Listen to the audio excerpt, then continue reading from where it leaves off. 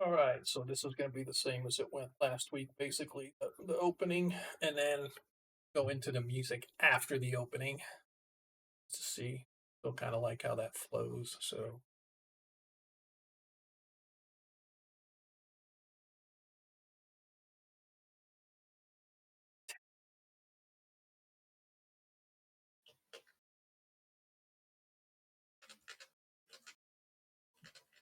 go.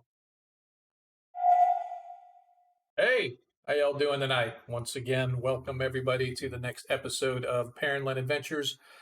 I am Sean, your host, bringing you together with some of the finest that the interwebs have to offer in the terms of gaming.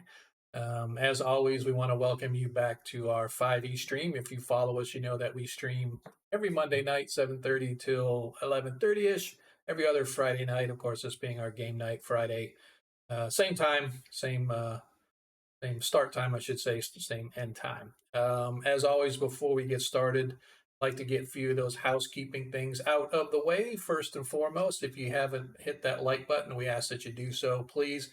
We're trying to get our brand open up here, get our players a little more exposure, get a little more entertainment, getting out there on the stream. So hopefully, if you have yet to do so, please click that like button. Obviously, we'd appreciate subscriptions as well. And also, if you have not seen last week or about a week and a half ago, I added a tip jar down there. So if you go to our homepage, you can actually click tip me and it'll take you to our tip page and actually tip the stream directly if you're not one of those people who wants to do a recurring monthly thing that Twitch does, or however you pay for your content here. You can just give a one-time tip, and that goes directly to us, right? We don't even have to pay Twitch for that, man. So that and every dime that we make goes right back into the stream. If you were with us the last time we streamed last Friday here, we actually got a pretty sizable tip. And with that tip, I bought a Stream Deck and it should be here next week. And I also bought a license to some software that I'm going to be using to kind of help the stream along. So, again, man, we appreciate all the love you guys give, but more to the point, we appreciate you guys being here every week like you are. Second point of note is obviously as you watch the stream, you can collect tokens. We call them Perrenland gross marks. If you turn those coins in, you can buy our players natural ones or natural 20s. Just click the button, select the nat 1 or nat 20. The only thing you have to do is let us know in stream who it's for, whether it's for a player or the whole party themselves, or if you want to give to the DM. And the way that works is during the course of the stream, if the party needs a nat 1 or a nat 20 or some reason, they can use that to replace any die roll. So if I roll as a DM, their enemy gets a nat 20, a critical against one of our players, and they have a nat 1 on hand, they could say, no, I want to replace the DM's roll with a nat 1. And poof, that attack never succeeded. So just a way for you to help kind of get involved with the stream. Um, Another point of note, if you can see, we have our new banner created by Anna Meyer for the Greyhawk Creatives. Lord Kazumba's channel finally made partner, and in doing so, he's able to create sort of like a shell corporation, right? And there's a whole bunch of us working up underneath him. So we have a whole slew of Greyhawk content that you're able to go check out if you enjoy Greyhawk in particular, all the streams that fall underneath that, the Greyhawk creatives, in one way or another, have something to do with Greyhawk, whether it's a game or whether, like Anna Meyer with her map content, Lord Kazumba does his 1E stream every Thursday. It's kind of a 1/2E, if you will. We call it 1EJ or 1J. Um, but you check out his stream. Obviously, he's got a lot of great content. So if you go to twitch.tv/teams/Greyhawk content or Greyhawk creatives, I mean, you can check out and you can see the whole list of all the streams and you get to them right from there. So go show some love to some of the other streams. We definitely appreciate it. And last but not least, let's bring in our players here. Let's kind of go through the house here to see how everybody's doing. We're going to start right at the top and talk to, hey Jacob, how you doing, man? Jacob plays our Nilo, our half orc fighter eldritch knight type. Everybody in the party, by the way, is 4th level now. They recently advanced not too long ago. How you doing, man? Or are you still playing? I'm good. Okay, I just want to make sure I didn't Yeah, don't want to I interrupt your game, finished. man. Don't want to interrupt your game. Yeah, no, God forbid you I should be finished ready my to play stuff. this one. Cool. How you doing, man? How's In the week? fact, I'm actually waiting on them to finish so I can completely turn it off. However, I am Nice. doing great. I had a great week. Good, man. Breaking that really nice overtime. Good. Oh, see, that's it, man. Just remember who your favorite DM is come Christmas time. That's all I Time want and to a say. half. Time and a half. Hey, I like it. Even better. Adam, Kaviskro nos. How's things, brother? How you doing? I'm doing all right now. It's been a busy week, but everything is looking up. So yeah. Good. Busy is good, man. Hmm. So I guess it's all relative. If like for me, I'm busy as heck at work. That just means job security at least for now. So Hmm. especially during the holidays. So that's Yep. Yep. Busy's not bad. It's just busy. Ragnar Stonehelm. How are you, sir? I'm doing pretty good. I just ended up having to do a big speech in front of a bunch of people with my team for a senior project. Nice. Very cool. I had to do that too. When we did our senior project, I was the one that was supposed to present it to the school because when I was finishing up my comp sci degree, we were building a new sort of uh, people were tired of getting blasted by all the different groups on campus. And we actually built a tool where the school could have the various groups assigned, and somebody would be authorized to send out messaging and whatnot. And so they would put all their messaging in there, and then you, as a student, could go in and subscribe to whatever content you wanted, and we would dynamically build your email based on the different content that you specifically wanted to see. So instead of getting blasted by all the different emails of people you could give a crap less about, but just because they had access to the school email system, they could. You would only get to see the content that you wanted to see, what like athletics or if you're a computer geek or something like that, any of the nerd groups that you may want to get. So, yeah, I had to actually get up and present how the system worked and stuff to the school. So that's awesome, man. That means that you're like one step away from graduation. Oh I god, it's dig gonna be it, so good on Saturday when I graduate. Not this dude. Saturday, next Yeah, one. He dude, looks man. pretty good in a suit too. Yeah, exactly, Oh man. god, I forgot you have a picture of that with me and my team. I don't have a picture. You posted it in the chat. All right. Hey. And last but not least, since Figley's not here, he is going to be here, but he's running late. Hey, Desmond, how you doing, man? Glad you could make it this week. How'd your game go last week? I know that's the only reason you missed us. Not bad. It's a small game that's running a homebrew dungeon crawl, so it's kind of Right? low key and goes pretty Nice. quietly. Nice. All right. So, well, with that being said, I don't think anybody else got any notes or anything that I may have forgotten to tell people out there in Twitch land what's going on or how things work. I think we've got it all. If not, let's kind of end it right there, and we will get into tonight's episode number 16 of Perrenland Adventures. Stick with us.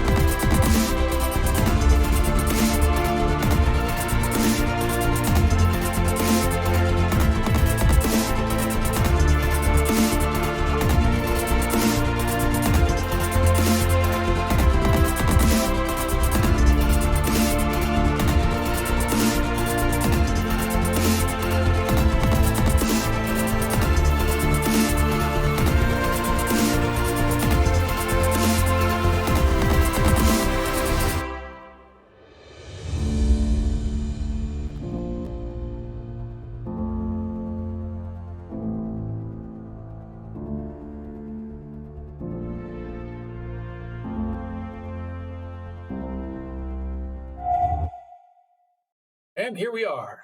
We made it. How you guys doing? Everybody make it across okay? Looks like everybody seemed to make it. Let's switch here where I can see it a little better. So, once again, welcome to tonight's episode of Perrenland Adventures, the penultimate episode of Hollows of Mordain, or unless our party happens to make it all the way through. I don't know if we're going to get all the way through tonight's adventure, which is the climax of their seeking to destroy the Sturgeon Blood Totem. So, for those that have yet to follow, our party has been involved in retrieving the various pieces of an item known as a Sturgeon Blood Totem. Thousands of years ago, this totem, which is literally exactly what it sounds like, a totem pole, this device or this artifact was used by ancient magi to sort of hold sway and rule the land of what is now known as Perrenland. During an uprising of those who did not wish to be ruled but like this, the totem was sundered apart into various pieces and scattered to the four winds. But it was not destroyed, because the place where it has to be destroyed, much like the Lord of the Rings, the One Ring, it has to be destroyed at the very place, or at least the same location where it was created. And at the time that this totem was wrested away from the sorcerers, the location where it needed to be destroyed was well too guarded, or heavily guarded. And so rather than attempt that and lose control of it, the people of Perrenland decided to break it up into several pieces and scatter it where no one would find it. But unfortunately, curiosity always kills a cat, man, and somebody started putting this thing back together. And when our party became involved with this totem, it had already had two of the four components added back onto it. The first component was at the very top of the totem is the head of a Medusa. Part way down, I should say, there is a basilisk totem with an eye of a basilisk. And the next one down where our party got involved was the wyvern's claw, which they found in an old ancient temple in the ruined city of Dagobah. And last but not least, our party went into the depths of Mount Hellspar, which is a volcano located here in the far north. Dormant, they say, but based on what the party saw down there, not quite as dormant as people may want to think. They managed to find the Yeti's tooth. And now that all four of those pieces were put back together, our party soon were able to discover where this item was crafted. And last episode, they traveled to the gnome community, a small city known as Tinkerholm, that sits in the very peaks of the Klatspur Mountains in eastern Perrenland. And there they went through some research and a little bit of digging and discovered that not too far away, still within the Klatspur Mountains and within about a half a day's ride, is the location known as the Hollows of Mordain. And as our episode closed last time, the party mid-morning has arrived at the location where the entrance to some Drow city or Drow community beneath the Hollows. So somewhere where they are at now, they're hoping to find an entryway into the Underdark once again. So hopefully tonight we'll figure out just exactly where our party is and what is going on. So for those out in chat, once again, I'd like to welcome you. Hey, Monkey, how you doing tonight, man? Once again, don't forget about our players. They love those nat 1s and those nat 20s. Just turn your Perrenland gross marks in. 3,000 tokens given up, and you can buy them a nat 1 and nat 20. It doesn't cost you a dime except your time. So if you watch our stream, you interact with our stream, you get tokens faster, and you can turn those tokens into nat 1s and nat 20s for the players, for a specific player, for the party, for the DM, whoever you want to give it to. You know the rules, right? So let's not belabor that anymore. Speaking of, thank you, Monkey, for redeeming a natural 20 for the players. Oh man, look at there. See, Right Monkey's on doing time. this. Monkey does this because people do it for him on our other stream. So Monkey's on our 1E stream, so he So he knows the deal, man. So he gets all these tokens because he watches the stream while he's playing, and so he gets all the tokens built up, and it comes to our 5e game and starts laying out all these nat 20s. So that's for the party. Awesome, man. Thanks, Monkey. I definitely appreciate that. And for those of you that are my moderators, please go out there and make sure you you clean that up on the moderator channel or Yep. the moderator. Oh, anyway, so hey Enoch, how you doing, man? We're just getting started here, so let's sort of kick off. So like I said, party, as you recall, you guys arrived at what you hope is the Howlers of Mordane. Oh, I like that eagle picture you put on there, Adam. That's pretty good. Dig Thank it. you. Looks good, man. So as we get started, let me sort of not the one I want. Where is the one that I want? Trying to give us a little bit of one of these days I'm going to have all of this stuff.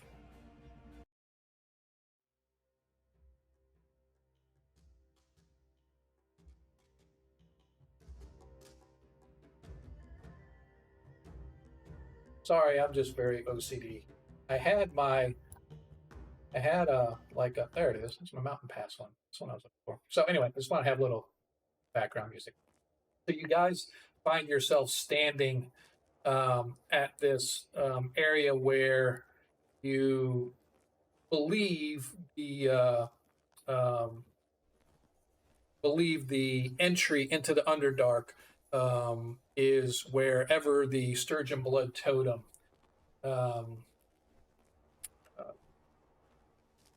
it's mid-morning, and you have finally arrived at what you believe is your desired location.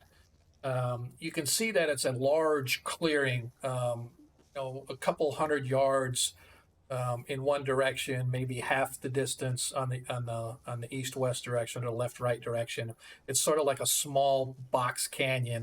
The mountains themselves, the Klatspurs, sort of rise into the high peaks all around you as you're looking into this egg-shaped flat area of black rock. Across in this clearing where the shrub brush and whatnot, there's not a lot of growth, no trees, and those that are sort of dead, if you will. They're just like sort of standing as if somebody just came and ripped all the leaves off, and it's not even a winter thing. It's just they look unhealthy as the whole ground is sort of made of this similar black type rock, almost as if lava had flown here at one point in history, leaving its mark upon the ground. You can see that in the center of this clearing, where the black rock is, it's sort of smoothed out, and there's some sort of carving on it. But from this distance where you're at, you can't quite tell what it is.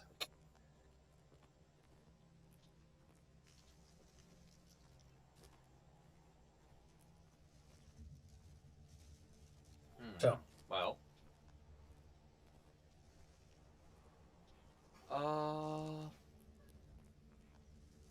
I think the first thing we should do is let our familiars take a look. okay. Seeing Go ahead, please go. seeing as I need mine to see in the dark, I'll send mine. yours ahead. I will keep mine with me. Okay. So again, it is daylight out, so it's bright enough that you guys can see. You guys are outside. I'm It's sorry. midday. I'm sorry. I knew we were gonna arrive there late at night. That's why I was confused. No, you guys didn't. You guys didn't arrive. You actually spent the night because we did watches and stuff, and then in the morning you guys arrived. Oh, Yeah, okay. we stopped. Okay. We stopped a little bit short, and then arrived there in the morning. We can see. Yeah. Well, I also, Yeah. my pseudo dragon's still gonna fly around and take a look at Okay. everything. Yeah. Sorry, I All right. apologize. I got totally So- confused there. So as you fly over, you can see that there's this whole place is rocky and scrub brush here and there. Nothing really growing heavily. Not only is because it's winter, but you could just see that there's the black rock itself looks like it hinders whatever is growing up out of the ground. Right, it's too rocky for it to support. But one area is a very smooth kind of, I don't want to say an altar, but it's a very smooth kind of a location. And as your familiar flies over, you can see that painted or drawn or scribed onto this black rock. It looks like a huge singular eye. And underneath the eye itself, a single eye, by the way, underneath that, you can see is a painting of a scowling frown that kind of reminds you of a closed mouth. So you've got this huge eye with this frowning mouth up underneath it. Um, and all around on the sides, again, is like just bramblewood and twigs and branches and stuff. But other than that, oh, actually, go ahead and give me a perception check for your familiar. 21. So in the bramble on the back side of where this rock is, it looks like there's another large sort of rectangular structure of stone, but you can't really make it out because it's completely overgrown. All right, so there's a large flat stone up ahead. There's like an eye with an angry mouth under it, and on the back side, it looks like there's another structure, like made out of like cobble or laid stone. Not quite sure though. Well, if we cannot make anything out is further out from here, then we should cautiously move towards it. Did you see any creatures? Anything living in the area? Based on that perception, other than maybe a small rodent running here or there, nothing.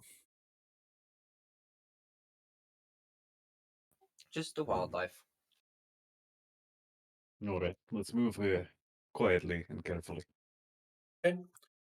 Sure thing. Heavy armor, go. Hey, man. You see the squad go. Just- It's right when you go. Hey, look, I'm just gonna say, you miss 100% of the shots you don't take. You might as well try to stealth. Yeah. Let me disappoint you more with my disadvantage. Don't get me wrong, I have it too. We're probably not gonna succeed on any stealth checks, but you might as well try. All right, so everybody go ahead and give me stealth.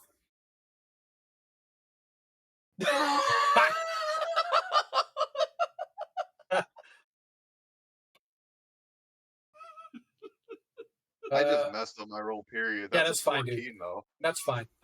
So I just don't. Can you see the stream? Or are you looking on Astral? So just so you know, Ragnar, if you click your token on Astral and hit the space bar, it opens up your character sheet, and you can click right there on the stealth itself, and it'll send it to chat for you. Oh, Desmond. Okay, yeah, you rolled on. Yeah, I'm surprised that it hasn't shown up because if you tie your D&D Beyond, there you go. So, and Yeah, then I if see you it here and then too. if you click to roll in the advantage disadvantage, you'll get your second roll. There, all perfect.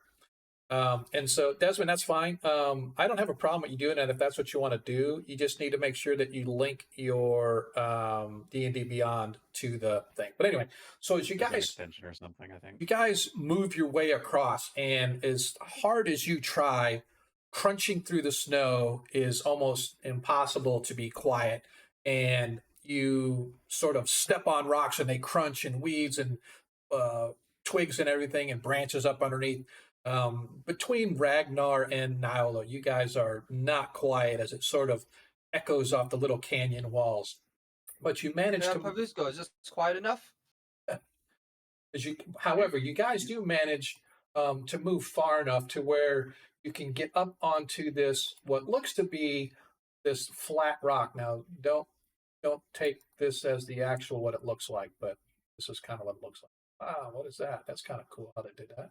Just put everybody right on top of one another. Went from a big map to a small map. Yeah, yeah, but just put it Now right put on. us back on the big map with us spread out like this. No. Yeah.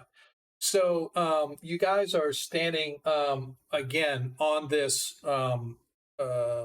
like big flat rock as you walk up the stone, and then the brambles. As you look, you can see that behind this flat area, there appears to be some kind of an altar.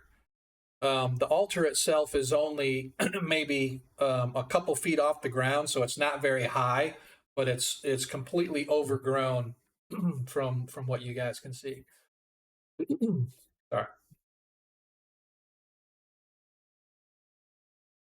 And again, as I described, this flat rock you guys are standing on has a big, huge eye carved or painted on it, and it has sort of a frowny mouth underneath it. So it looks like I want to say, for lack of a better term, a cyclops eye, the big, huge, frowny mouth underneath it. Used to do. Quick, someone give it chocolate. Give it a Snickers bar. It's not normal when it's angry. I would like to move closer and see if there is anything, any details we haven't picked up on yet, like any sort of like writing or runes On carved this flat into. rock altar, you mean? Yeah, on this altar. Okay. Yeah, Yeah. for sure. Okay. Yep. Sure. Go ahead. Do I need to make any sort of check or anything? Yeah. It'd be another. Give me an investigation since you're actually actively looking. Absolutely. And we will add guidance to that for a total of only 14. Yeah. So probably the biggest thing that you notice is this is very old, but it seems to have held up very well, as if the Mhm. time and elements haven't really worn on it at all. But it still kind of looks painted. But you can see where it was painted. There's like a slight indentation, so it looks like somebody maybe carved into the stone a little bit and then painted over the line they carved. Right? Does that make sense? Yeah. And so, but yeah, other than that, the only thing you could see is that the altar itself, not this flat one you're saying, but the altar that's in the brambles and stuff like that. You can see it has some kind of a dark spot right in the middle of it on the top of it, but what it is you can't see because it's completely overgrown with weed stuff. Okay. Would it be possible to like shove aside some of the weeds, get a closer look at the dark spots, see if Yeah, it's like blood yeah, or something? sure, absolutely. Yep, take you guys probably a couple minutes, but you can clear out the weeds and brambles and stuff. They're all just dead wood, right? It's like clearing out for a campsite. And just clearing out to take a closer look at the altar, make sure we have a good view of everything. Yep. Okay, good. So it takes you guys maybe you know, 5-10 minutes or so to sort of clear up. You clear it all out and you find what is obviously an altar of some kind. As you clear it off, you can see that it's got inscribed or inscriptions or hieroglyphics, if you will, along each one of the sides, right? So there's 4 sides, obviously, and so there's a different symbol of some kind on each side. What's interesting also is that right in the middle, that dark spot, as you clear out the weeds, is actually a hole about 2 feet around. But on each of the sides, about each of the sides, you can see that the first one is a symbol of a broken crossbow bolt on a shield, right? So it's like a bolt hit the shield and sort of broke off. Um, on the next side, you find a thin, dark-skinned elven female wearing what looks to be some kind of, they're painted, but they're silver and colored rings, right? So there's a dark-skinned elven female with some kind of silver rings on her hand. On the back side, you find a black equilateral triangle pointed down with an inverted Y in it. And this sort of reminds you of the ziggurat symbol that you guys saw in Dagavok on one of the doors. It doesn't have the other half of the spiral that you guys saw on the other door, but this reminds you very much of that inverted V, that ziggurat, but this one has a Y in it, so it's very similar, but it's just a shade different from what you guys saw on Dagavok.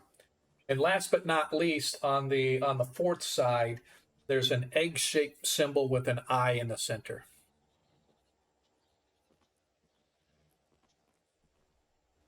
So each side has a different symbol, and then the top of the altar has a large hole about 2 feet around. Can I peer down into the hole and see how deep it goes? Yeah, it goes maybe 6-8 inches or so before it hits a bottom. Okay. That is weird. Yep. Does it look like a totem would fit in that hole? Give me an investigation check. All right. I had a quick question. Yes, sir. one of the natural traits dwarves have is stone cutting, which helps basically aid you decipher the origins of any kind of stonework. Okay. Would I be able to do that despite my disability? Like, could I feel the stone and like get a rough idea of who made it? Yes. Yeah, I'll grant you that. Okay, then that's my history with double my proficiency, so that should be at a History +4. 4. Yeah. Yeah, I think if you just again, if you click on the history, um, hey, thanks Canadian, appreciate it, man. Oh, I should say thanks Cannibal. Troy's out and he's at it again. All right, so So plus what? 4 is a dirty 20. Yep, the dirty 20. Yep, absolutely. So you recognize this type of stonework, and it makes your blood boil because this stonework was made by dark dwarves, the Duergar. That's In a pronunciation fact, I've heard in before. fact, Ragnar, as your friends are describing the symbols along the edges of this altar, and you feel them for yourselves. You feel this broken arrow, this broken crossbow bolt on a shield, and you recognize it as one of the dark Duergar gods by the name of Lodagur. And it makes your blood boil because the Duergar were responsible for driving allegedly the family you belong to from their homeland beneath the mountains in the Yat Hill Mountains outside Exag. So you immediately feel your blood begin to boil as it appears that Druagar were somehow involved in this whole mess of whatever's going on. Praviskro, as you're investigating, I'm sorry, I missed what your investigation was. I rolled a 14. I'm just kind of looking if this hole is Yeah. roughly the same size Yep. as the totem we have. Actually, it looks a lot like it's the exact size. And as you're investigating, you realize that there's about a half an inch gap of stone where there's like a little split. So it's kind of like there's this, think of it as a sleeve put into a hole, right? So it can, like, it can move, right? So as you put your hand on it, it doesn't feel loose, but it doesn't feel tight. It's almost like you can turn the inside of this. So it's like a sleeve put down in there. Interesting.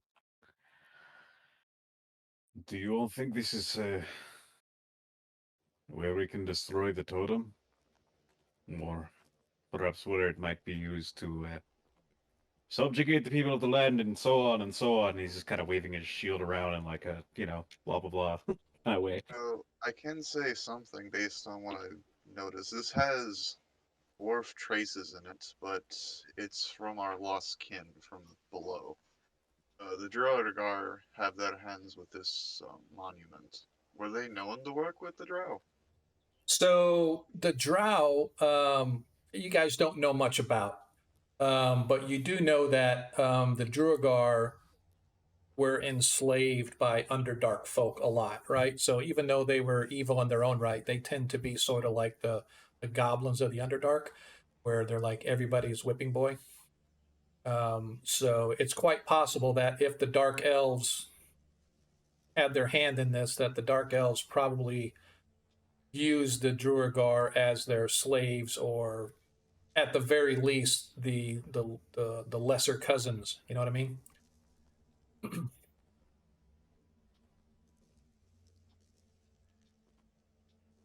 So I would guess, at least based on the craftsmanship, this is the same mechanism.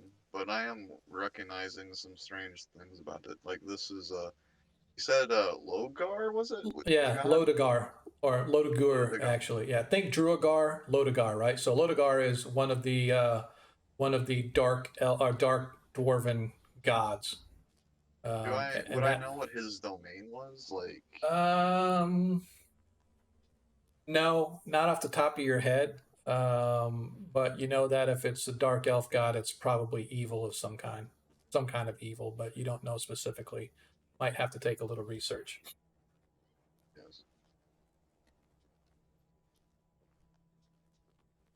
Would any of you recognize that by any chance, or know more about them? No.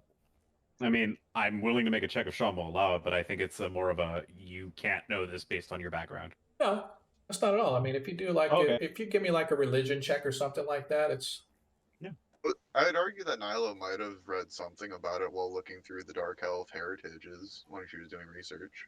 quite possible. Throughout it. Yep. I All mean, right. and again, if you I had no valid reason to even attempt to Yeah. search, but yeah, now I do.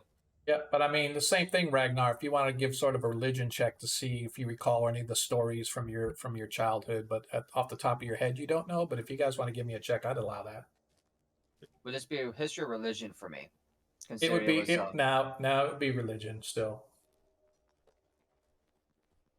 yeah, nah.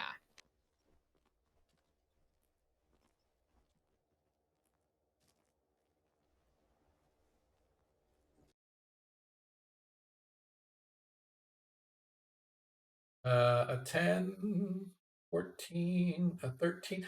Yeah, so the only thing that you guys can recall, and actually more so Ragnar, you recall that you don't know what his domain was, but you just know that he was so bad that he was kicked out of the dwarven community of gods, and that's why he ended up being the dark dwarf god, right? He was sort of whatever he did, he was known as the exile, and he was booted out of the dwarven pantheon, so he kind of had to go out on his own. So, but what he did with the dark god or the dark dwarves, you don't know for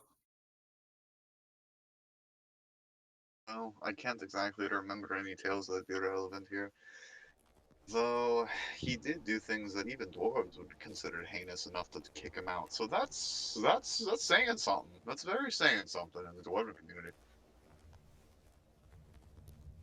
I'm going to see if there's any trace of magic on this place. Okay. And I'm going to take some time to cast Detect Magic. 10-minute ritual, if anyone else wants to do anything. Okay. While Praviskro is doing that, does anybody else want to do anything? Like I said, you've got the you have this big painted face with a upside down frown on it. You have the altar with all the inscriptions on it. You know that one of the inscriptions is dedicated to the dark dwarf god. But other than that, you guys don't see much else in this sort of forbidding, forlorn place. Is it time to lower Figley down the hole? The hole only goes like 6 inches. Yeah, it goes down. It's nice. Yeah, it's about 2 feet around, so Figley could definitely fit down inside it, but it's really only about at most 10 inches deep.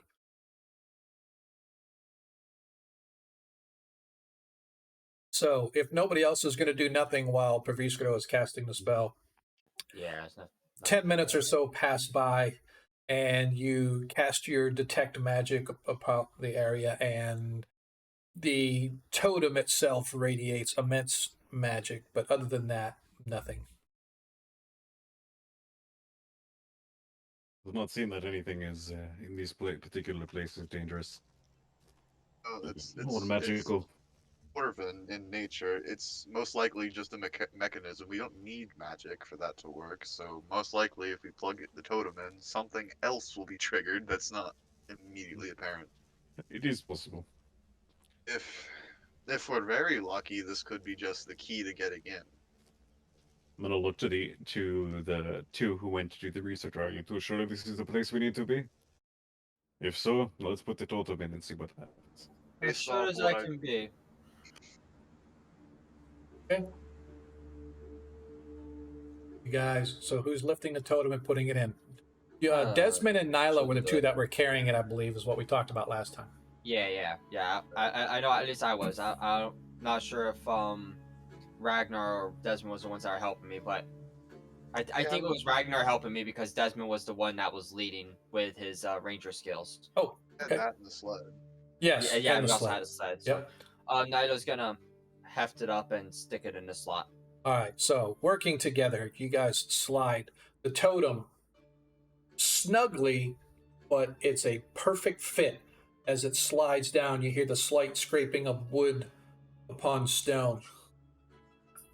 And you would swear that you heard a click, although there is no real click. It just settles into the base. and now you have this totem standing up about almost 7 feet tall, sitting in the top of this altar.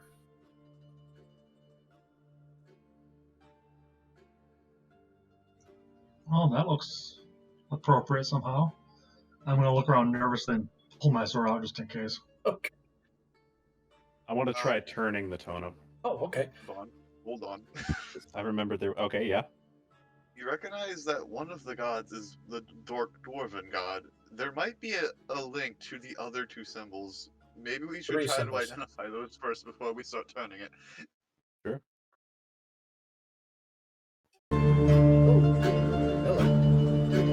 Hello. Willing to take some time to see if those symbols mean anything to any of us. Okay. Go with that.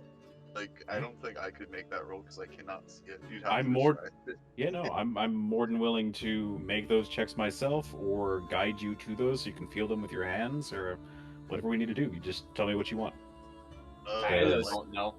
I'll ask the DM straight up. Do I recognize any of these other symbols? I'm gonna need a religion check for each individual symbol. There's 3 other symbols.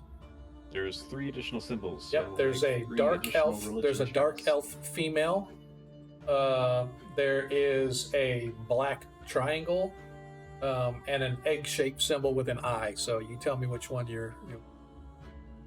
I was. Let's just go in the order that you listed them. I don't know how, but I rolled 3 14s in a row. So, Get out of here, really? you know, yep. Nice. I like it. Same here.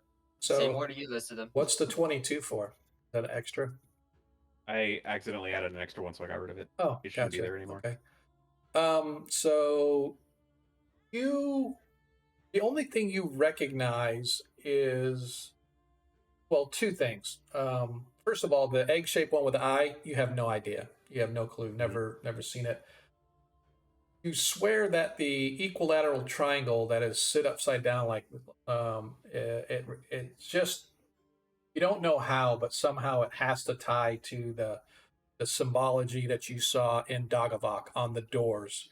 And you recognize that as you guys were talking and learned about that, it was about the nameless god, the god of entropy, who was locked away in his own plane by the good gods. And so, but this symbol is different than that, but it's so alike it that maybe it's just a faction of his religion, maybe, or sort of an avatar of his or something with a different symbol, maybe. But it's just so close to the symbol that you guys saw that, and I believe you heard the name Therisden, but I don't recall. But you definitely know the Definitely. nameless god and stuff. But that's sort of you would swear that it has to be related in somehow. But what specifically, what aspect of him that is, you don't know. The other one, the only thing you realize is that it's a dark-skinned elf. So obviously it's a dark elf goddess of some kind. So who that is, you have no idea. But that just leads you to understand that there's a dark dwarf god, a dark elf goddess. There is he who shall not be named, or some aspect of him thereof, and some unknown big ass eye god. You have no idea about the egg with the eye in the middle. I think it is safe to say that this is a altar dedicated to many dark gods, but apart from that, do not sense any magic on this place, and if there is some sort of mechanism that will help us get to our destination, then Sean, Sir? what about the my 20 and 21? It was for the last 2 that you mentioned, or the 20 and 21. The 7, I rolled a 7 for the first one you mentioned. So what was the other 2 religions for? The 7 The was last 2. The last 2 that you listed. Oh, so I believe the one that you said, Sean, you said Adam had no idea what it was the last one you listed. yeah, that you still have no idea about that one at all. However, you do recognize the symbology of the dark elf female. Kira Nasali was a Here in the Sally. yeah, she was a lesser known deity of elves. And so with her dark skin, it's obviously there was dark skinned elves that worshipped her. So it's again, you guys are just coming into your own knowledge about drow, right? They've been legendary as for as long as you've been alive. You've never believed the stories that there are actually elves that will live underground, but the Right. more you learn and the more you guys have started to realize, how much you don't know, you're realizing that it's quite possible there are elves that live underground, and that's sort of Okay. scary to know that, especially all the horrific stories you heard of the dark elves and So how they are. the other one I want to ask is, remember, she belongs to an elven clan, so she Mhm. was essentially raised with the elves. Yep. How many of the Drow gods would the elves know about? Oh, Like, you maybe don't. not talk about, but know about. Oh, who knows? It's probably a lot of them, particularly some of the high profile ones. So, not knowing what that last symbol means probably means it has absolutely nothing to do with elves Probably not. or dwarves. Probably not. The fact that you guys don't know anything, either of you know anything about him, probably means it's not related to elves or dwarves at all.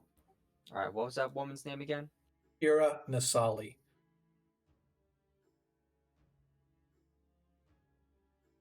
That looks like the proper spelling.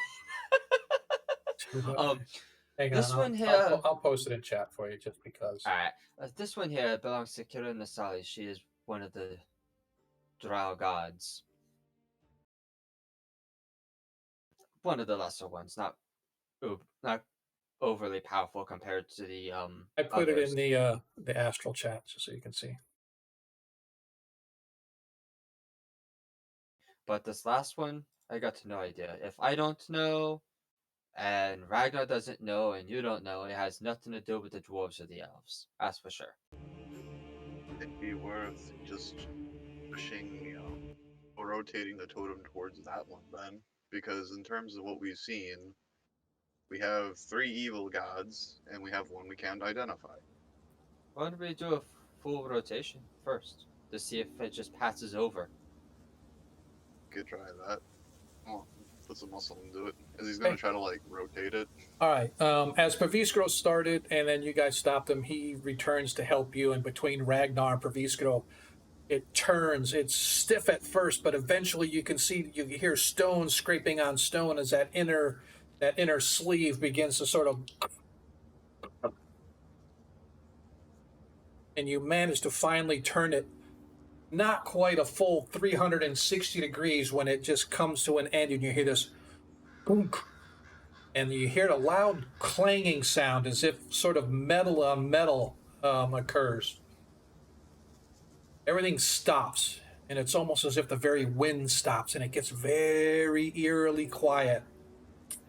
Suddenly, you hear a series of deep, vibrating, booming clang sounds of metal on metal, as if large stone and gear working mechanisms begin to grind as if they hadn't ground in 1,000 years. You can hear them. It makes the whole ground vibrate. It sends a flock of birds screaming up into the air as these large boom, boom, boom, as this whole mechanism beneath the earth begins to come to life, if you will. Gradually, as you guys watch, you have to step away because you look back and you can see the eye and the mouth that were painted on this huge black rock. The mouth itself begins to open, and as it opens, it reverts from a frown to this wicked, wicked smile. You can see that where the mouth opens up, there's a set of jagged teeth, maybe 20 or 30 of them. These huge, sharp spikes sort of open up, and this tongue looking sort of, for lack of a better term, like this big, huge platform that's shaped like a tongue, sort of waved, sort of rolls out slightly. And you can see it goes into the mouth so that You can actually walk into it if you want, but as you sort of step to look, as all the booming stops and the gears come to a halt and it leaves this thing wide open, you can see that in the center of this tongue sort of platform that sort of sticks out here now is another hole about 2 feet wide.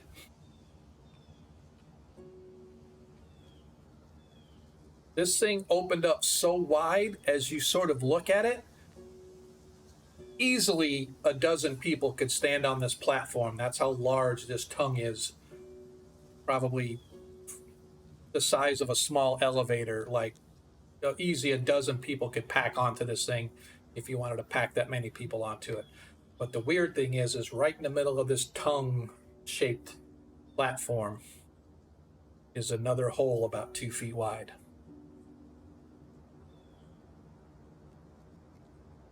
Well, I think that's our ticket in.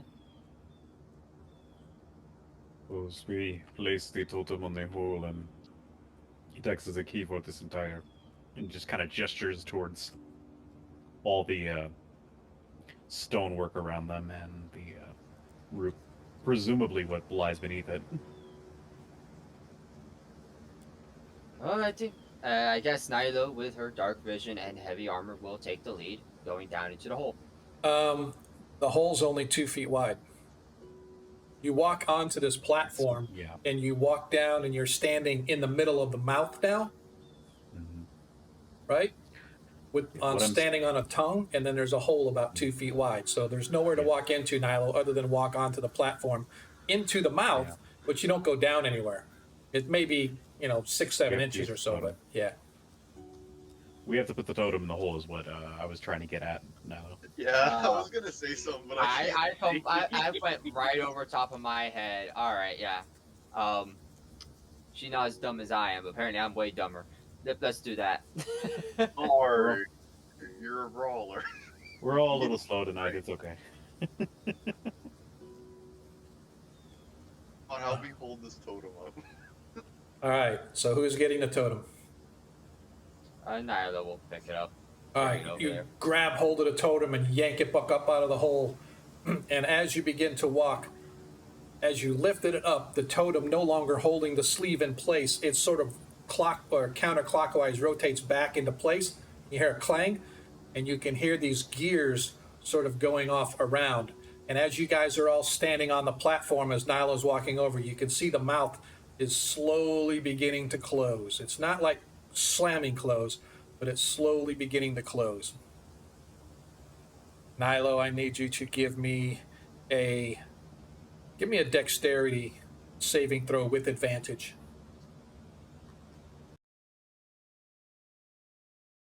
Hey. Thank God. Yep. All right. So as you get over there and you place the totem in there and it clang and you turn it, and just like the other one, it turns into place, and you turn it sort of clockwise. Clang. Once again, you hear the sound of clockwork devices as these gears begin spinning, only this time they seem to be much smaller and much better condition, if you will. Instead of large, huge stone grinding, it's sort of a tick, tick, tick, tick, tick, tick, clank, clank, clank, clank, clank, tick, tick, tick, tick, and suddenly there's a lurching, and it almost knocks you guys off your feet, but manage to hold your balance as the platform you're standing on lurches and begins to lower. Above you, Oh. the mouth closes, clanging shut like a Venus flytrap with these sharp metal teeth, if you will, closing. And had you been standing there and it closed on you, it would have probably been right about head high as these teeth sort of clang back together, snuffing out the light from above. You guys Well, are I now suppose in now's a good absolute time to- darkness. Now's a good time to look around. So, just to double check, we're all ready to go down, right? Too late to say anything as this platform that you're on begins to descend. You can I hear know. the grinding of stone. You can hear the I know, As that's it- why I asked it after we started to go down. hey, Agamaran, thanks for showing. This place Slowly, confused me. slowly this thing begins to go down. Complete darkness. You guys can see, even those with dark vision can only really see everybody that's around them as this platform begins to slowly work its way down. I was Yeah, gonna that's the hum some same sound elevator Tiamat music. makes, grinding stone. Exactly. See, Monkey's got it right. Tiamat makes that exact same sound. I I'm was gonna gonna hum an elevator, I'm gonna put my elevator theme. hammer away and draw my dagger, which has my artificer ability on it that makes it glow in the like 5 foot bright light, 5 foot dim. Okay. Slowly, this platform continues to descend. 2 minutes, 5 minutes, 10 minutes. Is that how long it's been? 10 minutes already? Maybe? Maybe less, maybe more? As you all begin to sort of wonder as the air begins to get slightly warmer farther you go down. You, Ragnar, recognize this as the excellent dwarven construction, whether it's dark dwarven or mountain dwarven or hill dwarven. The stone construction is magnificent, and you know that it is ancient as well. It has been here for 1,000 years easily as you slowly grate your way down. Great, great dwarven construction lasts thousands of years. We'll probably break it on our way out. As the way it goes. Again, your light held up. You're in this little shaft, if you will, and this now above you into darkness, infinity, as you descend for 15 minutes, 20 minutes. At last, you can hear the gears begin to slow. The platform sort of lurches slightly as it begins to slow down as well. And at the bottom of the shaft, this platform comes to a rest, opening up into a large nexus area. And you can see there are 4 huge stone portals, each one with a stone archway engraved with words above it, each one saying something different, each one in the common tongue. As you step out, you can see the 4 tunnels leading off into the cardinal directions, east, west, north, south. Above the west, you see the spire of Thrax. Above the northern door, the dark dormitory. Above the east, the chosen repose. And above the south, the tunnels of the masters.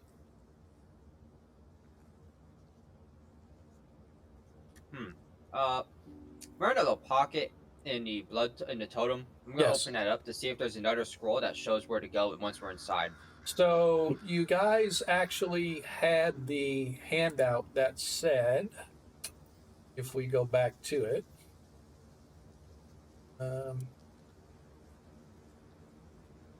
and it said something along the lines of,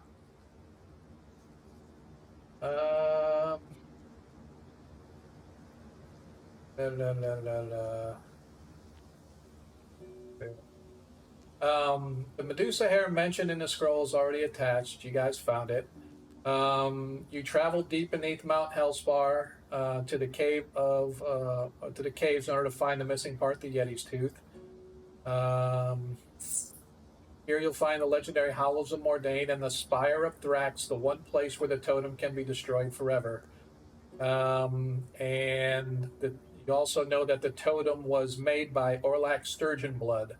So the Spire of Thrax, according to the note that you guys had, is the location where the totem was created.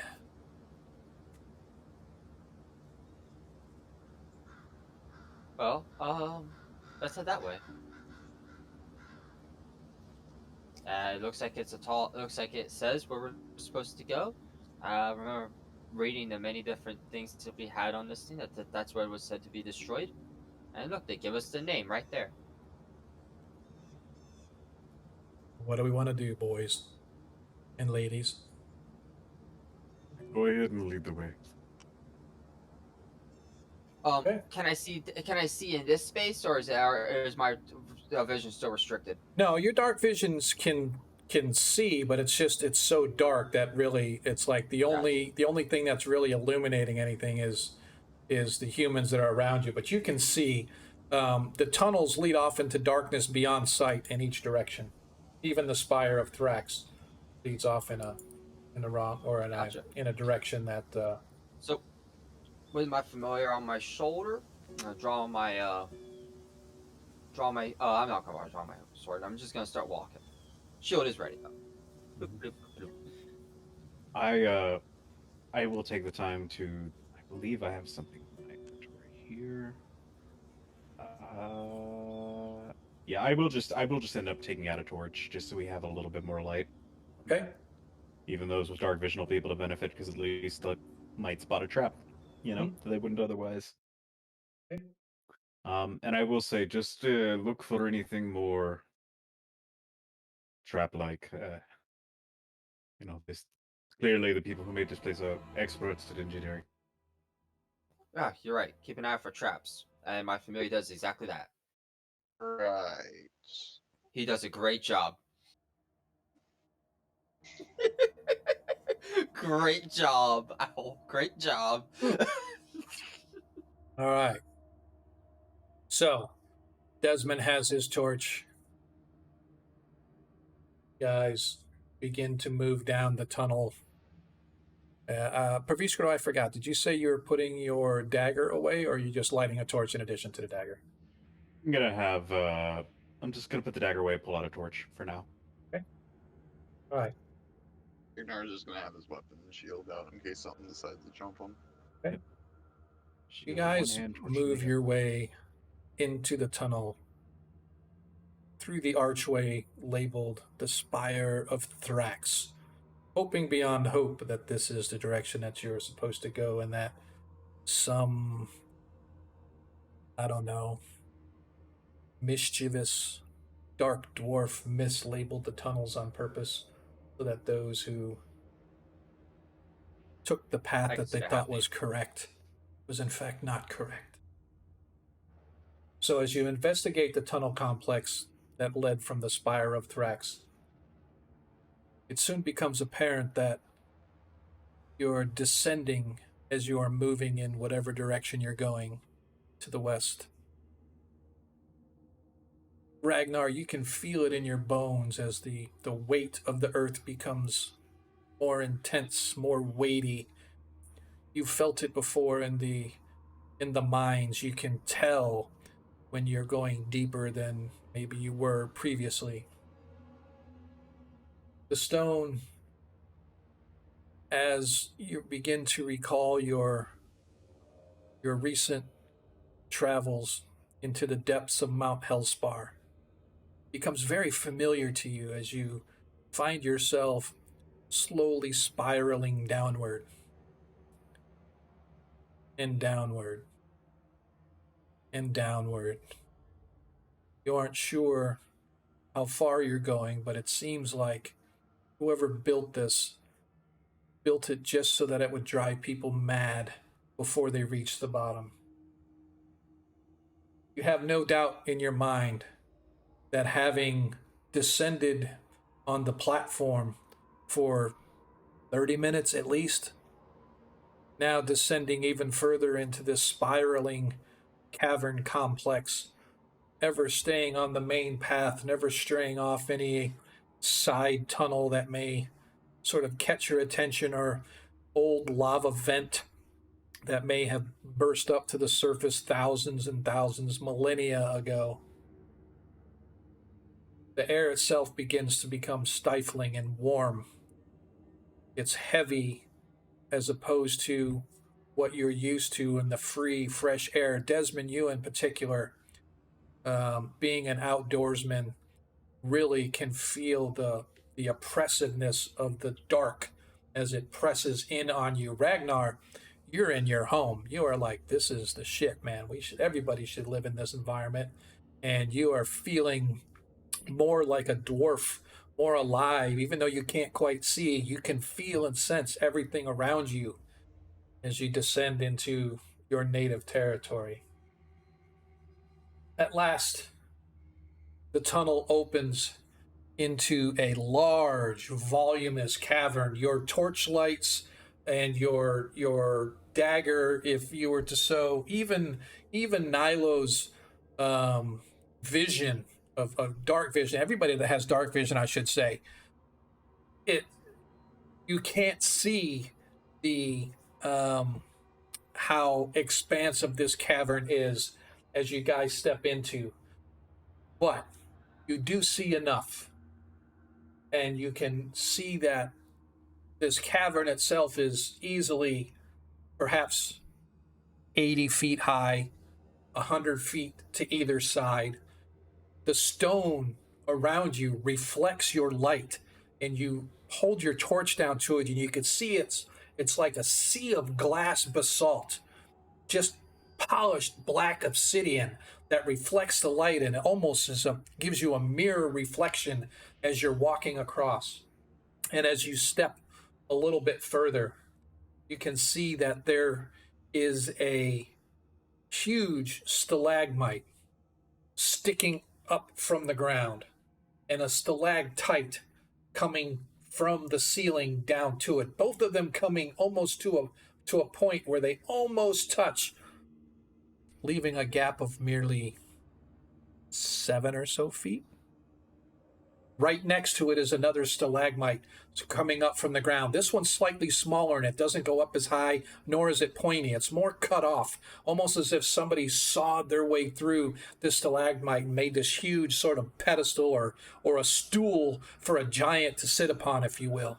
And they're standing side by side as you guys enter into this chamber.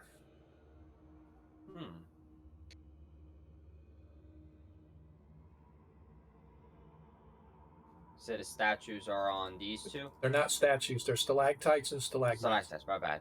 Alright, so there's two massive stalagmites. Do they look like support pillars of some sort? No, they're regular stalactites and stalagmites. Even though there's rocks and stuff strewn about here, as perhaps they've been slightly over the centuries, rocks have fallen off from the ceiling and whatnot. You can see that they're lying about you. But specifically, you can see there's two stalagmite. This one right here on the left actually goes up probably about 30 or 40 feet before it comes to a point. And then directly above it, about 7 feet, is a stalactite coming down from the ceiling. So one comes from the ground, one comes from the ceiling, and they reach each other, but there's a gap right between the two that's about a 7-foot gap. And right next to it, this one on the right, as you're looking at it, it's another stalagmite sticking up from the floor. However, this one's been cut off, as if it broke off or somebody cut it off, and it's just like a flat surface. Gotcha. Okay. I'm searching for something. And that compass is just a compass, right? Yeah, That's no, not that there. compass is Okay. just so you All guys right, can. double checking. Yep. All right. And we see this thing over here. Nope. No. Okay. All right. Nilo will start walking into the room carefully as she heading toward these. So who's carrying the totem? Is it still Nilo? Nilo and Ragnar working together? Yeah, I don't know. probably. Come on, share the load. Okay. So you guys enter in as Nilo and Ragnar carry the totem. As you go ahead and move your tokens to where you guys are. I'm going to give you the official description. I know I've given you guys sort of my view of it. The floor, walls, and ceiling of this cavern is made of a smooth, black, polished onyx basalt. So much so that you can almost see your reflections in it from where you're standing.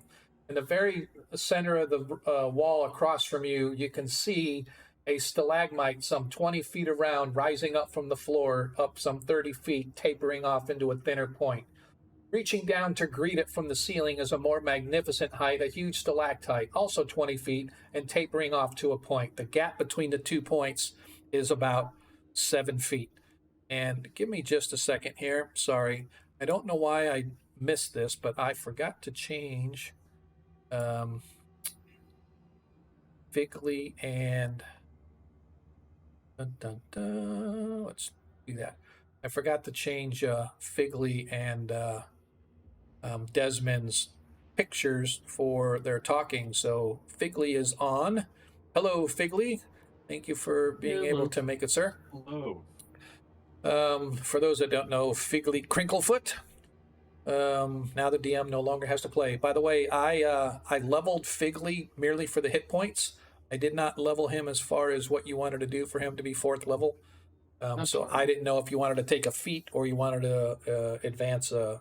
I'll figure it all out later. Yep. So, but I moved you to 4th level, so at least we go on. So, anyway, next to this behemoth is another stalagmite. It rises off the ground only about 10 or 15 feet or so, but it ends abruptly in sort of a flat table, chair or stool, if you will. Actually, it does kind of look, let's say it looks kind of like a bar stool, right? Where it's sort of flat and like somebody would be able to sit on it or something. Anyway, you move forward and go ahead and move your characters where you want to move them to, please.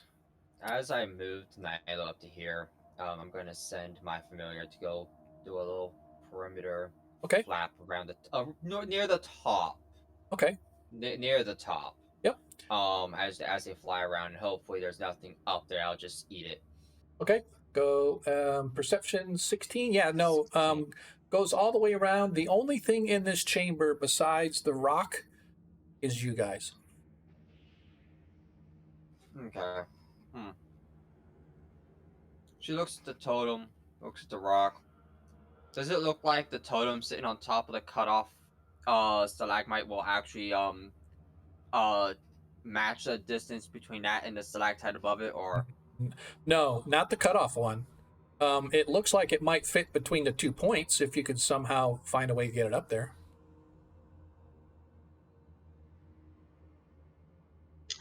Don't put it up there. huh? Nothing else in this room, right? Nothing.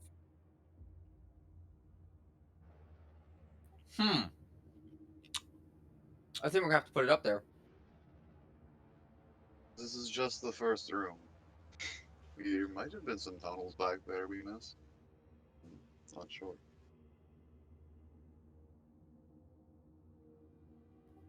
Huh? What do we want to do?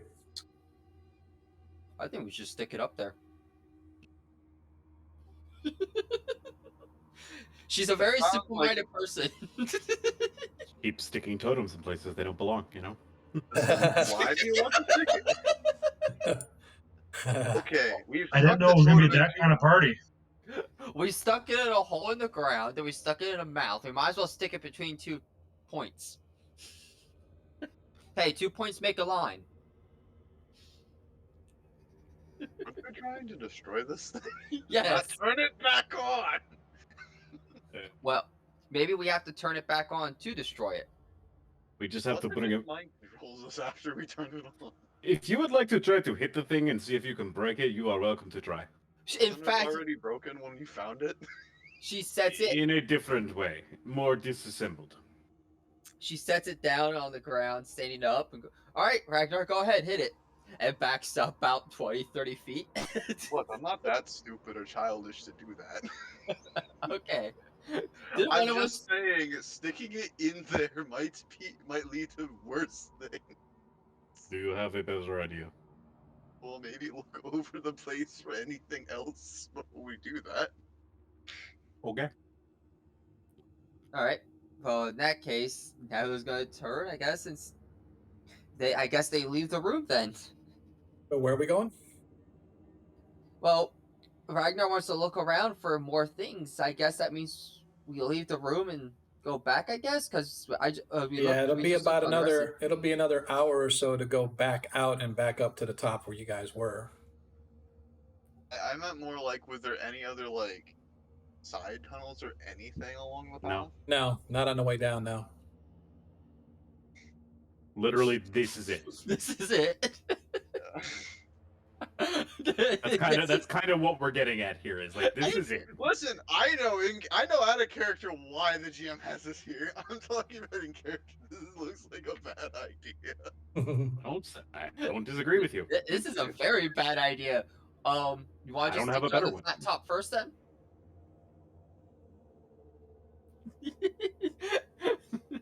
How about you go and examine the stalactites? Maybe we'll find a toolbox. Or I think we should send Figley because Figley is like the most creepy one. He can creep around there and check it out. Yeah, hey, Figley, go poke those with your 10-foot pole.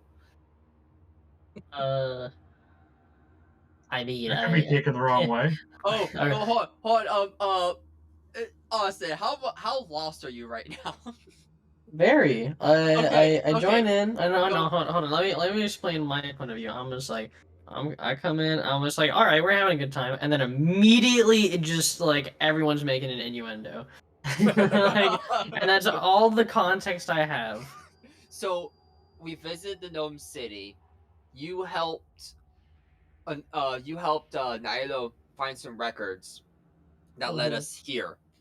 With the gnome historian. He's a like performer or something like that, bard sort of thing. And then we used the reference we already had to go to the Spire of Thrax. I think I had the name right. Yes. And we followed this long tunnel on down into this room. Yes. So Right. basically, And the hang on. left. You left some stuff context out just so Figley knows.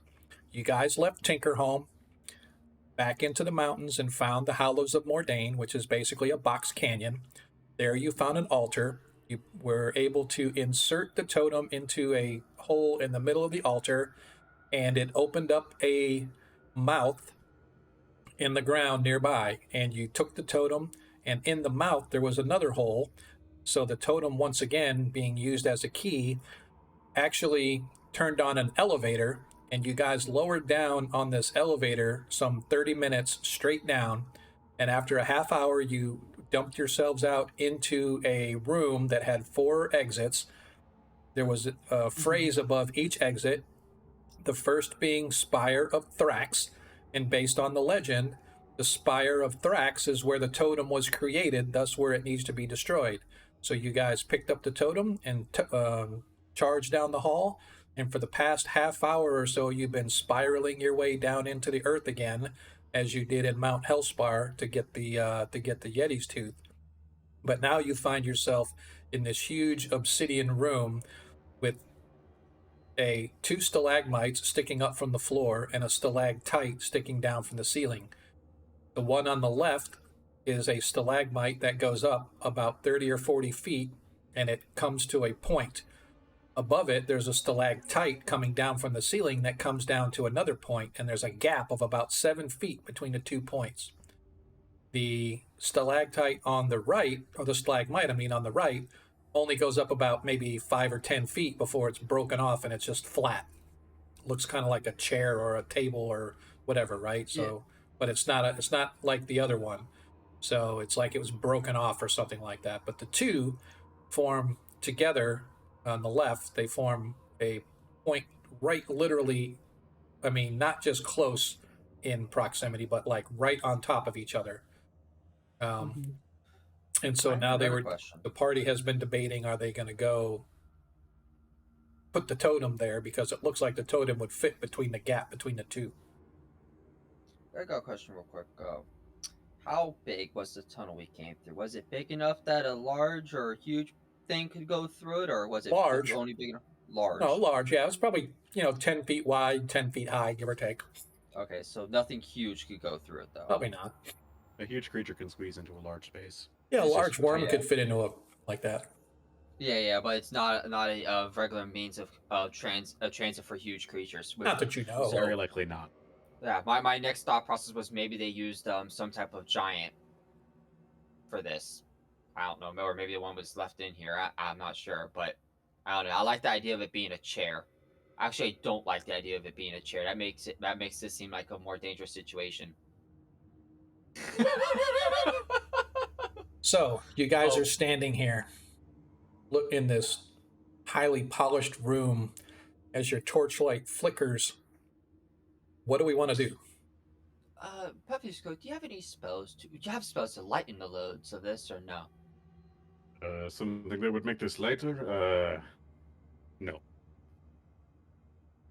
Oh, Do I? best I can give you is maybe we rig some sort of pulley mechanism up and then push it the rest of the way when it gets up there. How about we take the totem close to it and see if perhaps there is some magic at work here. Perhaps it will be pulled into. I do not know. That's the best idea I've heard of so far. I mean, the other two want to just put it somewhere else. I don't really want to walk that distance back until after we're done. After all this, we're going to go the lazy route and base our decision on not walking. Now listen, when you say it like that, you sound all responsible. You know, I'm going to go approach the two like this area up here, just ahead of the others, and I'm going to begin casting detect magic to see if anything. So you get to about probably 20 feet, 25 feet away from it, first of all, Praviskro.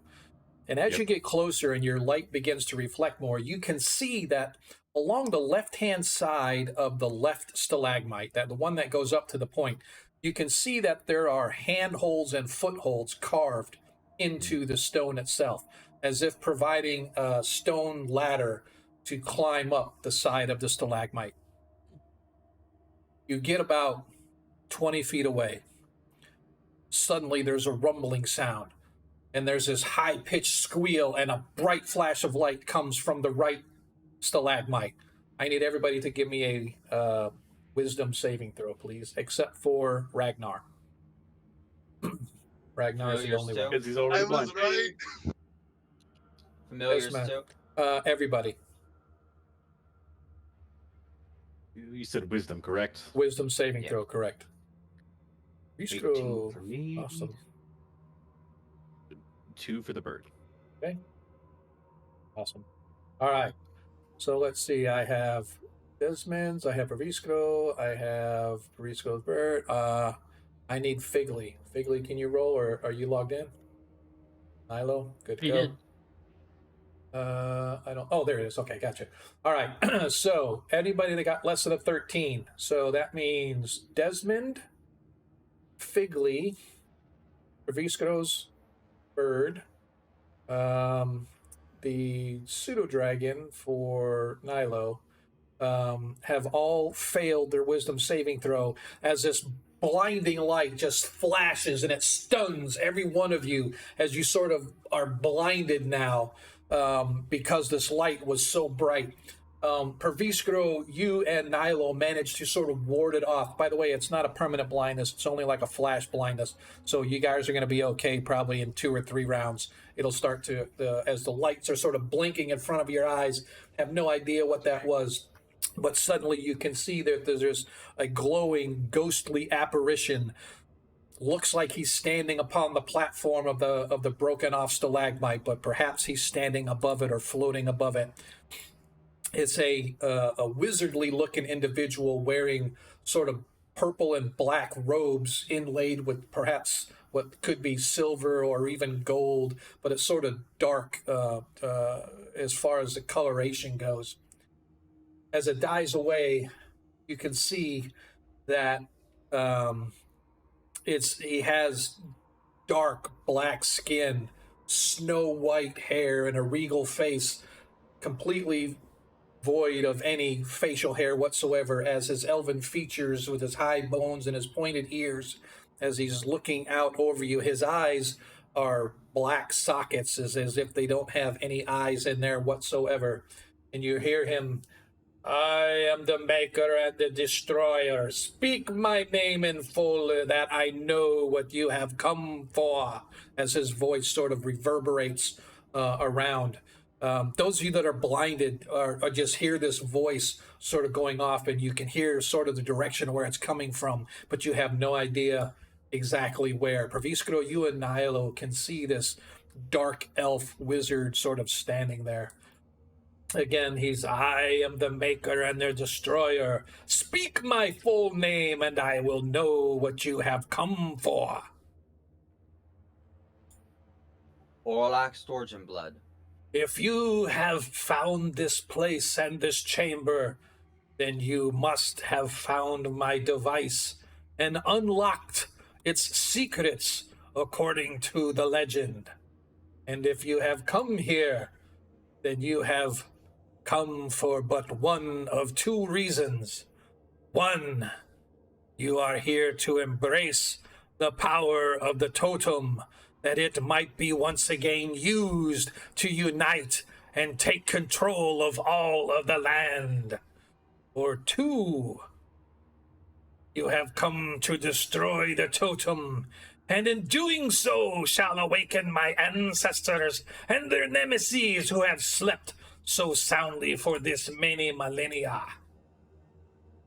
Suddenly Nilo, you and Ragnar, you don't know what's going on, but you feel this wave of energy sort of wash over you, and it sort of makes you take a step back, almost as if somebody's like wrapping themselves around you and ripping your like life out of you. And as you realize, as you stagger backwards, you realize that you are no longer in possession of the Sturgeon Blood Totem. And Figley, you and Desmond, as your vision becomes to come back in focus, you can see the Sturgeon Blood Totem is no longer maintained by your party. You can see it is now stuck between the 2 points of the stalactite and the stalagmite. It is slowly spinning.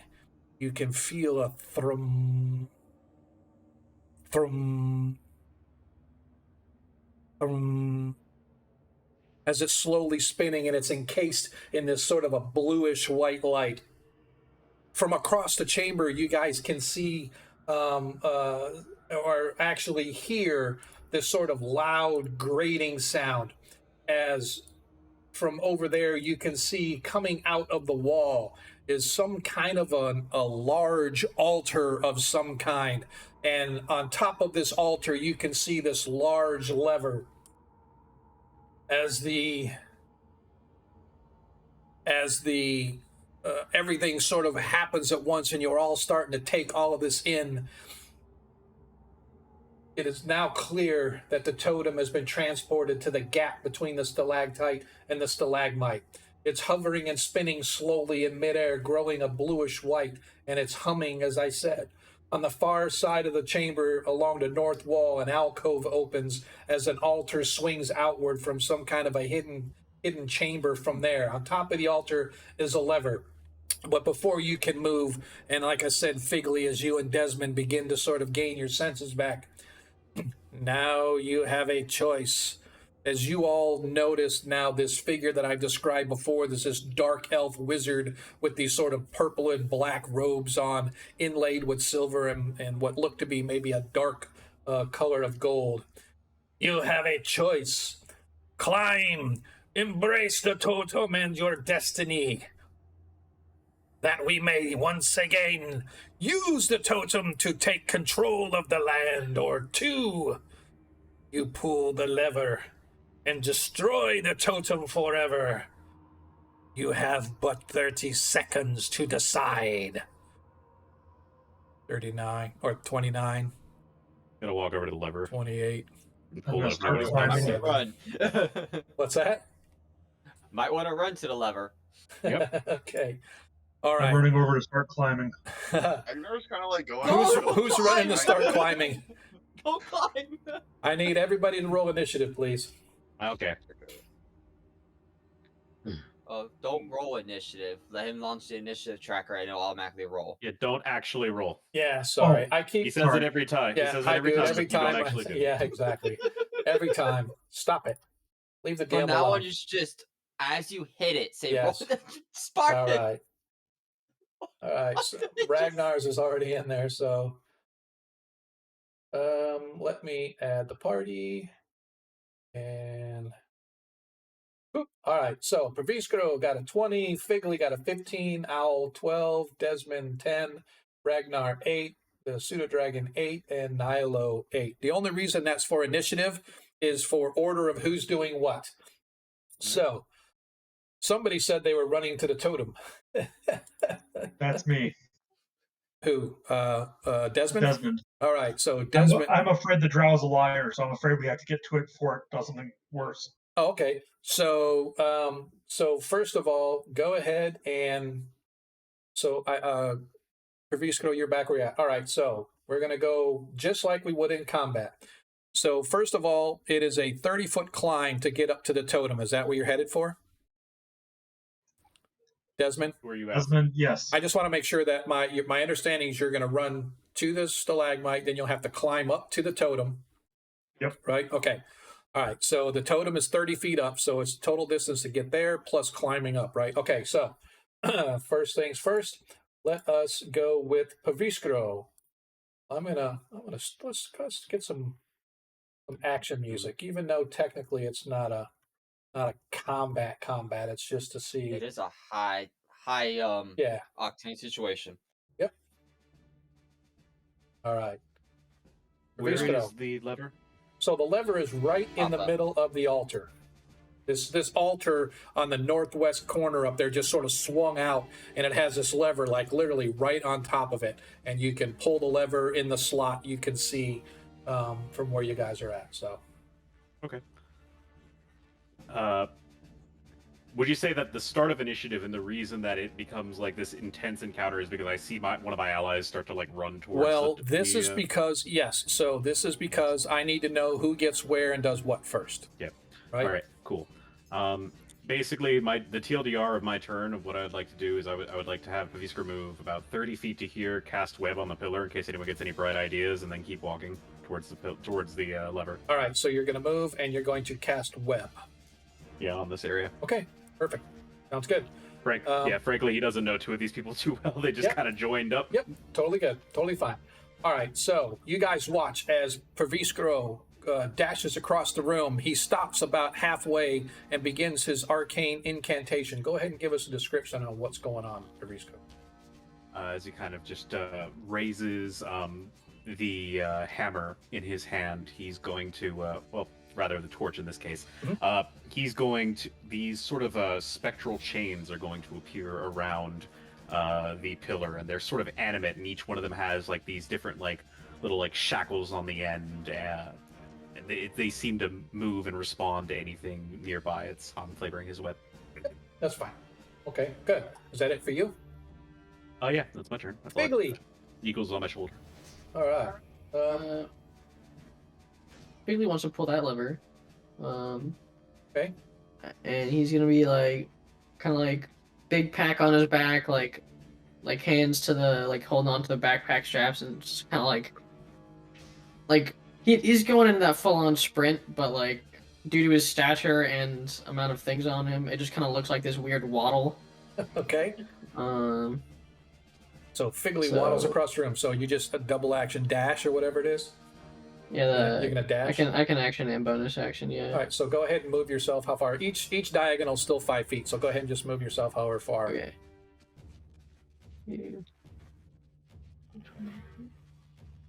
Alright, where's the lever at for? It's way So, up here in the layers. upper right hand corner by the altar. It's like right in the middle of the altar up there. So is Again? a rogue's double dash an extra 30 foot or an extra 60 foot? It depends on what his movement speed is, but it just adds your movement speed again. Yeah. Oh, okay. So okay. Yeah. It's just a ×3 pretty much. They have a ×2. Yeah. That's what I Don't think assumed. of Yeah. it. Don't think It's of it not as a multiplicative; multiplier. it's additive. Yeah. Yeah. Yeah. Yeah, it's just you add your speed again. Well, yeah. But yeah, whatever. If your entire action is movement, Important it's distinction. functional. You move again, and you move the third time. Exactly. 65. Okay. You say. All right. So so Friskro, as you notice, as you stop to be casting, you watch as Figley blazes past you. This little waddling feet going 100 miles an hour, and his bag sort of shaking and clinking as he's running past you. Yeah, as you know, like the he's- Mr. Krabs walk, where his legs just kind of like twiddle back and forth and make Yeah. that weird noise. Yep. Like, Tick, tick, tick, he's tick, tick, doing. tick. Yep. Exactly. Okay. Anything else for Figley? That'll be it. All right. Cool. So now it is Perviskro's owl's turn. I think I thought we were combining the Yep, turns. To be you're frank. right. I just want to make sure. Yeah. Okay. So All right, just- Desmond. yeah. I know that you said you are going to be going to the stalactite or stalagmite to try to climb up it. you can change that action if you want, because as you get ready to move, you see that Perviskro has cast webbing all along the edges around the stalagmite. So it's going to Can I be, run to the next nearest stalagmite? yeah, the one next to it's only, that's where the apparition is floating. So the one here, the apparition is floating on. It's the flat one, right? Then I'll run to that one. Okay, so My new plan is to try to jump from the top of that one to the next Okay. one. okay, You should just be aware that the web goes 20-foot cube that goes up into the air 20 feet. that's Just fine. as a heads- That's fine. So Yep. everyone's on the All same right. So page. go ahead and move yourself as far as you can move yourself.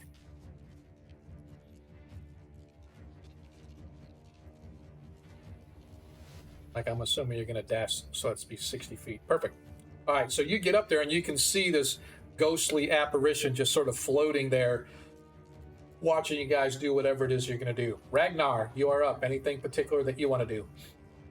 Well, Ragnar can't really see what's happening. Yeah, but you can hear it, and the light is so Yeah. bright that you can see that it got light for a second as this bright flash sort of happened, but it didn't really affect you. So you see the changes in the tint of the darkness, right? So you know there's something bright going on out there, but then it fades once again into blackness, and you just hear shouting as you feel Desmond brush past you as he's dashing across, and you hear a couple other of your comrades rushing off to your right, but where they're going you're unsure of. Still next to you, however, is Nilo. So again, you don't have to do anything if you don't want. I just want to make sure you have an opportunity to do something if you want. Ragnar has an idea what he's gonna do, but he doesn't know it yet. He just knows that somebody's trying to force them into doing a binary choice, and he's going to go strangle that man, but he cannot see him entirely. So he's going to rush in a general direction after, let's say, Desmond, since Desmond Okay. passed him. Okay, Heading absolutely. towards where the voice has been speaking. Okay, go ahead and move I yourself. can only run up to 50 feet with a dash, so Yep. it's like, wait, it's like 1, 2, 3, 4, 5. Yeah, you can get. right there. Wait, no, that's That's about 30. Yeah, you could get. Yeah, you can get right up next to Desmond, right near the. Yep, there you go. Perfect. All right. So as you get up there, you arrived along with Desmond as he gets up there. Okay. Nilo, anything particular you and your pseudo dragon want to do? Well, the first thing does Desmond actually say anything, or does he just run for the stalagmite? Who? Desmond, does he say anything, or does he run for the stalagmite? Oh, I don't know. Did Desmond say anything, or did he just run for the stalagmite? Out of character, I want to say something, but in character, I don't think my character would think to say anything. Yeah. Can't trust a drow or something like that. Right.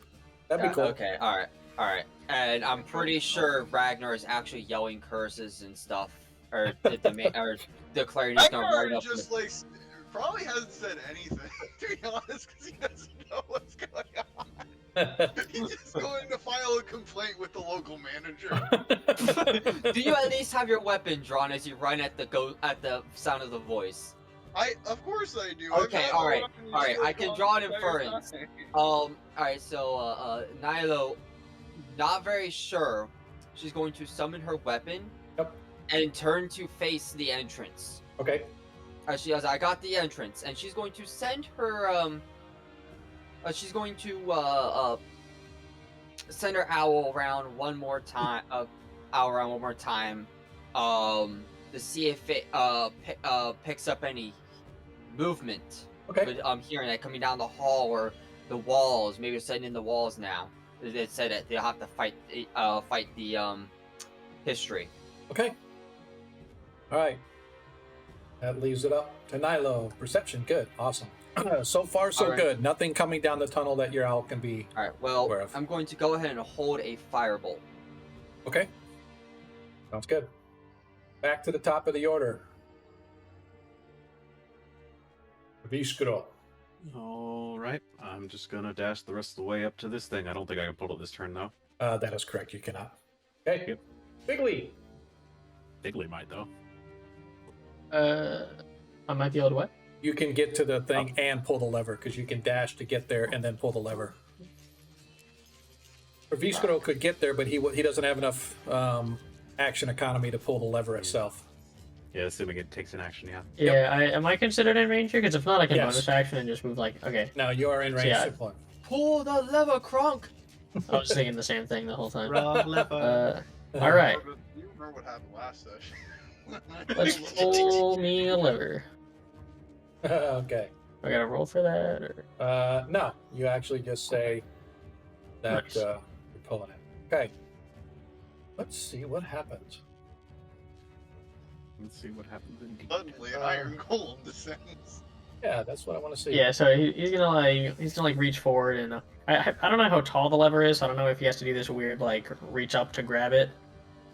But I'm thinking like it's one of those kind of levers where like it's kind of heavy and it's kind of stuck, and so he just kind of like pulls with all his weight, and like by the time it finally like gives out and it just kind of like slams down, and he just kind of like flies back because like all the weight was just released. He just kind of like tumbles backward. All right.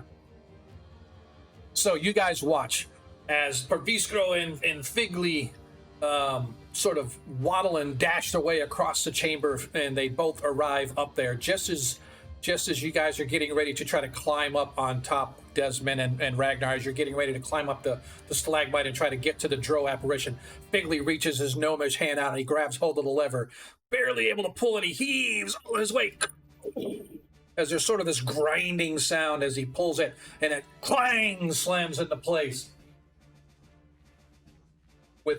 As the lever is thrown, you guys hear this another thundering boom resonates throughout the whole cavern. There's this blinding light as the totem sort of begins to spin faster and faster and faster, giving off little sparks of light here and there.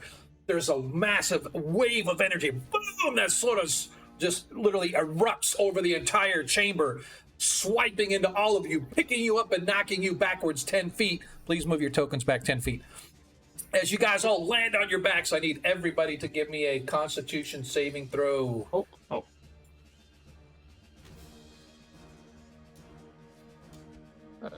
Hey. Oh, nicely done. Nice. Do I still have a point of inspiration, or did I already use it? Oh, wow. I do believe you used it. I think. Alright, 'cause I'm not sure who all had it. I know I had a second one at some point, but I don't know if I used both of them. I can't recall, to be honest with you. I know Figly still has his inspiration if he wanted to use that, but I would love to, but unfortunately, I think we're a bit far away from me to use very encouraging, inspiring words to help you out in this situation. Well, shit. all right. Gotta take So, it. all right. So, anybody that got less than an 18. Ooh. So that means Perviscro saved.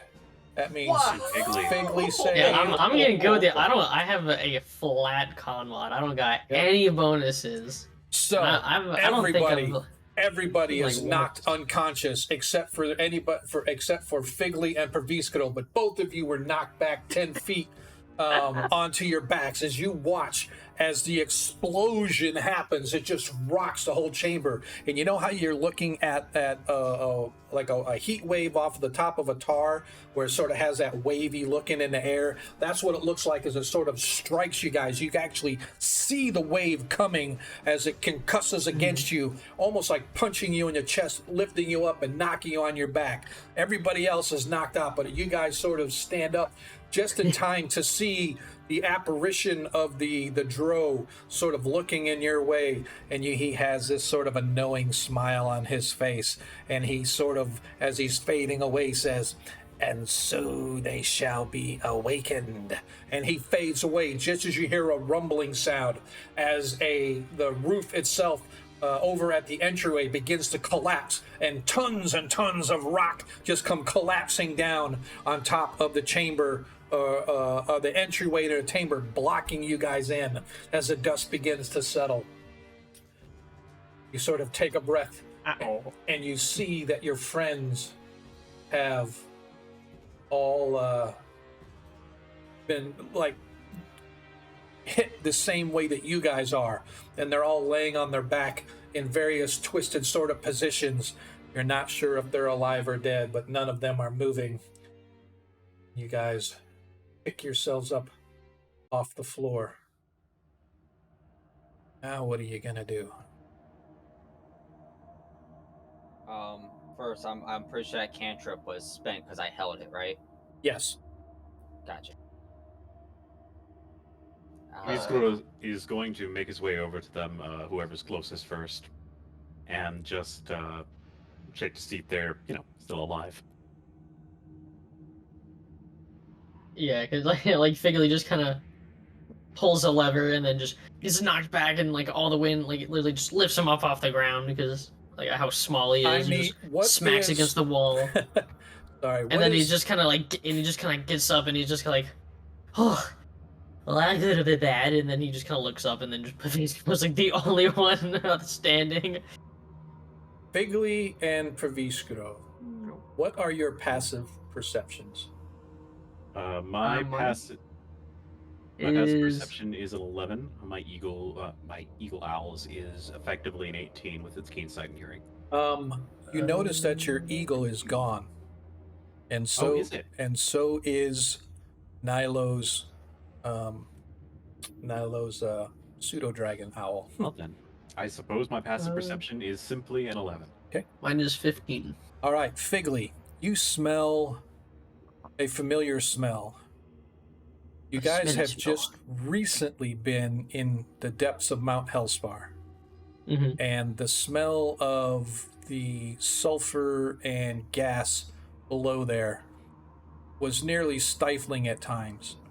But as you stand in here, you realize that this chamber has grown increasingly warmer since you guys first arrived, and you have the faint scent of sulfur on your nose. Does it feel warmer in here to you? Is that sulfur in here? Do you smell that? And I assume that immediately was alarm window. bells go off in your Yeah. head as an enclosed chamber filling with sulfurous gas cannot be a Oh, good thing. Okay, we gotta get out of here. Yep. Like the edges is closed off. Sulfur is filling this room. That is not good. I've been in a lot of caves, and sulfur in an enclosed room Stop is wasting not. your time and- talking and breathing and tell me if these people are alive. You are quicker. And I'm going to Praviskro. go check. Yeah. As you're going to check your friends, I need you to give me an Arcana check, please. An Arcana check. All Yes. right. 1d20 plus 6. How fun. And I add nothing. Yeah, 21.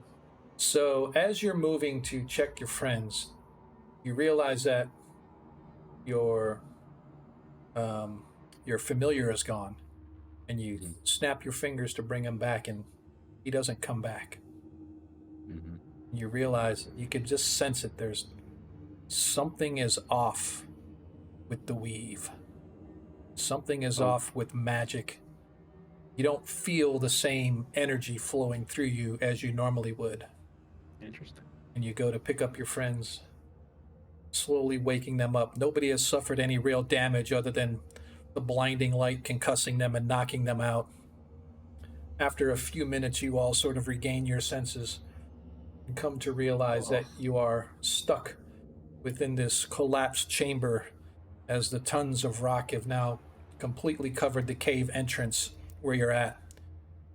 Just as Figley has mentioned earlier, you actually can sense, now that he said something, you can sort of sense the rise in temperature, and whether it's psychosomatic or actually true, it feels warmer in here, and sure enough, you can almost smell a hint of sulfur in the air as you realize that the volcanic gases that are prevalent beneath the earth, particularly in this region where there's a nearby volcano, it's quite possible that that explosion and collapse has released something to start seeping into this chamber.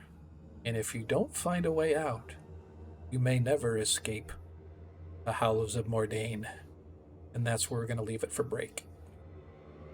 Okay. Don't stay way too long. We'll be right back. Yep. So for those of you that normally hang out with us, you know the drill. I'm going to move us over into the intermission here. Hopefully, you guys will be able to hang with us. What do you guys figure? You know, it's normally a 10-minute or a 15-minute kind of a deal. So just give me just a second to get that set up. I probably should have had this ready to go, but me being the lazy guy that I am.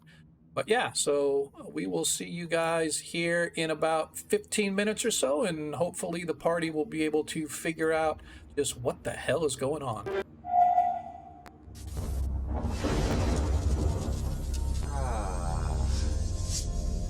All right, guys, I'll be back in a little bit.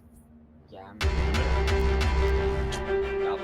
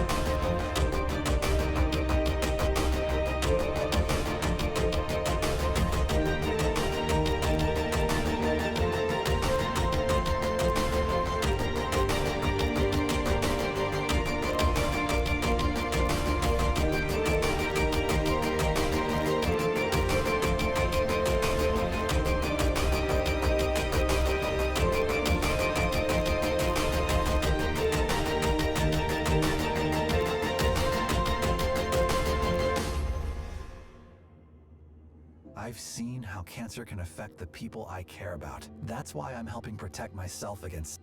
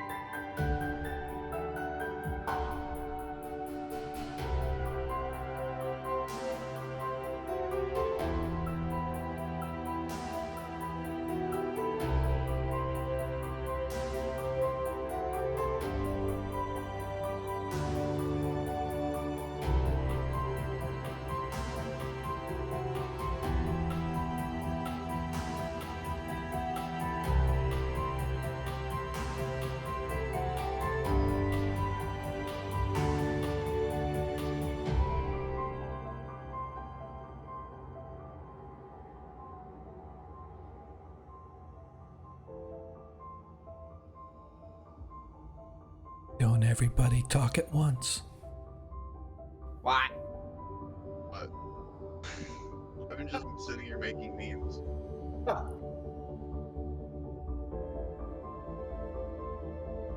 I've just been sitting here playing with Dungeon Draft. Nice. I've been I'm sitting here listening to eating my DeSantis. fiery Cheetos. I told y'all not to trust a drow. Look where it got us. When does anyone ever trust one? When does anyone ever trust one? Listen, man, he didn't lie to us. He just gave us 2 horrible options. Yeah, he actually didn't lie. He did say if we destroyed the totem, we would be attacked. He Yeah, actually, nothing he said was a lie. He Yeah. just gave us an ultimatum, and I was gonna strangle him, but I didn't know he doesn't have a physical body. yeah, no, for once, this drow actually told the legitimate truth. I wish I was playing That's even worse. live, but I couldn't. But that's even worse. Yeah, I know it's worse. I love how you all are just like, oh yeah, for once a drow told the truth, having never met a drow in this campaign setting. Listen, man, I've been Eh. in elves, period. Maybe- never Hey assumed they man, told the truth. maybe in drow culture, the only thing they do is they tell the truth and they just give you a lot of shitty options that you don't like. Maybe that's what it is. Oh. Who knows? Just about being a prick. The bigger the prick, the bigger the prestige, apparently. Huh, just like the dwarves. Pretty sure it's actually a. No. You go by beard length and hats. That's the Yeah, especially if they're chaos dwarves. Big hats. difference. And the hats now.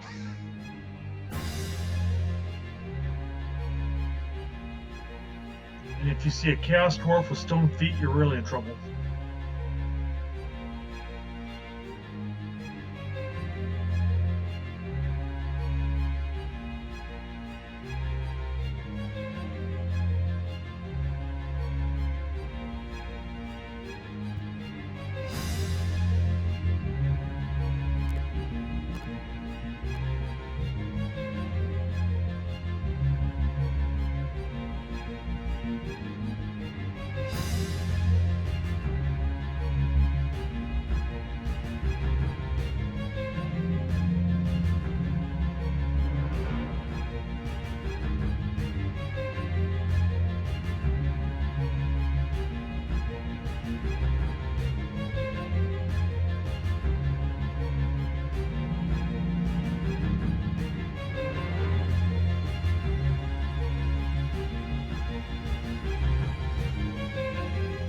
To be honest, it went better than I was expecting. I was half expecting a bunch of droughts fight like drive drivers coming Yeah, I was expecting something similar too.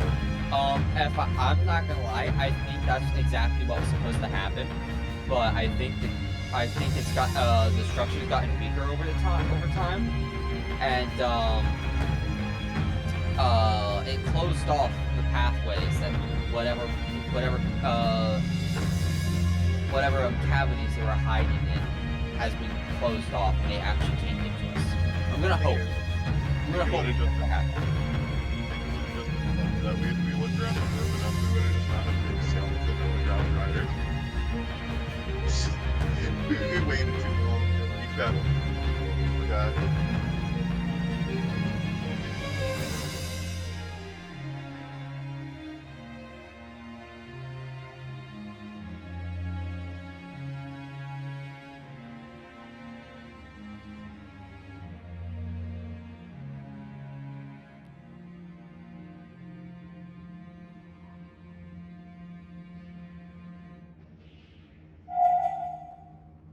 Hello, and we are back.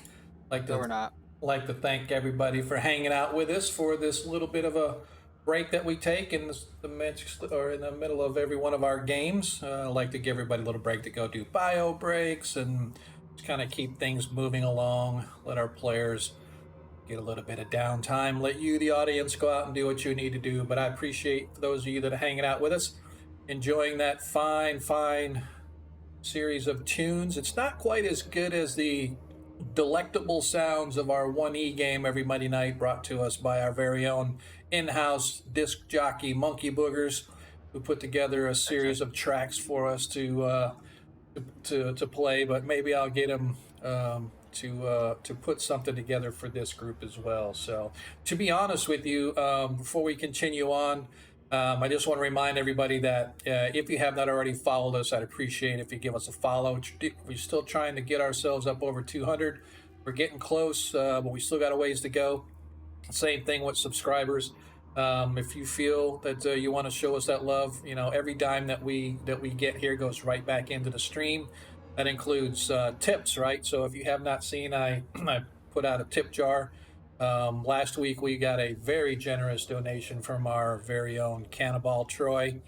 He uh, he made it possible for me to go and actually get a stream deck as well as get some software that I want to to use to help with the stream itself. So anyway, I just want to kind of put that out there. I definitely appreciate all the love that you guys show us. If you got friends out there that you game with that you think might want to watch our stream, please point them in our direction.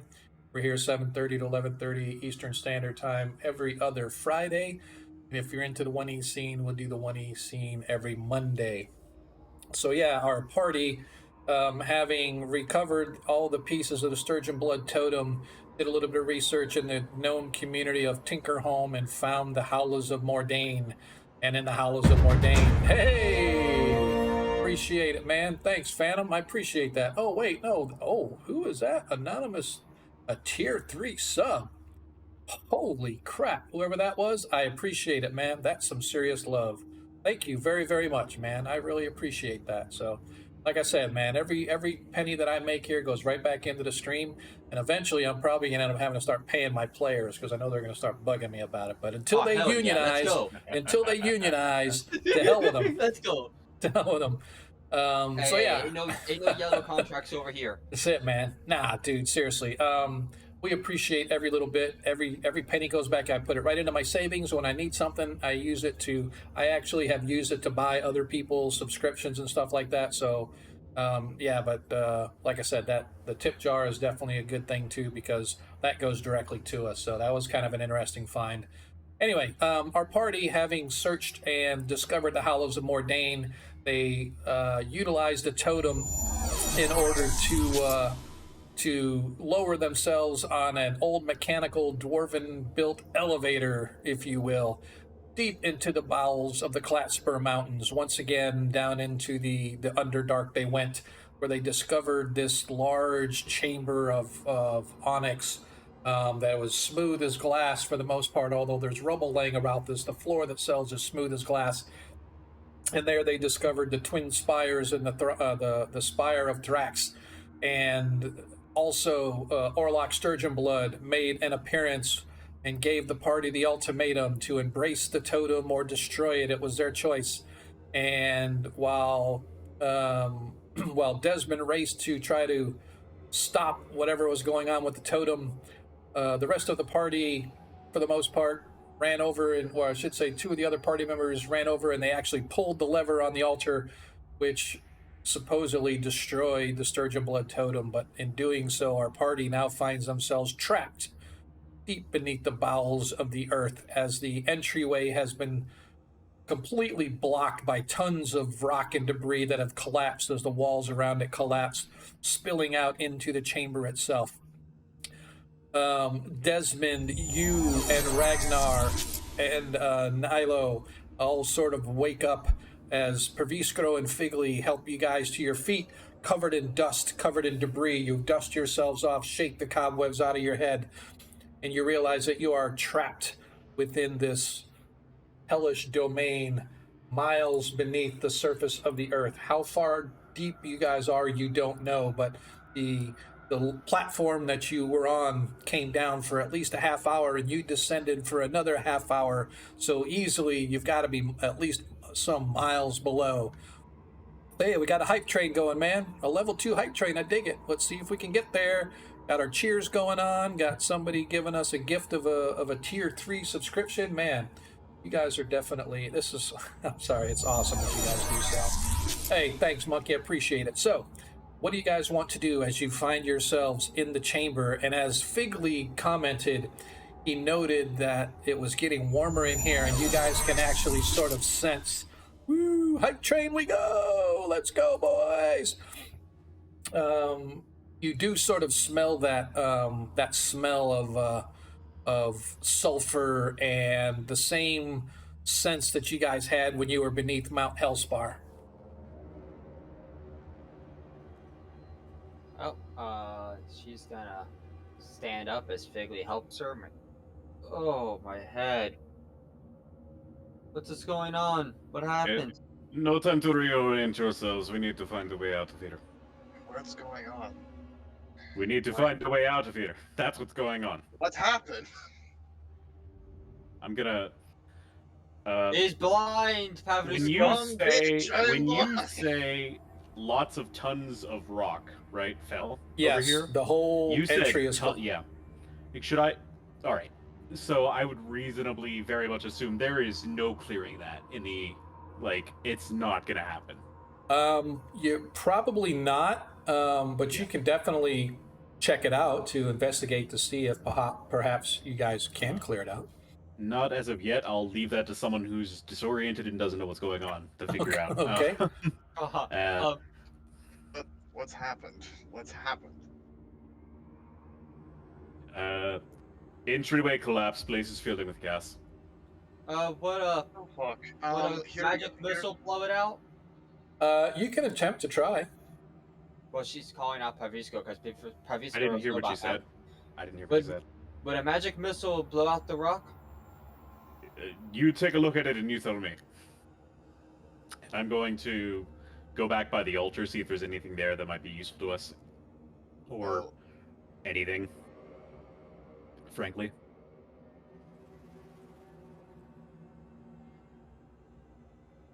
Okay. I'm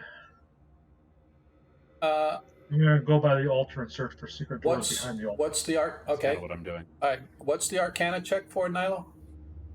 I was checking to see if magic missile will blow out the rocks. She has no idea that she can't actually cast the magic yet. I doubt she's sensed enough to actually notice the change. I think you're probably smart enough to know that you can't destroy tons of rocks with a magic missile. Yeah, it's like you're look. Yeah, it's a lot of rock. exactly. You realize as you get over there that it is a lot of rock, and a magic missile is not going to be too much. So, what are you doing over at the altar, Pavistro?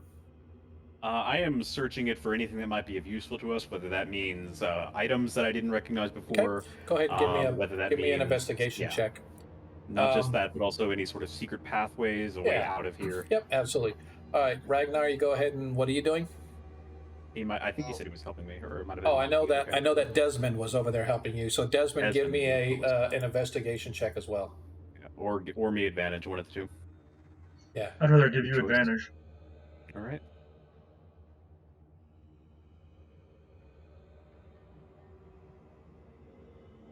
Still 24. Doesn't matter either way. Either way is good. So searching around, you find nothing on the altar other than the lever, but you see that the lever now appears to be stone as part of the altar. It's like before it was its own little metal bar with a stone rock on top that he pulled over, and now it appears to be all one piece, as it's almost like it's petrified. It became stone as part of the altar itself. Doesn't seem to move. No, it does not. It is like piece of the altar itself. And searching around the altar, you guys find nothing, like no secret passage or no secret tunnel or anything like that. And as I said, Nilo, as you're over there looking, you see that there are tons of rock just completely filled that, and from your knowledge, a magic missile would never even come close to. I wasn't sure, if I can hit different spots or something like that. Right. And try to knock it a little bit loose and be able to move the rest of it out of the way, or just blow it out. Like I said, you can try. Yep. You can do whatever you want, but I'm just from a purely academic viewpoint. Yeah. You would feel that. I mean, I might be able to sit here and spend day after day after day blasting at it, but it would take forever. At that point, she's going to tell her dragon to go look for an exit. You first thing you look, your dragon is not there. Exactly. She snaps a couple times. Where the hell is the dragon? Nope, nothing happens. When you say that, Puffy's girl will say something's up with the weave. Oh. Yeah. Oh, old fashioned. At this point, she's going to. Ragnar's still where he's at, or did he go help at the altar? Oh, Uh, doing something. yeah, Ragnar is just still in the middle of the chamber. So I was getting ready to ask, what do Ragnar and Figley want to do while everybody else is searching and investigating stuff?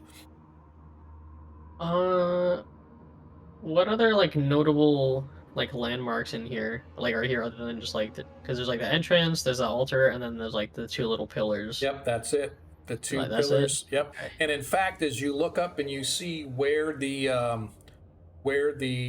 two pillars came together, you can see that both the tips where they used to be pointy have been blown off, and now there's just shards. So probably about 5 feet of either stalactite and stalagmite have been blown off, and they're just now pieces of rubble lying about the room.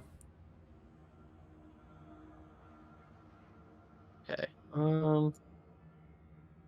I mean, seeing as like the other two landmarks are kind of occupied, not that it'll necessarily be much help, but I think it'll be a good idea for me to check out these pillars. Okay. Go ahead and give me a investigation check. Okay.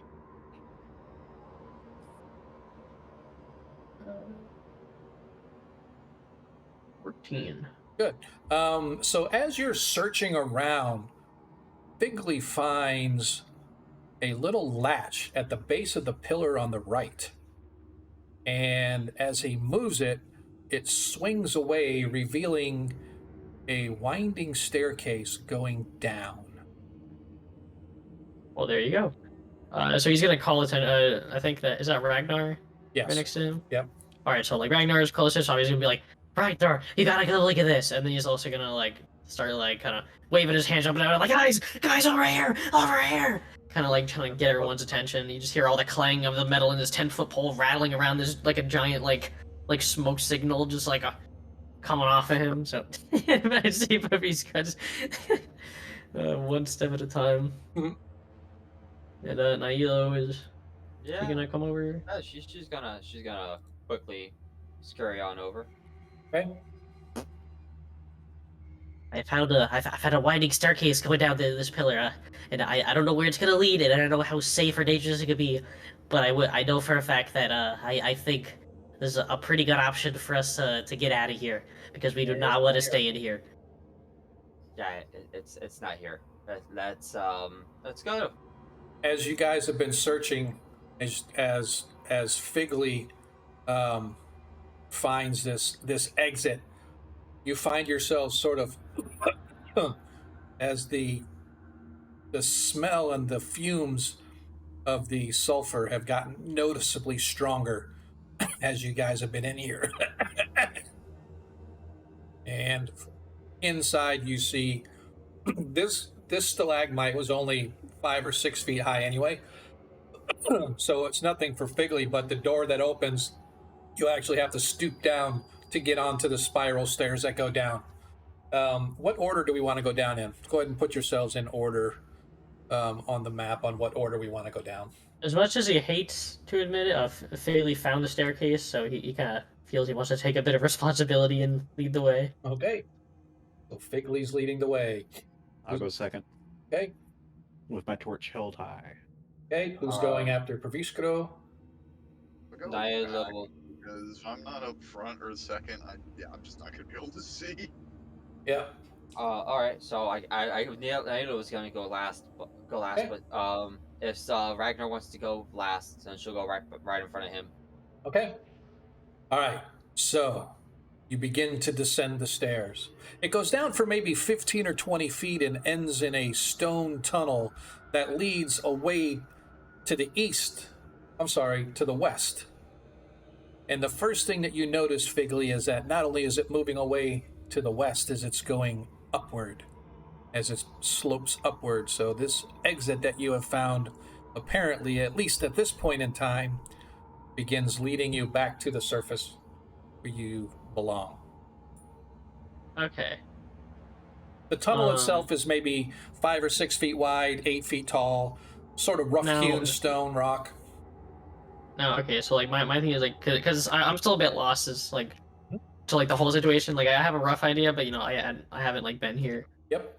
in a while, and so like is this staircase taking us to the surface? Is that like a good thing? Are we trying to get out of here, or is like a Well, okay, I sure, guess- we're not gonna die, but we don't want to leave? Well, is it you like one of guys, those? Gotta get so out of here. yeah, so Okay. you guys have apparently destroyed the Sturgeon Blood Totem, I understand. and in Okay. doing so, it collapsed the room you're in, and so that prevented you from leaving ever, and now you have found an escape route.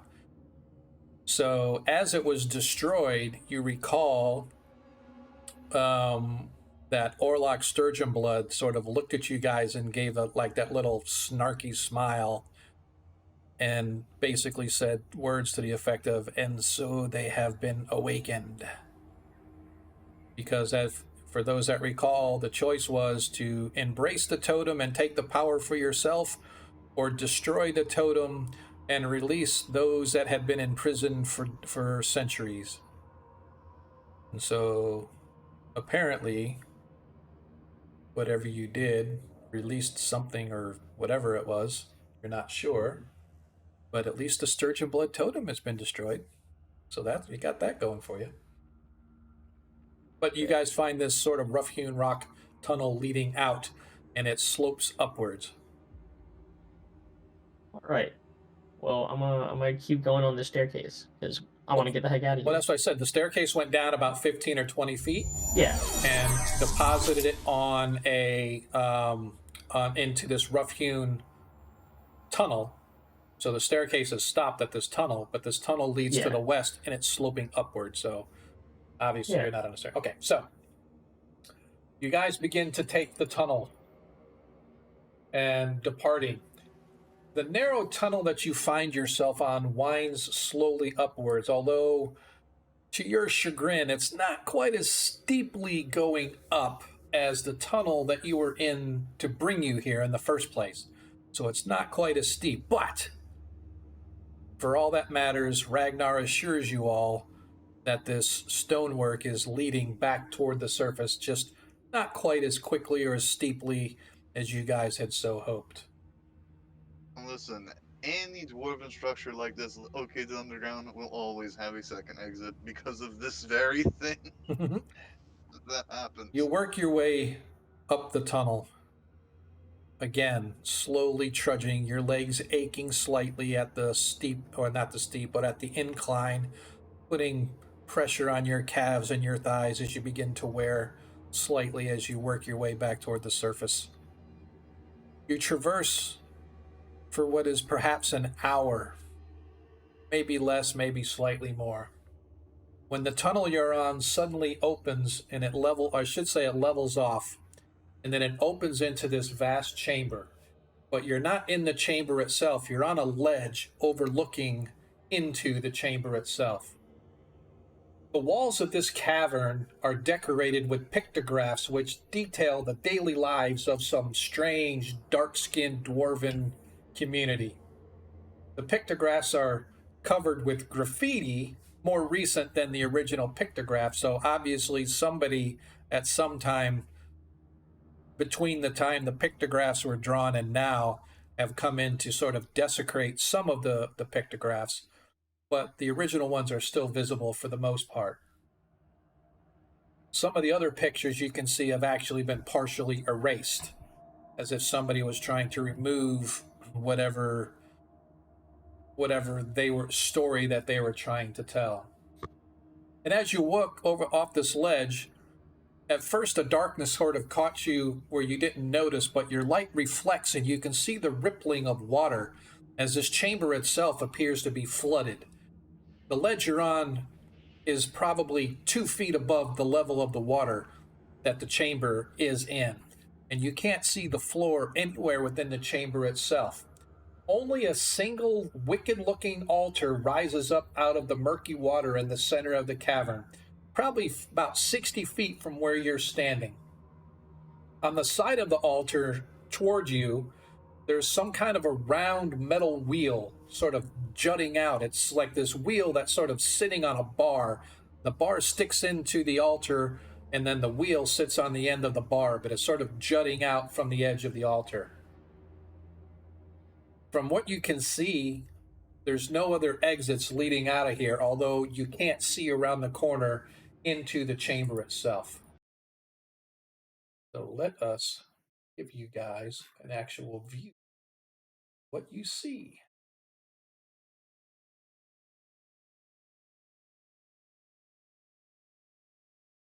We're all in a row. And now, We're so coordinated. Huh,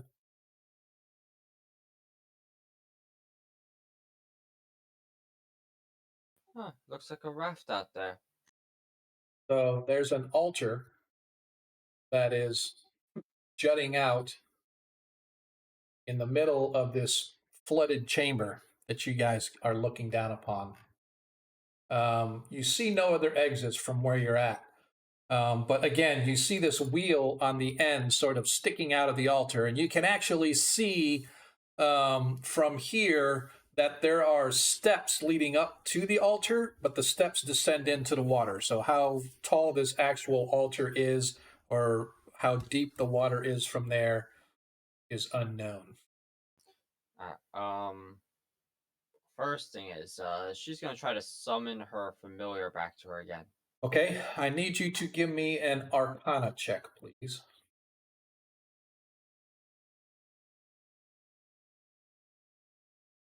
15.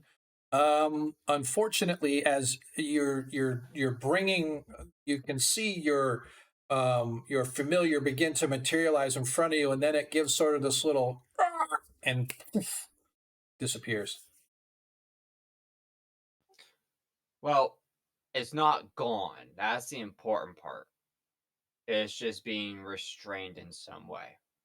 And you realize that there's something affecting your magic. Magic is not working as you would expect. Yeah. Okay, next question. Is Cardman the has redeemed a nat 20 for the party, so that gives you a second nat 20. Thank you, Cardman. hell yeah, you awesome. The water, is it warm? Like, if I hold my hand over it, do I feel heat coming off of it? You no, it's you have to kind of bend down and reach down a little bit to get, because it's about 2 feet below the level of the floor where you're at. But you don't feel any heat, you don't see any steam coming off it, etc. Does it look particularly deep? Like, would it go if I were stand on the bottom? Would it cover my head? That is an unknown. The water itself Oh. is murky. Yeah. Vigle, can I borrow your pool? Oh yeah, sure thing. He's gonna take it out of his pack and start twisting it all together. I just want to. I want to see if I can find the bottom of this with the 10-foot pole. You just like stick it out and you hear like a cartoon piranha chomp noises, and it comes back up with a bunch of cookie cutter bite marks. Like some Scooby-Doo shit going Let's on. see. Yeah. Want to just see. Yeah, so as you push it all the way down, it's your hand comes right to the top of the water, and you think you feel the bottom. So it looks like it's maybe 10 feet, not quite 10 feet, 7 or 8 feet maybe at most, or at least 7, 8 feet, maybe 10 feet. Felt like the bottom. All right, so at least it's at least a 3 deep. I don't know that this is a consistent bottom or if it gets deeper as we go in, It but likely gets deeper. yeah. Probably just go wiggle it around a little Hope bit. you See know if how to you feel swim. anything. See if I what? could provide a better way of checking the depth. Oh, I was Right. gonna tell him to wiggle his pole around and see if it hits anything as it moves around. It's not the floor. So I It's a was just 10-foot pole in water. It's not wiggling very fast, but I'll do it. Yeah, so you feel that you're at the bottom. So the water Yeah. itself looks like it's probably about 6 or 7 feet Yeah. deep. I'm just. Nilo's trying to get across. Like, are there like objects that it hits across? Like, Oh strikes no, it does across? not feel like there's anything. It feels like it's just Okay. floor. Got it. You said Uh, you had a solution to figuring out how deep it is. Well, we could always just tie a rope around a rock, then drop it into the water, and just check how much rope we need to get to the bottom. Unfortunately, it doesn't seem to really matter. If it's deeper, then I am wearing heavier armor. It's going to be quite a swim. Well, Well- if you have a 10-foot pole, don't you? I do. Have you ever pole vaulted before? We're not Uh, going to pole vault 650 feet. I don't really? think that yeah, no, I don't think it bends well enough for a pole vault. Nilo starts Isn't starts really long enough. undoing her armor as they're talking. I think I'll just try to swim across and hope there's nothing at the immediate vicinity to chomp down on me. Okay. Nilo doesn't have any armor on, right? Or Oh, does she? she wears I believe it's I use chain mechanically, but it's more like a half plate sort of. Right. Yeah, But yeah, so but she's going to. Regardless, like you wear clothes beneath Oh armor. yeah, You yeah, don't. I Yeah. wear You clothes don't. under armor. Yeah, Yeah, I understand that, but okay, I didn't hear you Okay. say you're taking armor off, right? So you yeah. So I'm doing is I'm in the process of taking off the got armor. you. Okay. Hey, what type of armor is it? Like, what It's like a half category? plate. She uses it's heavy. Yeah. So it takes an hour. Well, she has help around her. Yeah. All right, it doesn't it takes take something like that long. I think it takes something like 15 minutes or something to take Right. off heavy armor. Yeah. Right. So you take off the armor. Figly, give me a perception check, please, with advantage. Can do that. Let me open up my character sheet. Sorry, which one did you say? Perception Perception. with advantage. Bada bing. All right, 16. Figly, as Nilo is finally got undressed out of her armor, as should say, getting ready to descend into water. Figly's sulfur. All I heard was the last half of the word sulfur. You smell sulfur. Guys, I'm smelling sulfur again. As I don't know Nilo, if that's coming from the water or from the sulfur following us from the room that we were just in, but either way, that's not good.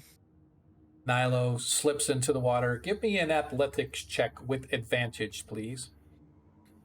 Yep.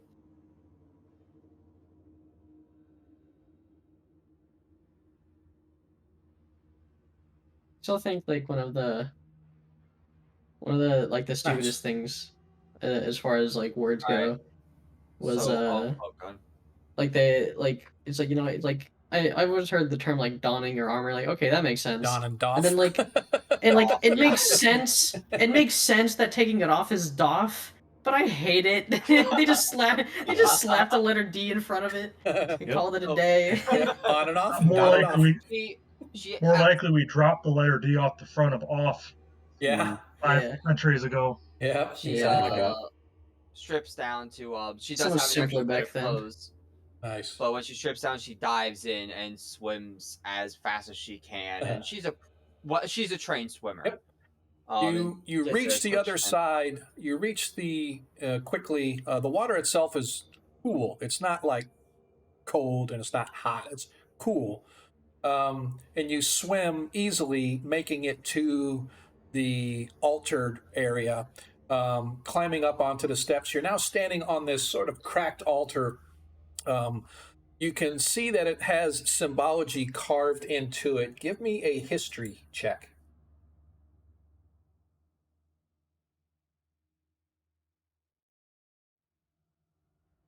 You realize that strangely this is dedicated to the dwarven god Moradin, although the symbology is twisted in the sense that it has more evil intent rather than the typical normal the forge or the king of all dwarven gods. It's some sort of a bastardization twisted form of Moradin. So Is maybe it there's safe to say this may have been desecrated? quite possibly desecrated, or it could have been the original builders decided that there was some evil aspect of Moradin that they preferred rather than the one that's normally worshipped up above. Like that. So you're standing and you see these stairs leading down into the water. The water itself, you found as you checked, was only about maybe 6 or 7 feet deep all the way across. It's fairly level. And so at the base of the altar down below, you can actually see as you are coming through the water, there's pews and stuff that are lined in rows. So this is some sort of a temple of some kind. but that has since been flooded. But you're standing up on this altar and you see this weird sort of a iron rusted wheel sticking out of the altar itself, which seems out of place, but it is. Hey, Ragnar, when your people build water systems, which way you turn to drain it? Typically, Yeah. lefty, righty. Wait. Lefty, righty. Lefty Righty, loosey. lefty. You have to move both directions Yeah, at the same time. yeah. Lefty loosey, righty tighty. Lefty, It loosey, You do the righty, hokey righty. pokey, And you broke turn and you yourself turn the around. water on. Yes. All right. Honestly, I've been just sitting here and I mixed up my thoughts. So I've been wondering what happened to our sleds since we could use that here. That's probably gone. Yeah, we probably left it on the surface. Probably left it outside the entrance Alright, up to with the tongue thing. Yeah, she's gonna turn it. First she's gonna spin it lefty righty to break it loose. Okay. And then she's gonna try to go right and pay attention to see if the water starts to rise. As a former machinist, my brain hurts now.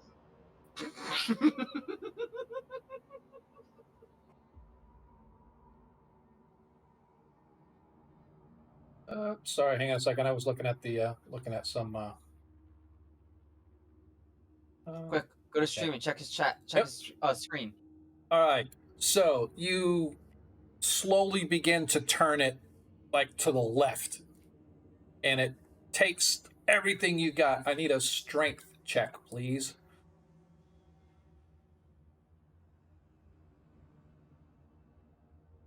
Alternatively, roll performance to do the hokey pokey. Turn the water You're on. doing it wrong. Yeah, You don't gotta read push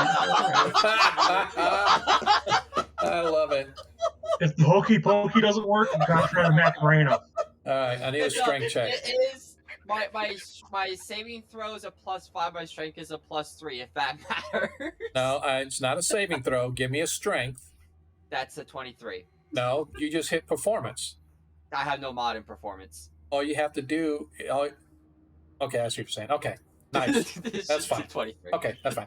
All right. So you finally breaks free, and it turns and it turns, and you watch for a second, and you see, looks like the water is lowered slightly.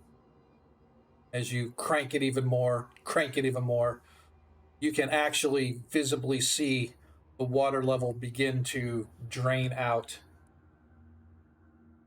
as you Okay, I did it. crank.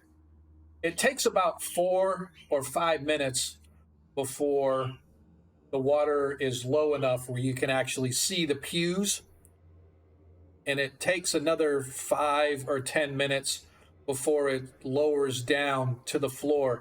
For those of you that are standing up, and actually you as well, Nilo, you can actually see that there are grates along the base of the wall. There's like probably 3 or 4 grates along the left wall over here, and there's some on the back wall. You can see the water sort of running out there. No sooner than than the water drains out, then from over on the other side of the room, you can hear this sort of a hissing sound. And where is it? You hear, damn it. There we go. You hear it, and you see this 2 rather large creatures sort of come scrambling.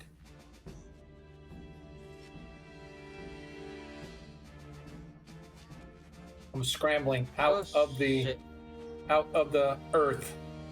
You can see that apparently they were trapped by the water on this other side over there, and we are going into combat. Because I have my roll. Nilo, you're up first. Bonus action, summon my sword to my hand. I need you to roll an Arcana check. Is there a way to see what was rolled for initiative? Yes. Like the dice? Because I don't know if it's adding my gift of alacrity or not. when you auto roll.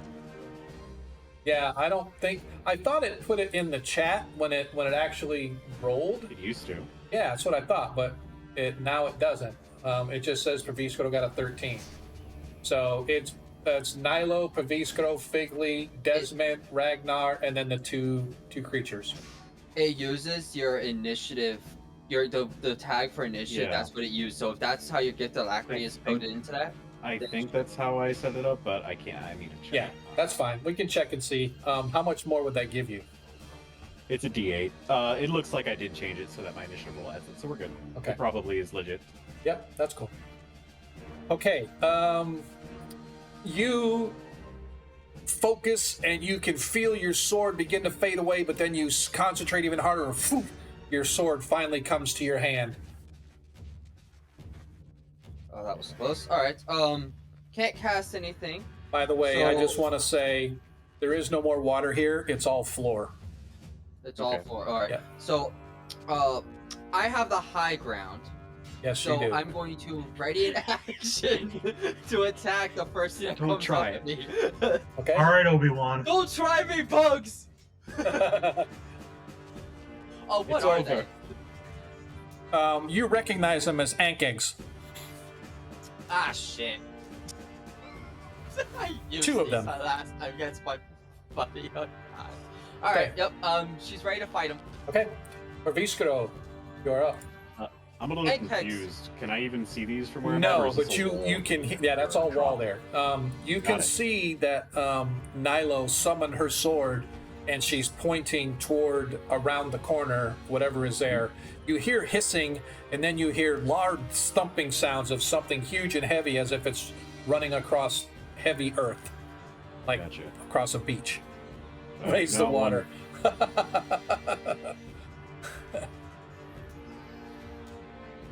Yeah. Armor class 11. I like it. So, And I don't have a shield spell. I know. one. No.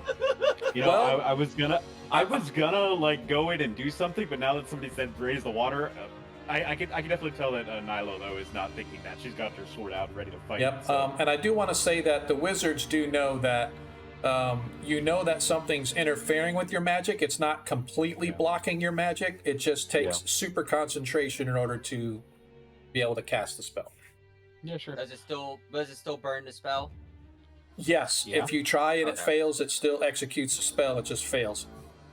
Gotcha. Okay. Anyway, I'm going to walk over to the edge here and try to kind of see. I see that this is curved, and I'm going to try to. It's like a 7, 8, 9, 10 foot drop. No, from where you're at, yeah, well, let's say I'm going to say 5 feet, right? I'm going to say right there it was only Sure. 5 feet, but it slopes So down we're- away from you slightly. Yeah. So I'm going to kind of slide into this pit a little bit and make my way till I have a visual on these things. Okay. And once I do, I would like to attempt to cast web. Okay, go ahead and roll an Arcana check for me. We will see if this works out.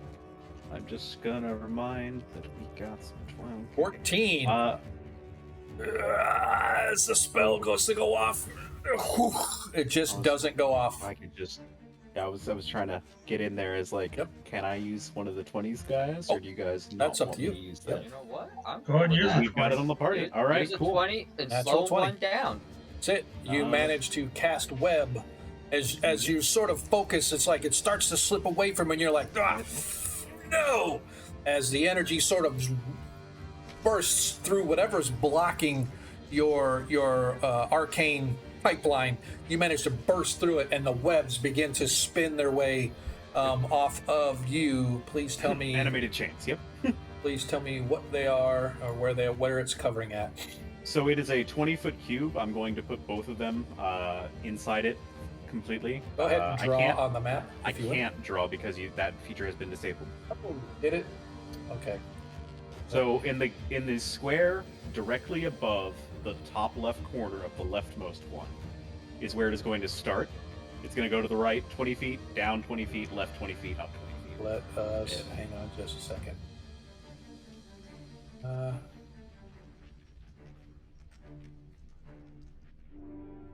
See where I disabled that. I don't know that you did. It might have been, an update that they pushed or something. I have no way of knowing. pretty crappy. All right, so I will draw on there. I thought he disabled it because of me, personally. Now. Wouldn't be surprised. All right, so where are we putting this at now?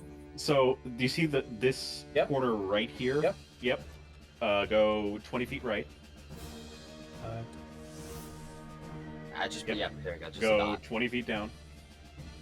And then 20 feet to the left. And that entire area, up and down, Okay. 20 feet, is encased in these webs. And on their turns, they'll need to make saves. You need to draw lines. That's okay. It's fine. It helps. Yep. I'm Totally good. visualizing it. All right, cool. Nice. So that is Pervisco's action. Yep.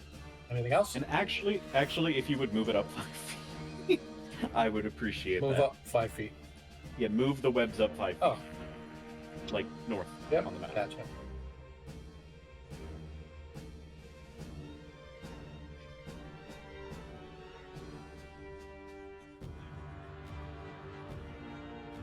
As these animated chains just kind of begin to bind and try to wrap themselves around these creatures, holding them in place. Nicely done. Okay. Is that it? Ah, that's me. That's my turn. All right, cool. Big Lee. Okay. So yeah, so the water's completely lowered, yes? That is correct. You see now just nothing but a wet, mucky floor. Alright, well he's gonna come over here next to Bistro. Is the way that the creatures that came from is that like the only like other path out of here, or like in the top corner? Like, is there like some kind of like exit way? From what you can see from where you're at, you see no other exits. You don't know about the rest of the room, though, because you can't quite see all the way across. Yeah. It's dark in here. Yeah, I understand. We're not even frankly quite sure if there is an exit over here. Right? Yeah. That's true. If someone Okay. could bring me a shield, it'd be helpful. Yeah, well, Bigley's gonna ready a short sword just in case those magical bindings can't seem to do the trick. Okay. Desmond. That's all for him. You Desmond. don't want to shoot him with me? Aw. You're up, sir. Hello. Desmond. Yep, I was just moving. Oh, sorry. Okay. I'm done. Doing anything besides that? That was a dash, so nope. Okay, gotcha. But you are readying your weapon or whatever. You've got a weapon out or whatever. Oh, I'm having my long sword out. Okay. With my shield. Sorry, my OCD's kicking in. Okay. Ragnar. How much movement did you say it was to get down this? It's going to cost you 5 feet of movement to go down. I don't know. In that case, I'd be back here. You know, I know they don't have a mechanic for it in this in 5e, but can I try to taunt them? You want to taunt an ant? Yeah. Is there Sh- any bugs around to step on since they already look like No. Stop! No, there is not. Oh, is that out your auntie? You could taunt him by hitting him. Yeah. You can't hit them from this range though. So I would say that if you wanted to try to taunt them, maybe give a performance check to see if you draw their attention away from the only thing they saw at first, and that was Nilo. The half naked half orc. Yeah. Let's see if a magic orc can capture their eyes better with his performance. Nicely 17. done. That's not bad. Nicely done. As you get out there and you're sort of like clamming your hammer against you, sort of beating on your shield, saying, "Come and get me, boys!" As the bugs apparently see you, and they also see Desmond and anybody else that's over there. And that is your action. So now it is the first bug. What is the save for this? For the webs? It's going to be a dexterity saving throw. Dexterity saving throw. Okay. Dun-dun-dun. As it rolls, an 8. It's going to be a failure. So Just out of curiosity, do large creatures? No. No? Okay. No, there's no. That's a first edition thing, Yeah. not in this one. Yeah, I wasn't for sure. So it doesn't get it gets an attempt at each at the end of its turns, right? It can use an action to try to break free, Yep. or it can use any of its like attacks or whatever it wants. You Yep. know, it's just restrained. Yep. So right now, so it's still its turn though, even though it failed its save. Now it can use an action to break free. Right. Okay. It can attempt to break free as an Yep. action. So that's what it's gonna do. And what is it's another dexterity, or is it still a It's going to be a strength check, not save. strength check? And it has to beat your DC again. Yep. Okay. Yep. Oh yeah, that's totally out of it. Oh, Beautiful. nice. So it is restrained for this turn. As the second one, let's see if he can do his dexterity saving throw. And a 6, he fails, but he too is going to try to break free. See, viewers, this is where you get the. And he rolls a 4 No as well. shot! Oh, wow. No shot! Not Okay. even Oh my- close. As both of the Ankegs fail, These are magic webs. yes, as we are back to Nilo, as the two Ankegs are apparently completely trapped in the webs, unable to break free as they are restrained. Nilo, you're up. Seeing her opportunity.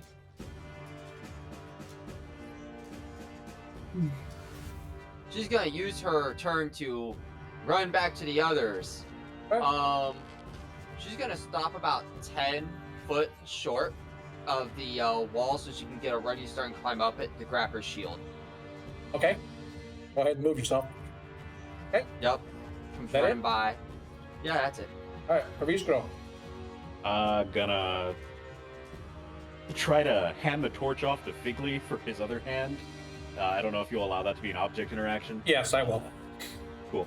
And But you're handing me a torch? you have a short sword in one hand, yes? Oh, okay. It was a metaphor. Okay, I got you. I was like, you're Literally handing you a torch, yes. So you've It got a was- torch in one. Hell yeah. Yeah. And I'm going to begin taking my action, take my shield off, draw my crossbow, get ready to start shooting these things. Unfortunately, I won't be able to do it this turn, but Okay. next turn. All right, perfect. That it for you? Torchbearer. Bigley. All right. So Figley, he's gonna. He's gonna bonus action dash. He's gonna.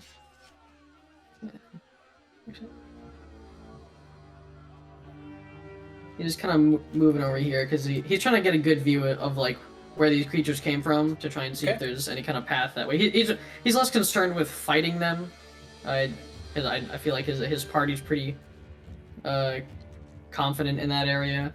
He's just kind of trying to look for So you a way to can get out see- because smelling that sulfur, he doesn't Yeah. want to stick around to fight these things if he So can help I'm it. clicking. This is how far you can see. Actually, let me put another dot on there as far as you can see right now. I'll put a red dot. This is that's about how far you can see, and everything you see behind them, you see it's like a sand dune. It's like a bunch of washed up dirt and silt and everything is sort of bit there. But you can also see there are bones and stuff of other creatures here.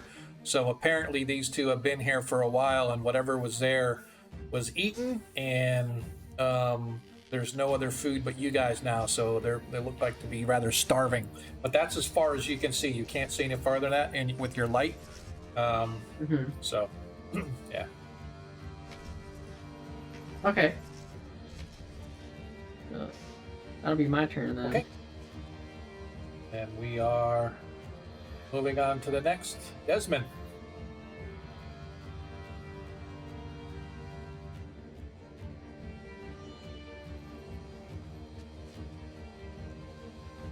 There we go. Okay. Can I am I still holding a lit torch? Because I had one when we were going down the stairs. So I would assume yes. I will light the webbing on fire. Okay. You're going to free them. That does free them, by the way. Yes, and it also damages them. It doesn't do significant damage. What is the damage for? I don't have it handy. Somebody have the damage handy for burning the web. Yeah, it's 2d4. 2d4? Okay. Yeah.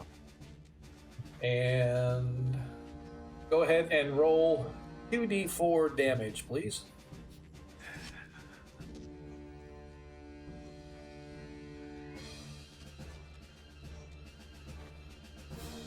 Me or the Oh, yeah, no, spellcaster? I'm sorry. No, since you're lighting the webs, I want to go ahead and let you roll the 2d4 damage.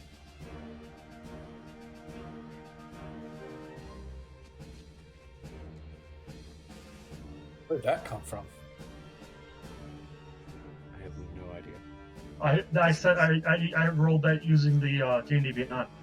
Oh, that's weird that it came out like that. Okay. So 6 points of fire damage to each of the creatures. Huh. Mine comes out looking like everyone else's stuff. That's weird. I know, that's what I said. Alright, so you guys watch as the flames ignite and they begin to burn away and they start singeing and the sizzling and the popping of the webbing burning. And when it's all burned, you see the two thick chitinous skin ant eggs sort of shake their heads and eye the closest creature to them. Okay, I maybe didn't think that through all the way. I'm sorry, guys. Yeah. No shit. All right. Where are we? All right. So you still have movement left. That was your action, so you can still move, or you can stay where you're at. I'll stay where I'm at. Okay, Ragnar. Using the horrifying screams of these insectoids, Ragnar is going to use that to pinpoint where they are and start moving in. Okay. Which he just has enough movement speed to come up and slap one of them. Okay. Go ahead and roll. I'm gonna give it the bonk, but apparently it doesn't want the bonk. Let's let them on. All right. Its armor class is 14, by the way. Yeah, that's an. This is the first time I'm using it. I think that was a 9. Yep, that is a 9. That is correct. Yep. Yeah. One, you rolled a 4 and then got +2, +3 for your proficiency. Okay. A 9 misses. Okay. So that's the end. That's it for you.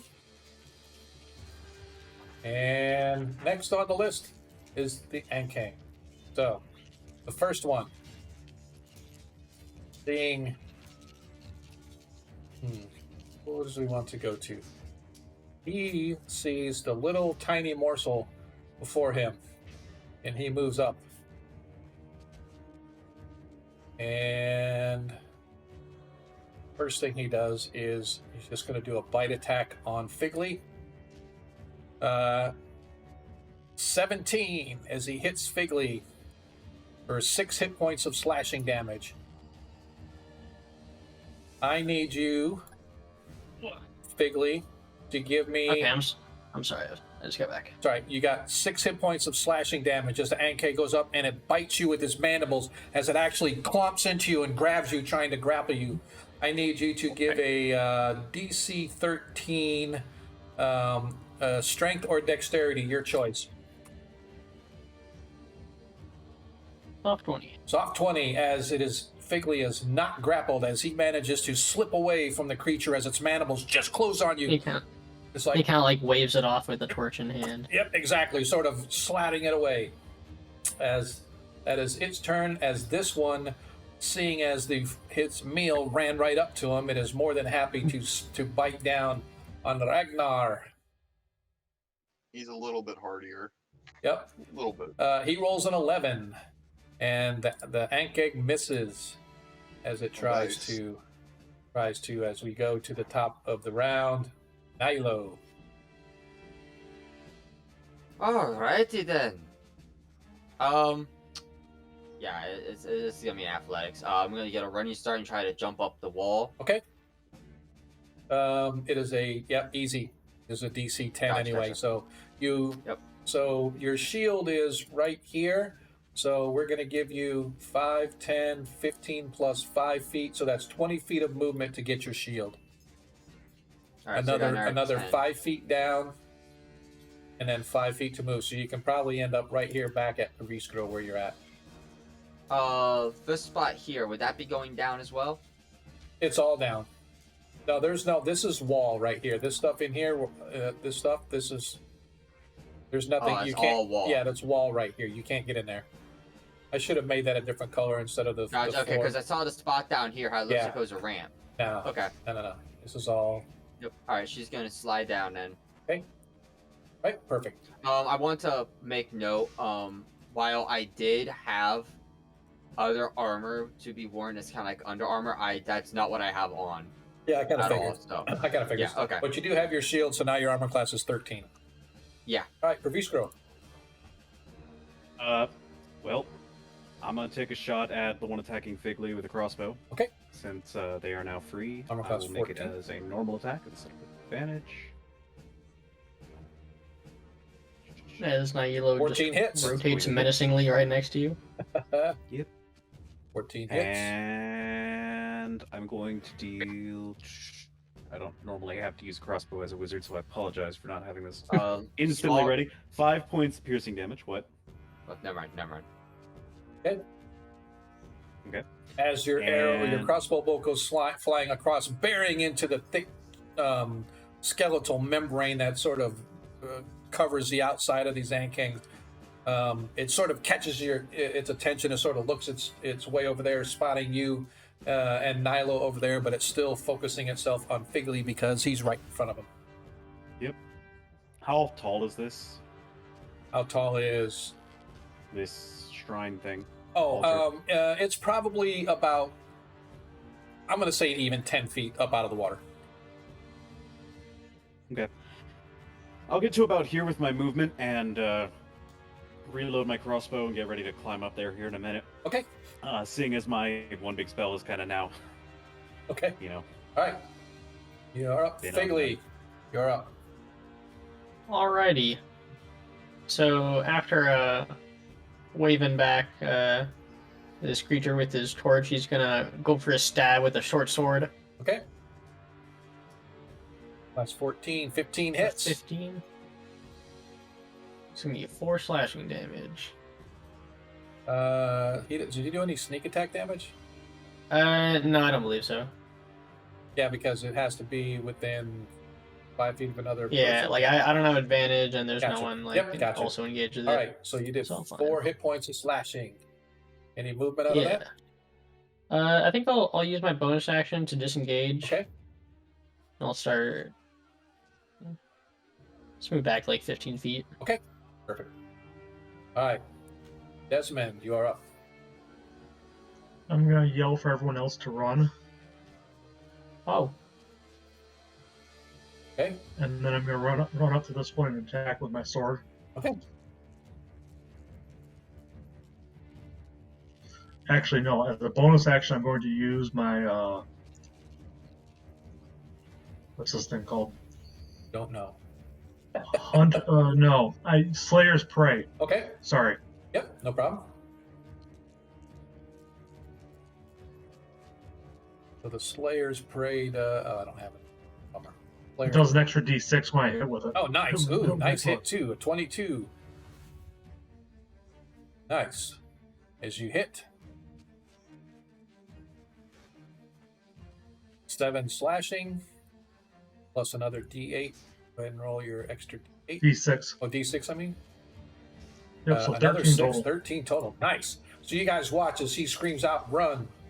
And he goes and he takes a giant swipe, carving right through this thing. And you watch as he buries his blade deep into the armor of this sort of large beetle-like creature, cleaving through it, and a huge swath of this armor of the creature just gets ripped off, revealing a soft underbelly as he stabs into it another time, pulling back as the creature's like, you see blood spurt out, and it actually sprays onto Desmond as he does a vitally bad blow against the Ankang, as it shudders the creature, and it causes it to sort of stagger backwards for a second before regaining its feet, and it starts going crazy in for its attack. Anything else Anyone after that? else? Oh, go ahead. Is that it for you, Desmond? Let's see, that was my move, my bonus Yep. action, my attack. So yeah, that's everything. Okay, perfect. Ragnar, you're up. What you were gonna say, Nilo? Did anyone else hear the run meme with the bass music when he's yelled at. I did not. All right, Ragnar, you're up. Ragnar's gonna like tap his shield a few times with a hammer to Okay. like just chide this thing and before he slaps it again. Okay.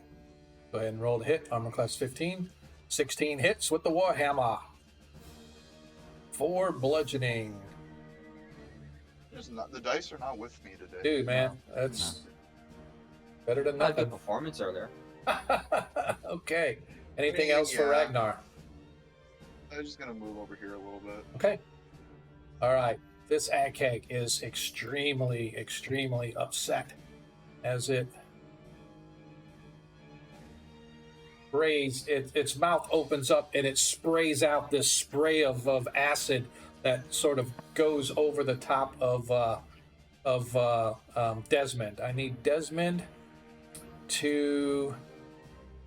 I need a dexterity saving throw, DC 13, please. You saved. You suffer 6 hit points of acid damage as this acid sort of hits you. You manage to duck out of the way, but some of it still splashes on you and it sizzles and pops as it hits your skin and your armor, causing severe pain to run down you as it maintains its attack on you. The other Ankang reaches down to try to bite the tasty morsel that is Ragnar that's in front of him. 8 as the creature tries to bite down, but Ragnar's too fast and swats him away with his hammer. As you guys are watching this blind dwarf dance underneath this Ankang that's biting down on top of him, and just as the creature gets close, the dwarf seems to spin away and swat his hammer, tantalizing and teasing the Ankang into fury, but unfortunately nothing that it can do. It can't gain purchase on the nimble dwarf as we go back to the top of the next round. Nilo. Alright, so Nilo's gonna do what fighters do best. She's Run. going to run 30 foot, and she's going to sprint, and then she's gonna action surge, and then she's gonna smack him. Okay. Hit. Aww. 6 slashing. Huh. Had a chance. Oh well. Okay. Hit it for you. Yeah, that's it. Abiskro. I'm gonna climb to the top of this thing right here. Okay. Sling the crossbow over the back, climb up, pull Okay. it back out, take a shot at this one. That good? Pulling what out? My crossbow out. Oh, take yeah, a shot at this one. I'm sorry. I didn't hear what you said. That's why I was kind of confused. Okay. My apologies. Yep, no problem. No, you're good. I'm chewing on a chip and it crunches in my ear, and so I didn't hear it. So go ahead. All right. She'll take 8 points of piercing damage. Oh, nice. As just as Nile sort of slices it and she dances away and the Ankeg swings its head over to try to bite down on her, right in the eye. You watch as a crossbow bolt, it's almost as if guided by a magic missile bolt, catches it right in the eye, piercing into its brain as you guys watch this Ankeg drop dead to the floor. Nice shot, Ravisco. Thank you. Figgly That's my Crinklefoot. turn. All right. So Figgly's gonna keep headed this way. Okay. Okay. Or actually, no. He didn't get to see the back of their den. Okay. She's gonna.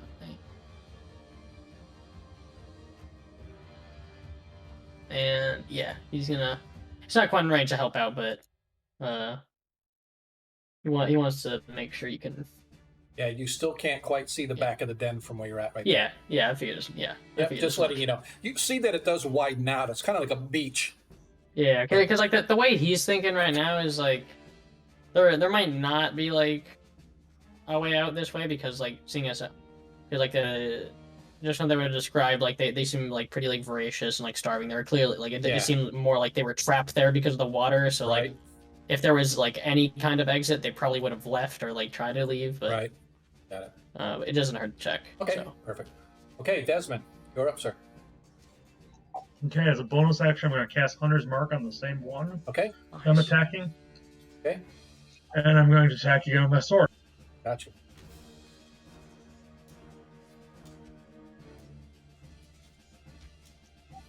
25. That does it. Critical hit. Ooh. Critical hit. Go ahead and roll thy damage. 10 slashing, plus you do... Actually, no, I take it back. It's your longsword does 1 die 8, right? Yeah. All right, so you did 5 plus the crit is an 8, so that's 13 total. Oh, I've just rolled the additional D8 with my 46. No, I thought that I told this group, and I know I told the 1E group, here's the way criticals are going to happen. I really don't like how criticals, if you get, like, you roll damage and your critical dice is a 1. I just don't like that. So from now on, critical is always going to be the max damage of whatever the dice is. So if your weapon does a die 8, it does 8 for the crit plus whatever your normal damage is, right? So it's always going to be max for the weapon damage, or whatever the damage is, it's going to be max for that item, plus whatever your normal roll is. So if you have a short sword, it's a die 6. It's always going to be 6 plus a die 6 roll. So you what did... about additional dice from like sneak attack and hunter's mark and stuff? Normally are doubled also. Yeah, so it's only the weapon itself, right? So if you have additional damage or whatever, you have to roll that, but the weapon itself is always going to be the max damage for that weapon. All right, So what I roll would it be 2d6 then or 4d6? Because I get... no. So your slashing damage from the sword showed 5. So the critical for the sword would be another 8, so that's 13. Then you would have to roll whatever your hunter's mark damage is, which is what? How many die 6? It's a d6 for the hunter's mark and a d6 for the hunter's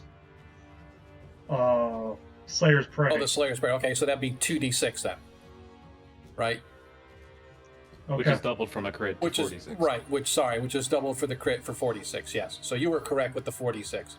So we could just go with your 18, which is fine. Well, the 18 included an extra d8, so yeah. This way it's a 16. Yeah, okay, so 16 total. Still. Sorry about that. No, you're fine. No, it's just, I thought I had told this group, and I know I told the 1E group, I may have just forgot to tell you guys, but I just want to go where, again, we only max damage the weapon, because I don't like if you roll a weapon damage and you get a 1, I don't like that, so.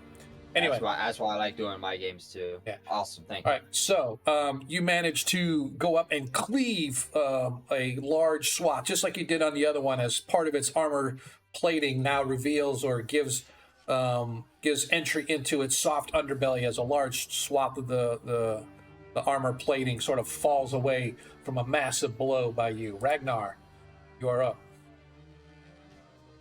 Well, seeing that he's taken so much initiative in dealing damage with this thing, Ragnar's just gonna spin around it and then beat the hell out of it again. Hey. I forget how you deal with doing flanking. Isn't Yeah, it just a I +2 haven't done flanking. I typically don't do flanking here, but a 15 still hits. 11, nice. I rolled max damage. Nice. Yeah, buddy. Oh, so close. As you manage to, just like your partner, you catch it from behind this time. This time you bring your hammer down and crush as one of its legs literally gives way as the creature is now like slashing around in pain as it. Go ahead and get rid of this one. That character will combat.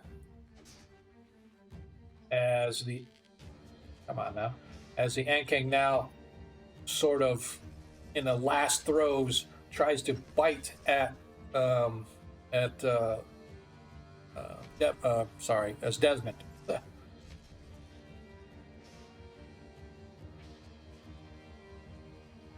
22 as he hits. That will certainly hit me. As you suffer 13 hit points of slashing damage, and plus 1 hit point of acid, so a total of 14 hit points of damage against you as it bites into you, grabbing you with its mandibles and its large mouth, trying to lift you up and wrangle you. I need you to give me a grappling saving throw, DC 13, either strength or dexterity, your choice.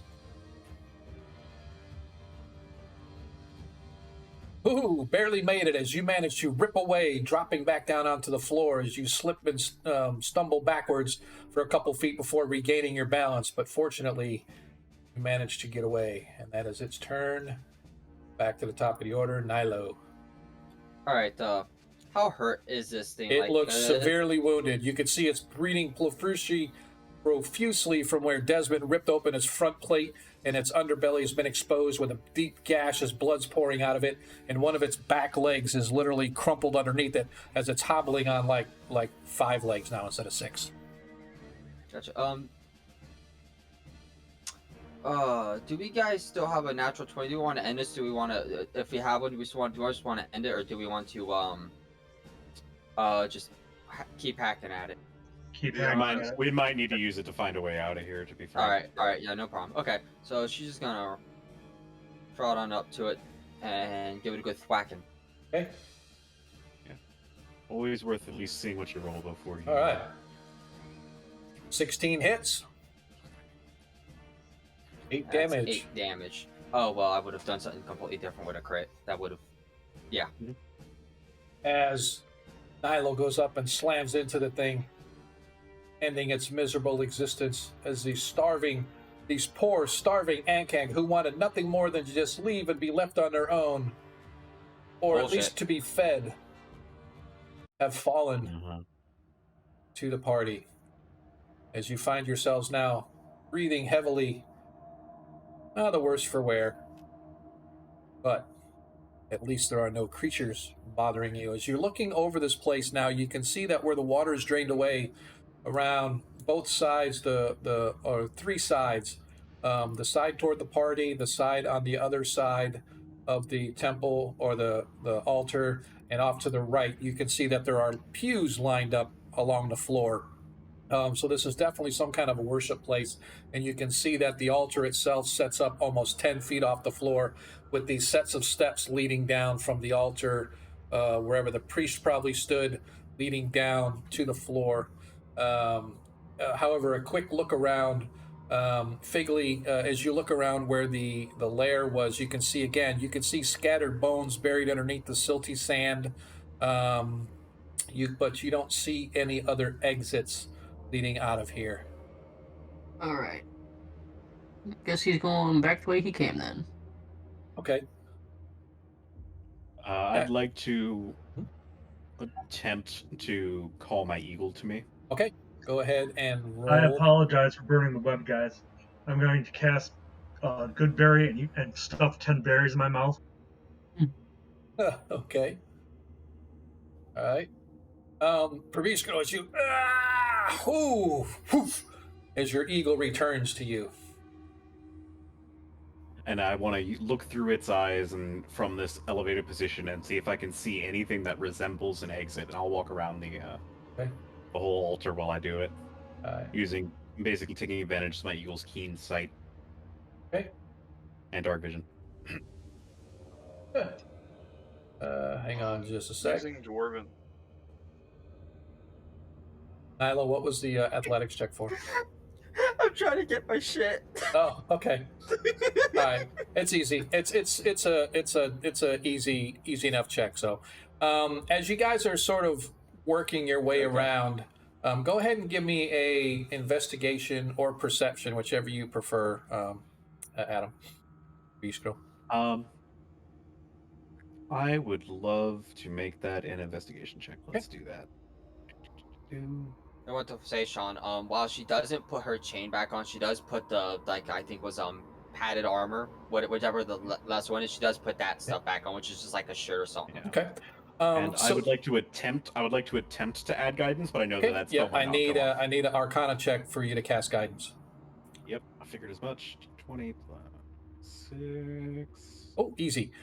You do cast guidance, and as you're sort of searching around, you're looking. The first thing you notice is that there is some kind of a nest where the Ankangs were. Right? You can see from there, from high up. The ceiling itself is like 70, maybe 80 feet high almost, and it's all rough-hewn stone and whatnot. And the first thing your eagle spots is from that height looking down, you can see that the bottom right-hand corner of the nest of the area where the Ankangs were is some kind of a nest down there. But the other thing you see is that directly above the altar, as you look up, there is a hole in the ceiling, probably about 4 or 5 feet around. Nilo, go check the nest. Go check the nest. I'm going to send my bird, and I'm going to send the bird up into the hole, using The up to 100 hole. feet. Yep. Okay. The hole leads into a tunnel that continues down the west and then begins just like the hallway that you were in when you came in here. Mhm. I'm gonna wait for Nilo to get back, Okay. but I will. Nilo, Seeing- give me an investigation check as you get down in that corner down there. Noticing that his bird's back, she's gonna try to bring her own dragon back. Okay. Oh, you managed to bring your dragon back as well. Gotcha. So I'm gonna have him roll. Okay. You're gonna have your dragon roll investigation, your owl, or is it just helping you investigate? It's helping me investigate. Okay. Go ahead and roll investigation with advantage.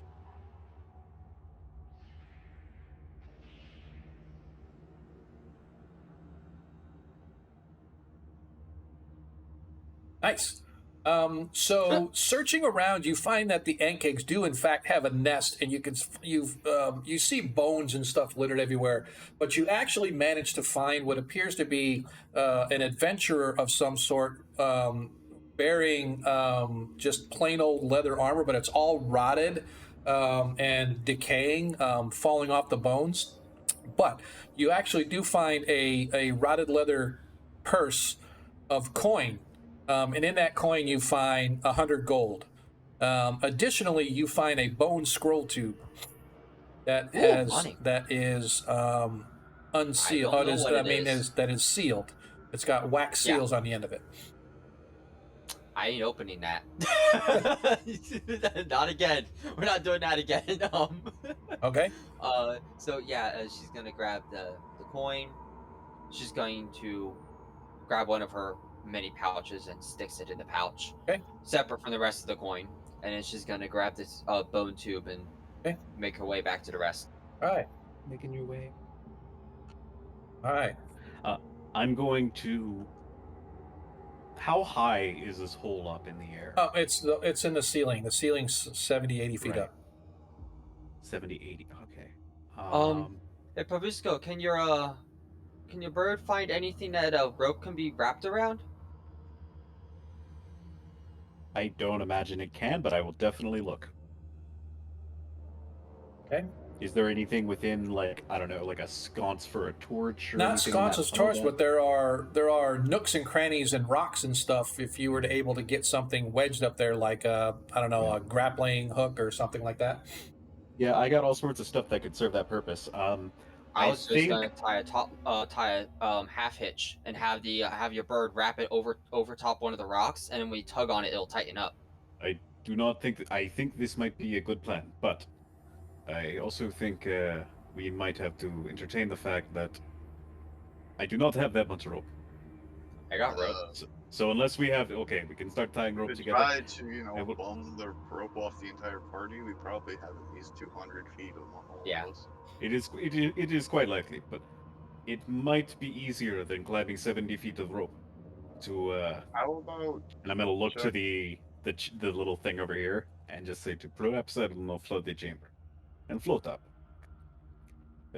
If you get a good air pocket in your bags and any additional sacks you might be carrying, it can act as a flotation device.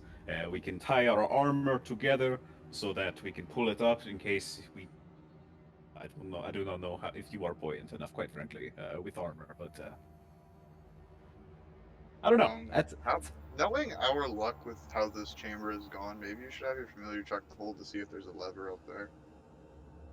Some sort of rope ladder. I mean, I will certainly look for it. I assume the room was described as it was, but I'll look for a lever. Or what kind of lever for why? I was asked to check to see if the room above had a lever in it. No, you find no kind of a lever anywhere. Okay. So we can definitely go with the rope plan if you guys want to. Risk of rope is of course falling 70 feet or less, and taking that damage.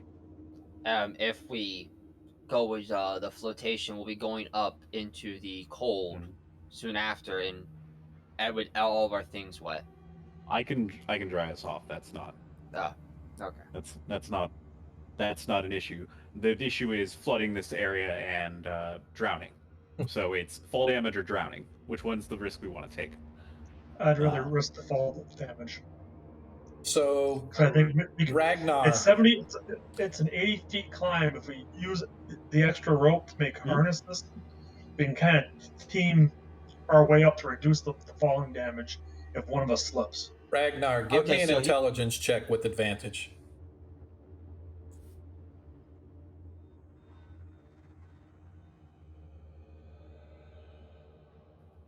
While Spartan's doing that, there are ways to mitigate falling with ropes. Sure. I'm Get not it saying it's a with bad advantage. I'm not saying it's a bad idea. Oh, you rolled 2d12. Holy cow, 1 and 7. Okay. Yeah, Yeah, that's still gotcha. a 7. Yep, gotcha. Okay. Yep, no problem. All right. So, Figley, Yes. you still with us? Yes. I sent you a message, by the way. Just in On case my you, phone? yes, just in case you weren't paying My attention. phone is dead. Oh, okay. So you the smell of sulfur is getting pretty strong in here, Figley. Because your sensitive Alright. nose. Right. Well, all of you start working on tying the rope together to get up here, and we'll see what we can do. I don't know that my bird's going to be able to secure something up there, but I'm definitely going to try it. Well, Okay. so the idea is if we used a specific knot, Mhm. right?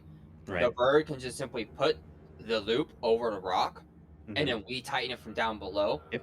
And then we use the extra rope we have to secure ourselves in a way that we can mitigate the fall damage, and then we all just go up one at a time, and then probably all together haul the rest of our equipment up in one bundle. Okay. So I can tie the equipment at the base, and then we haul it up when we're all up. Based on how thick the air getting, do I think we'd have time for that? I don't know how long that would take. So I'm gonna ask the DM. Not really for sure. The smell of sulfur is getting stronger. But what you know for sure is that you need to get out of here, and climbing a rope in armor is very, very difficult. So what Nilo says makes sense. Mhm. Trying to bundle it up and pull it up. Okay. How would 10 minutes be safe? Would that be Probably. pushing it? No, But then we it'll got be plenty of safe. time. It's definitely gotten stronger since you guys got here. So let's say that you have like a max of 45 minutes in order to get everything done and get out of here Oh, before it really that's more than enough time. really starting to bother you.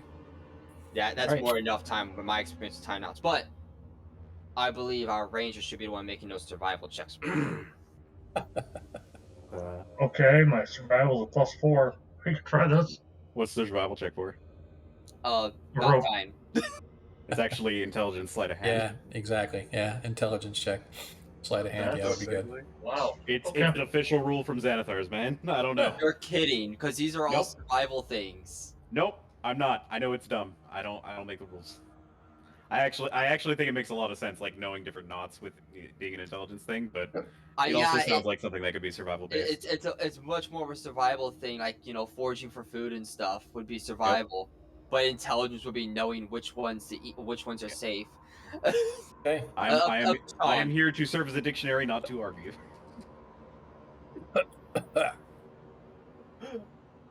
I pass the rope to the gnome then. Okay. The gnome is going to tie the knots. Figley, give us a sleight of hand check. And he has like expert in having. Oh, okay. So you have a knot that you think is going to work well. He has help. Okay. Go ahead and roll with advantage, Fig. 12. Even better. Nice. Nice. I like it. He has a +4. So okay. So you have a slip knot that seems to be looking pretty good. Looks like it's looking pretty good. Yeah, Sean, for pretty much what they're doing, what they're doing is they're doing a 2 half hitch at the top. Yep. And then they're using bowlines. Yep. And sheep shanks to hold them all together. I got you. So you tying these ropes together? Look like they're holding pretty well. let's go for it. Sending your eagle up. Yeah, I'll send an eagle up and see All if they right. can launch it onto something. Go ahead and give me a. Give me. Before you ask for what this is, can I just say that I'm gonna look to Nilo and say, hey, I might need your bird's help too. Okay, yeah, sure. You Okay. go. She'll send hers up to go help. Okay. So I'm gonna say this is going to be an intelligence check for the bird to understand what I'm commanding it the whole rock. time, looking through its eyes. Yeah. So okay, then give me. All right, give me another. What I want to say, sleight of hand. Investigation for me because I'm looking through the bird's eyes and trying to pick out the perfect rock. Yeah, For it's just because you want to get your max bonus. Just try to talk me into it. Well, I'm trying to logic my way into what rock looks the sturdiest. Yep, I'll say fine. I'll say an investigation will be good enough to try to find a rock that's going to be suitable. Hey guys, do we want to use that one crit we got left? Yes. All right. I stand corrected. I'm gonna roll 26. All right. So you roll the 20 and you manage to get the rope over what appears to be a solid rock, and you pull it and you hang on and it seems to hold. Now I need everybody to give me an athletics check to climb out of here. Bigly, go first. You are smallest. All right, if you insist. Yeah, Figly's gonna go kind of rigging up his little rigged little harness and start trying to climb up. Okay. While the others are going up, Nilo's will help the other two out of their armor if they so please to do so. Okay. She's trying to get you guys naked. That's all she said. That's all I heard. Oh, man. It's gonna be a party down here. She's naked. She wants all Waiting of us on you, to be Figley. naked. Oh, it is. Athletics check, please. All right, what check am I doing? Athletics. Athletics. Nice. As Figley manages to slowly work his way up, getting all the way to the top, easily crawling through the hole. Figley, you find yourself standing in a hallway, continuing to run to the west, sloping up to the right, out of sight, as you gather yourself and wait for the next person to come up. Who's next? Who's next? Desmond. Desmond, you're next. Athletics check, please. Nicely done. As you slowly work your way up, slip down a couple times, but you catch yourself, but you manage to get all the way up to the top, joining Figley in a hallway leading out of this horrendous place. The two of them are up there. We still have enough rope to allow them to secure a second line in case one of us falls. Well, not now because the ropes, they're already up there. I figured we had enough rope for that. They're already up there, so... Just go next, Nilo. Yep. Nilo, All right. you're up. 22 as Nilo climbs the rope, speed rope, not even using her feet. She just sort of, as a matter of fact, she sits in an L shape as she's going up the rope, all the way up as athletic, all the way up, doing her best Olympics check as she gets to the top, pulling herself through the hole, joining the other two at the top. Who is next? Does it look like, and of course I go to Discord for the name, the name's not there, so give me a second. Does it look like Ragnar needs, like help finding the rope, or does he know where it is? I can find it just fine. Nope, I don't know. I just wanted to make sure I didn't need if I left you down here. I have to figure out how to get all this armor, because I'm pretty sure if we tie all the armor together and pull it up at once, that's about like 300 pounds. So That's fine. That's what all of us are together for. Yeah. Okay. And the Alright. different ropes together can take it. Okay. Yeah, I just assume that it's in each of our bags, and I'll tie it to each one, and I'll be the last thing up. Okay. Perviskro. I'm gonna go last. Okay. So Ragnar can go. Ragnar. Pull here. Should we fail as the one with the highest bonus? Ragnar easily scrambling up the rope. He can't even see, and he still makes it all the way to the top, being helped through by his comrades. The four of you now stand at the top, looking down upon a lonely-looking Perviskro You're next, Paviskro. as I'm the going hole to. closes. Not just kidding. Take. Yeah, sure. I'm going to tie the rest of your gear. Take that first, and I'm going to just, one by one, go through our bags of things that we, left down here in order to make the climb easier. Okay. Tie a rope to that, let them climb, pull it up, tie a rope Okay. to the next one, and so on. Yep. Okay. I need you to give me a Constitution saving throw, DC 10, please. All right. Well, I am okay at those. Let's see how it goes. 13. As it's really beginning to get sort of misty down here as the smoke and the ash and the sulfur are beginning to weigh on you, as you can just see it in the air almost. I'm gonna power through it and just get all their stuff up, and then when it's my turn to go, Yep. And you get all this. All the gear has been raised, and now Perviskro is all by himself is at the bottom. Yep. I just want to tie a foothold in the bottom of the rope, Yep. wrap the rope around my arm, grab onto it, and say, "All right, pull me up." Okay. I still want an athletics check with advantage since they're pulling you up. Can one of them make it? Because I'm just holding on. No. No. Yep. That's fine. Okay. That's fine.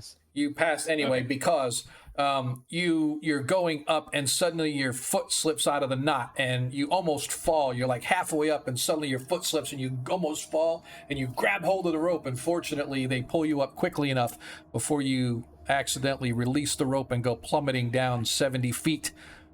But that would have sucked. You made it to the top as you guys are all now standing in a hallway exiting that heinous place with the rotting corpses of the Ankegs leading down below, or laying down below, I should say. I'm gonna start putting my gear back on. Okay. I'm gonna put mine on, too. Takes you guys 15, 20 minutes or so. And as you're standing there, you can start to smell the sulfur begin to seep its way up the hole. It's almost like it's following you. Would he at some point try to cast Prestidigitation on her? Considering I have limited cantrips, no. Oh, she's also soaking wet. We are not in the freezing cold yet. I will warm us up when we get there. Alright, fair enough. You can do she'll stay, yeah, she'll put the armor over top. It'll be damp. So is that where you cross the line? You won't burn a cantrip for a soaking wet lady? So, not in an area where I'm not sure if it's going to work when I have limited cantrips, and we're still trying to escape the sulfur. So yeah, that's where I draw the line. Also, I treat her as I would anyone else. Okay. Like a tool. Nice. That was nice. All right. Am I wrong? It takes you Did guys. you say like a tool? It takes It takes you guys. Yeah, that works. Takes you guys a while to get your gear back on, and as I said, you begin to smell the scent of sulfur as you're just finishing up getting your gear back together. Nilo still has the bone scroll tube and the coin. You guys find yourself in a hallway leading away, but again, ever so slightly rising up as you guys begin to move along this hall. Ragnar? How much farther until we get to the surface? Ragnar's gonna like lick his finger and then let it stick out. Can he feel a breeze at all in this tunnel? Give me a perception check.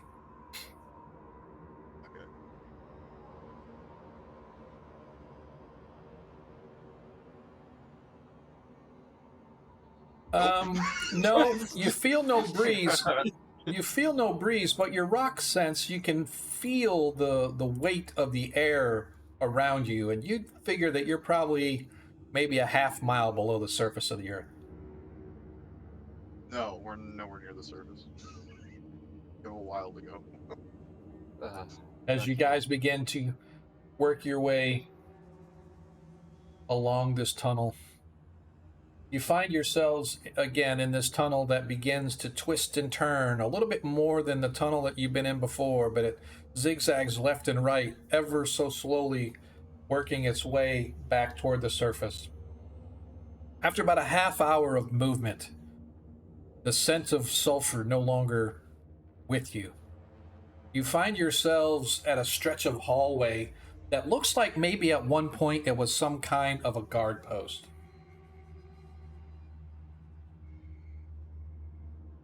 Do.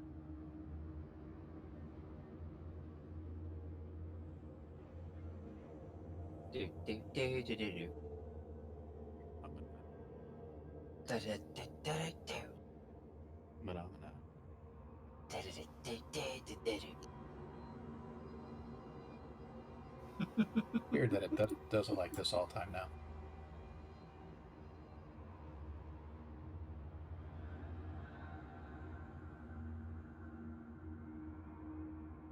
So you guys find yourself in a what appears to have once served as some kind of a guard post. Off to the left, immediately from where you're at, you see this little alcove area where there's a short, stumpy stalagmite in the center that could have once been used as a chair or resting place of some kind.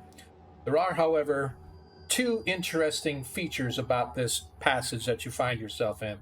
First, the entire passage, from where you're at all the way as far as you can see, the light shining 30, 40 feet down the way, is completely filled with thick strands of some kind of black webbing. The web stretches from side to side of the passage and zigzag and goes mostly diagonal, like diagonal up and down, right? So it's not like real spider webs that you've seen.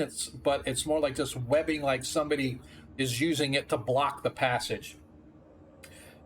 Second, the guard who used to inhabit this passage must have been a devout worshiper of some kind of spider goddess, because he or she has painted crude pictures on the walls which depict humans and elves being sacrificed to a creature which is half woman and half spider.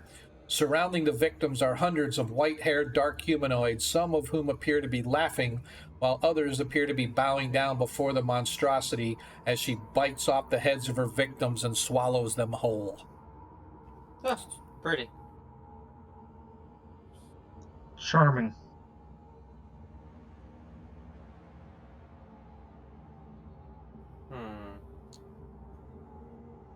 Again, you can see this webbing.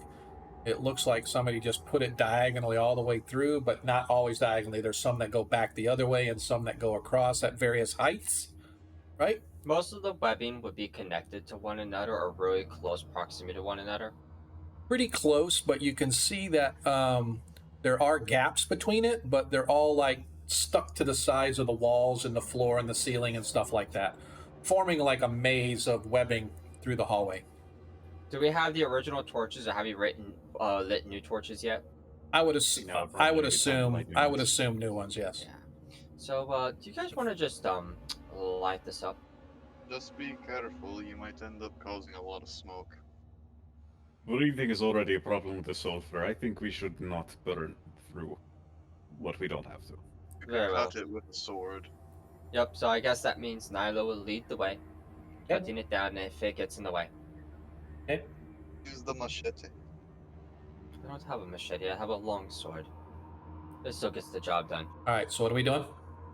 Nilo will bravely lead the way, cutting down any webs that completely block the path.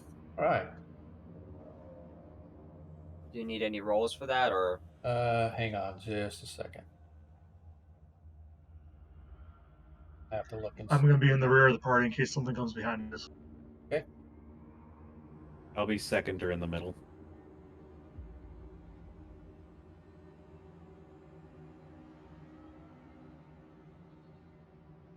So Nilo goes up and she cuts her blade into the first web, and it's almost like hitting a thing of metal, and it reverberates and bounces back in the blade. Ow. Suddenly, from a hole somewhere in one of the ceilings, a spear comes flying out, blasting into Nilo, doing, fortunately, only 1 hit point of damage as it just grazes right off your shoulder and shatters on the floor behind you.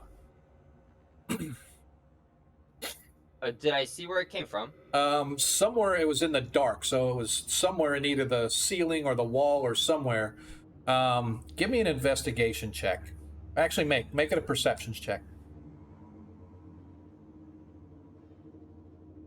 I'm gonna control my my dragon here. Okay. So as you're actually with advantage, just because you had an idea that was as your dragon realizes there are hundreds and hundreds of holes lining the walls and its ceiling, from here all the way as far as you can see. All right, I'm gonna turn everyone back up a little bit, and when they're Back up a little clear, bit. they're out of the. Would they be out of the line of fire?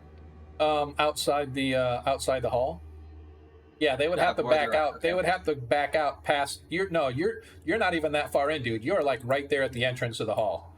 Oh, Like the okay, webs okay, yeah, okay. begin right So, where you guys are standing. The webs begin right there. gotcha. So, I'm going to. Is there any spot where I could possibly stand that I would have the least amount of chance getting hit? Not that you know of. You're not really 100% sure because you can't. I mean, the holes are everywhere, right? So from beginning Yeah. right here where they're Okay. at their holes, there's just hundreds and hundreds of them lining the walls and the ceiling. Gotcha. So Figley, come here. Uh, Yeah, what do you need? Okay, so here's what I'm gonna do. I'm gonna use my shield to protect Figley. While he's doing this, Figley, I need you to feel this, and tell me if you can figure out how this is set up. Because when this web is struck, it felt like metal, and a spear was launched at me. Uh-huh. And there's Well, holes all the way down. I And got this great useful tool for situations like these called a 10-foot pole. What do you think? unfortunately, there's a lot of holes around here, and we don't know when they were triggered, so we might very well cause one of Yeah. these to go off and hit us. If it's launched down the hallway, for example. Some of these could be darts or crossbow bolts. Figley, Yeah. how good at you are at recognizing when something is dangerous or a trap? Telling the difference between a web or whatever Nilo's struck. I mean, I've dealt with like some traps here and there, but usually that's from like old like rundown like ruined temples where they kind of like booby trap them with like tripwires. Oh, good. I've So never, you're I don't really have much experience though with like a wire system that just looks like a giant spider web network. all right. I am sure it will be difficult, but you and I together, I am sure we can figure this out. I am able to disarm them, I think. Or you have experience doing so as well? Yeah, a little bit, yeah. All right. I think you and I, we should take the lead, and we should try to find these in advance and see if we can. I'm going to Disarm get them. down. Sorry, I'm going to get down low towards the ground. See if there's a path underneath them. give me a investigation check, please. Okay. That would be And not my Desmond. strong suit. Sorry. Oh. Yeah, Desmond. It doesn't look like there's any kind of a path per se. At least not that's immediately discernible to your eye. All right. Nobody else wants to try anything, unless Figley. Do you have any other suggestions? No, a lot of Figley's gear is more just designed, like pythons and rope for like climbing, not necessarily like, and then a Alright. big 10-foot pole so that if something gets triggered, it's not necessarily gonna like Gotcha. be in his way. So do you alright, want? alright. Do you do have you any wa- ideas? Do you want to see if the two of us can kind of figure out some sort of path Yeah. through here, disarm them if we have to? Yeah, I'm fine with that. I think you're better at investigation than I am. So Yeah, I'll give you I got like a advantage. +9. Yep, I'll give you an advantage then. All right, And, go ahead and Nilo. Sorry. Nyla will use her shield. I don't have the Sentinel feat, but that means I can't do it in combat. But I'm pretty sure I can attempt to use my shield to, try to protect him while he's doing it in case he triggers it wrong. That's not Sentinel. Yeah. Anyway, yeah. that's Shield Master. Right? That's Shield Master, yeah. But am I able to? do it? All right, Figley. First of all right. So, Figley, as you're looking, and you Yeah, that's not realize as your brain works like a clockwork sort of a gnome, right? And you've seen traps and stuff before, and you realize that this trap is set in based on what Nilo said that she couldn't cut through it. The material looks like it wouldn't be able to be burned either. However, you realize that if you carefully move, you can avoid touching any of the wires or any of the webs as you move your way through, And if you can do that, it won't trigger the trap. But if you accidentally hit the wire, you could obviously trigger the trap. So Okay. although there is no like easy way through, you do see that should you all carefully work your way through, it's either that or you're going to have to figure out how to disarm the trap, right? Yeah. But the only other way you can see is carefully moving your way to make sure you don't touch any of the webs. Does the trap disengage after it's been used, like when Nylon triggered it? Is Uh, that space still? Guess we'll just have to find don't out. know, do you? All right. Does the trap still? Does the wire? Does Fig know if the trap still has the wire still has tension on it? Yeah, it's not wire, it's web, but yeah, it's just a solid. If it still has tension on it, it's probably still active. Yeah. I mean, you gotta also understand there's like a lot of webs, and I'm sure that like the webs like can trigger like multiple different ones. So Yeah. Okay. So right, is this like an that's what- acrobatics? Or... So this is going to be whoever's going to move through. This is going to be 3 consecutive dexterity checks. Okay. So who's going first? So there is no proficiency bonus if you're proficient in dexterity related stuff. Right. clear. It's just a dexterity check. Is it you alluded to being able to disarm it? Yeah. So I if have you wanted to proficien- try to disarm it, then disable I'd love to device try or to is use what my it used to thieves' be, tools to do whatever, that. but whatever it is now. Yeah, if Figley doesn't want to do it, I'd love to use my thieves' tool set to try to disarm these. Yeah. Do you want me to do it, or do you want to do it? Oh, by all means, go ahead. Okay. Yeah. So is this going to be intelligence-based thieves' tools or Yes. dexterity-based thieves' tools? Okay. Whichever you want, whichever you prefer. I'm going to give you your choice. All right. And do I have to attempt to cast guidance if I want to cast it, or can I use it freely now? No, you have to attempt to cast guidance. All right. So let's attempt to cast it first. Okay. With a Easily. 24. Yep. So you cast And then, guidance. 24 again for disarming. We're disarming. As you're That's with working on it, guidance. as you're looking to see, and you're like, oh, I do this, and you move it, and suddenly a spear comes flying out. At me. Oops. We already knew how to trigger it. Yeah. Yeah. So a 24 is a failure. Okay. 18 Ragnar's hits. gonna be well. As you suffer 1 hit point of damage. As you see it coming, whoop, fortunately you duck out of the way, but it still manages to, like, right along your cheek, leaving a slight trail of blood down your cheek as you just missed getting impaled by a spear. Ragnar would close. be willing to go first on the deck saves to see if he can get through this. Okay. He's a little bit more attuned to moving through an environment where he has to be extremely sensitive to everything around him. Okay.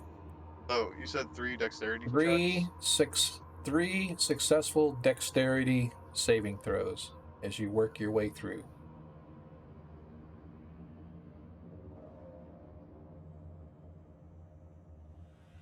As the dwarf carefully manages. However, halfway through, he manages to touch one of the webs just slightly too much, whether it's one of his armor shoulder pads or something on his pack as he's pulling, as it flies out. This time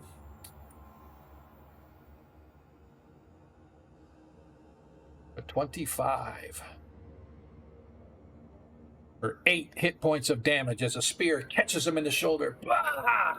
As it buries itself in, he manages to pull it out, continuing his way, but eventually, after the third movement, he has moved the full distance through the webbing to make it out through the other side. What's Is that? there any kind of like hidden? I look for any kind of hidden mechanisms on this side. Sure, since go it's ahead on and the give me an investigation check real quick. Okay. I broke my headphones earlier. This sucks. Bummer. Yeah, Ragnar searching. You don't find anything. This looks like this was just sort of one of those things that, if it was able to be disabled or disarmed or turned off, it's the ability or the knowledge to do so has long since been lost. Wait, could you like ping for me where the trap starts and ends? It's the whole thing. It's The like entire right where you hallway. guys are. It's Right. Okay. right here all the way through. All the Okay. entire length of the hallway has nothing but all these little spear holes and all this. Okay. So This even one. reaching this square right here, it starts checks, right? Yes. How many could I Every- avoid? How many could I avoid with a Misty Step teleporting? Wait, hold on. I think I can. Is it 30 feet or 30 60 feet. It's 30 30 feet. foot. It is 30 feet. Thank you. Kind of blinked on that. Yep, it's 30 Teleporting 30 feet. How much of this would I avoid? feet. You would still Two have to do checks? 2 checks. Even though I get more than halfway with 30 Yep. feet? A minimum of 2 checks. So there's a minimum of 2 checks, and then based on the level of the characters, I can raise or remove the number of checks required. But there's always a minimum 2 checks at the start All right. and then at the end. Now I'll just go for it with a regular dexterity. Okay. Everything the web touches is death. Could As be you worse, make it it's through the also rolled first, to hit you. as you guys watch Pravisco navigate the first third, as he manages to get through 2/3 of the way without touching or triggering anything, and he manages to make it all the way across without triggering any traps, joining his companion Ragnar on the far side of the hallway. Straight dex rolls. Yeah, Yep. well, dexterity saving throws. I'll do it next. Oh, I didn't know there were saves. Oh, Okay. sorry, I thought you heard that. Yeah, Yeah. no, it's You said check, and then he You and did. he confirmed Did with I? a but if you got bonus, and you said no. Yeah. I apologize. So no, it should be. No, I lied. good. It is a dexterity check, not a saving throw. I'm sorry. Okay, then I'll try again. Okay, that's fine. Just a second here. All right, we'll take that first one. The first one's a success because even with. Yep, second one is a failure. Go ahead and roll your third failure. So you managed to. Let's do twice here. A 10 misses.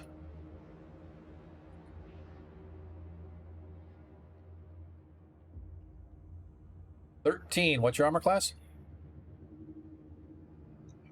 18. 18. So as 2 spears come flying in, fortunately they're coming in at a wrong angle as they manage to sort of deflect off of your armor, and you make it all the way through. Although you triggered the trap twice, you suffered no damage from the spears as they came flying out.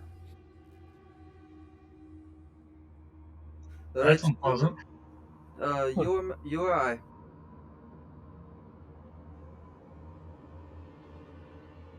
Bigley, you next, All right. or are you going to let him go or let her go? No, I'm gonna take my checks. All right. Bigley makes it 18. part of the way. Makes it 2/3 of the way. And a nat nat 20 as Figley does somersaults and he does flips and turns and just sort of like Deadpool. You ever seen going Ocean's through. 12? Yeah, Ocean's 12, the laser dance? yeah, I've seen Ocean's 12, the laser dance. As Figley makes it all the way across, no problemo. Alright, well, the entire thing they were doing at Nyla was removing all the extremities of her stuff to the best she could, and she's now going to try to do it. Okay.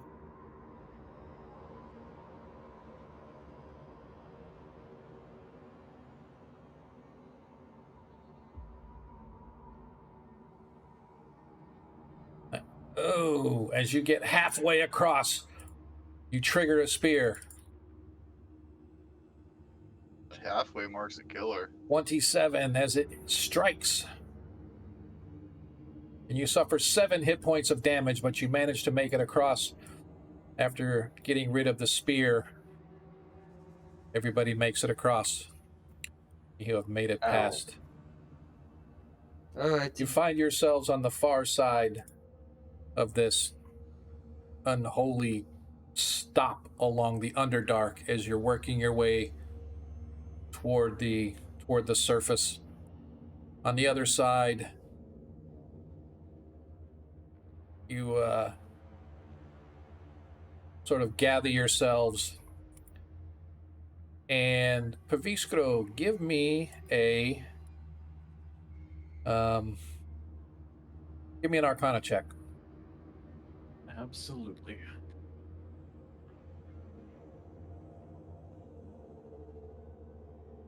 It is not letting me. You There can we go. do it. As you're sort of taking stock, you you sense that your magic appears to have come back. It appears as if whatever's been blocking your magic has stopped blocking your magic, at least for this period of time that you guys find yourselves on the other side of the chamber. Not sure how long it's going to last. It may snuff out again, but at least for the moment, you find that whatever you need to do magic-wise, you guys can do if you so desired. But the hallway you're on continues into darkness, ever winding up toward the surface if you want to continue on instead. I will take a moment to dry off whoever is wet. And I believe that is just Nilo. Yep. As you Oh, Alright. thank you. Just using casting a prestidigitation. anything else that we want to And, do? Any healing or anything that we need to do or want to do? Nope. I I'm appreciate good. I only the got change of heart, poison. but why so sudden? I feel that magic has returned, and now was a good time. Well, again, thank you. Mm-hmm. All right. So, you guys continue your way along the tunnel. The tunnel you guys just passed was probably a deserted guard post because it was not long before your party now comes across a huge chamber with several large stalagmite stools exactly like in the web passage you left, only bigger. There is, however, only one exit. Another passage sloping back down the same direction from which you've just come. The chamber is also filled with ghastly painted murals, most of which depict gruesome decapitations, mutilations, and violations of the most terrible kind. If by any chance you are now responsible for releasing these cruel creatures once again upon the surface of Perrenland, you're probably not going to be very popular. Well, we did Only if they also. find out. Yeah, we also did free the world of the Search and Blood Tome, so brownie points what to the people who do matter. I didn't do this for popularity. People fuck off.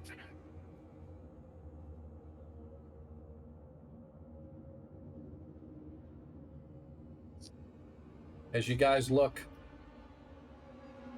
you can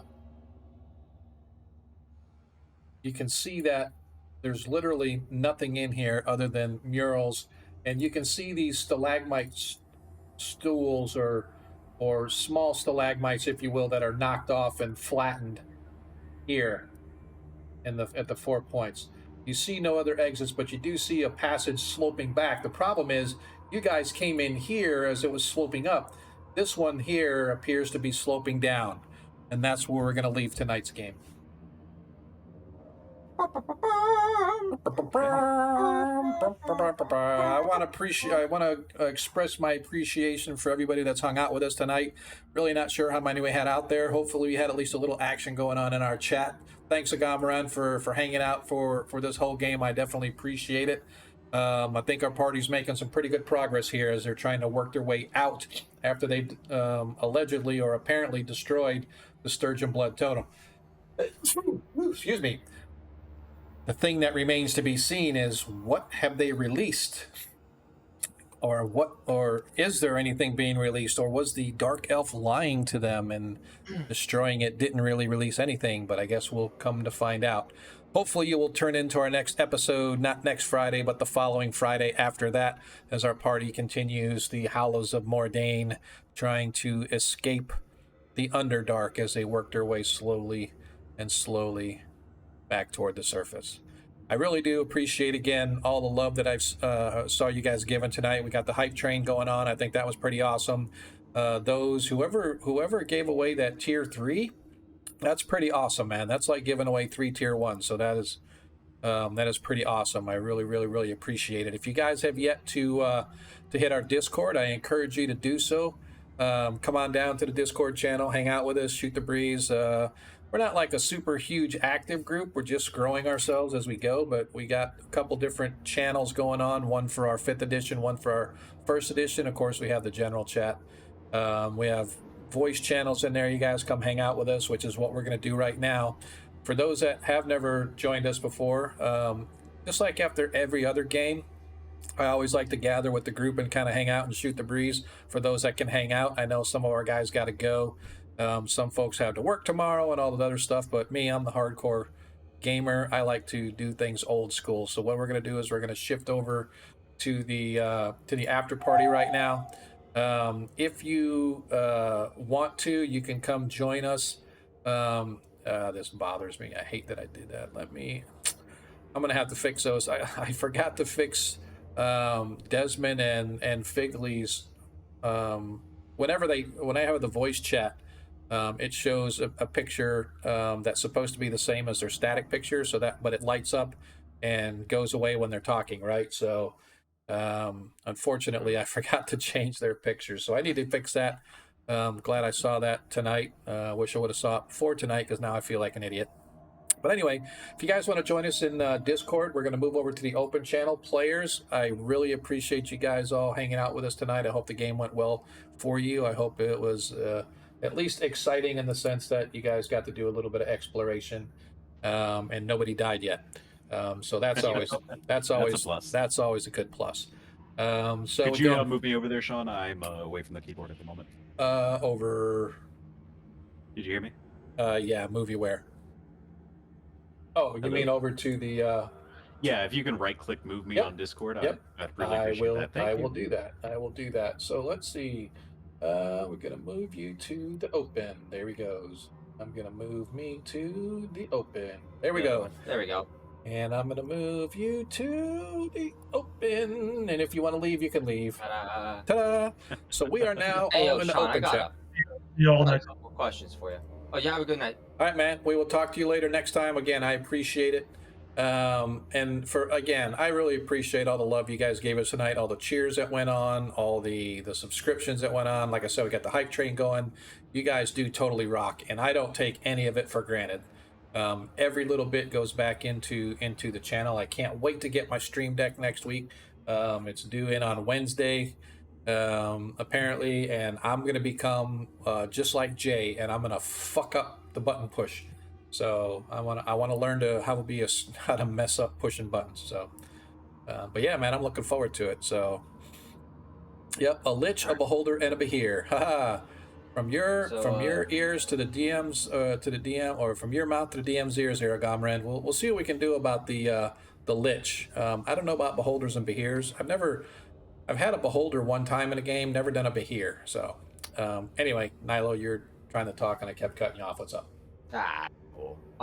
So you changed up the crits a little bit. Personally, I love that style of crit because it makes the crits actually mean something. Okay. So I'm gonna go through first with my racial trait. When I score a critical hit, roll one of the weapon's dice one additional time and add it to the extra damage.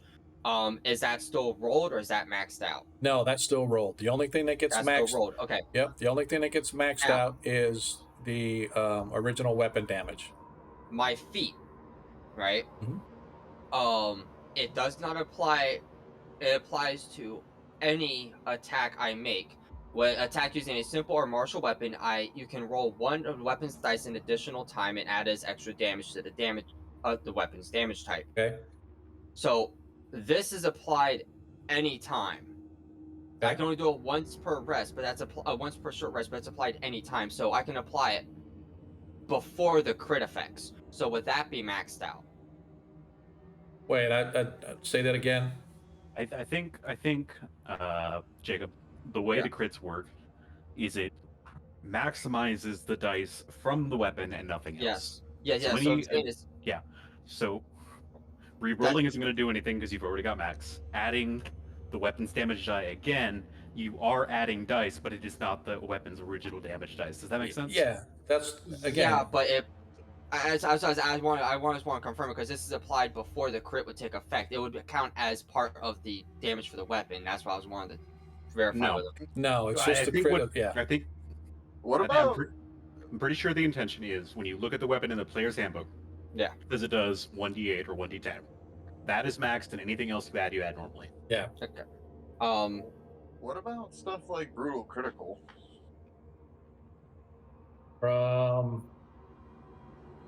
Look at the barbarian tree.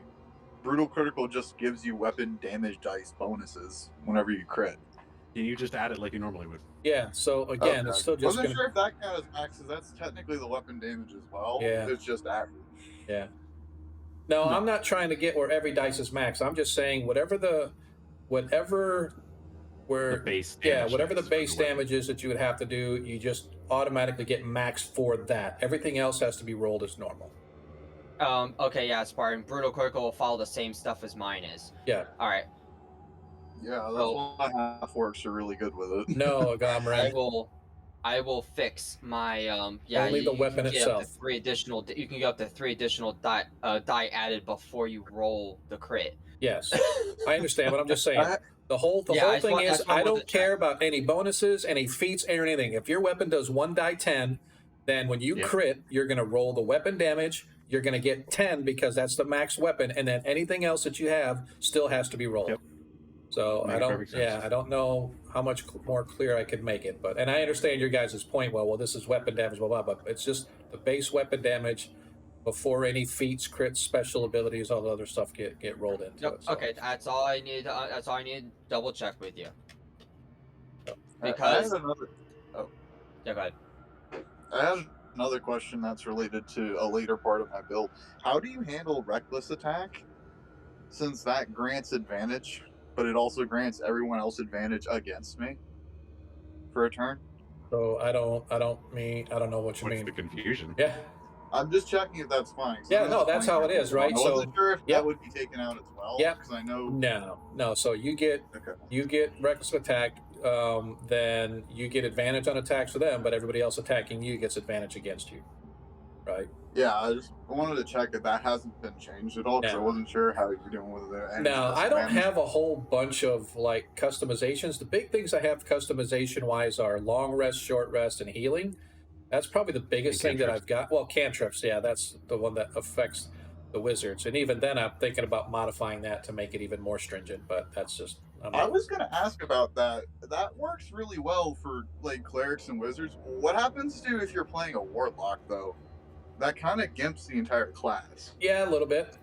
But I have never been one to believe that you have unlimited cantrips, right? So I guess that's the old school in me thinking like, I don't think that the magic energy you have flowing through you is unlimited, right? You have to have it's almost like the old mana point system, where you have so many, right? So, but still, at the same time, I can honestly say, I don't. How many times have you ever, Adam, run out of cantrips? Not very, right? Not very, because I don't use them. I use the cantrip slots to cast first Yeah, level spells because you I exactly. allow can that. recall one time while you were using that Yeah. rule that we Yeah. ever actually ran out of cantrips, and Not that close anyway. Yeah. that was like And I believe Amber Castle was Yeah. when we did that. well, I don't know. I don't remember if we were using a bad thing because I was playing Yeah. around. But one thing I will say about the Warlock Comet, something that hasn't been clarified, is that they do all come back on a short rest, Yep. and you get a number equal to your modifier.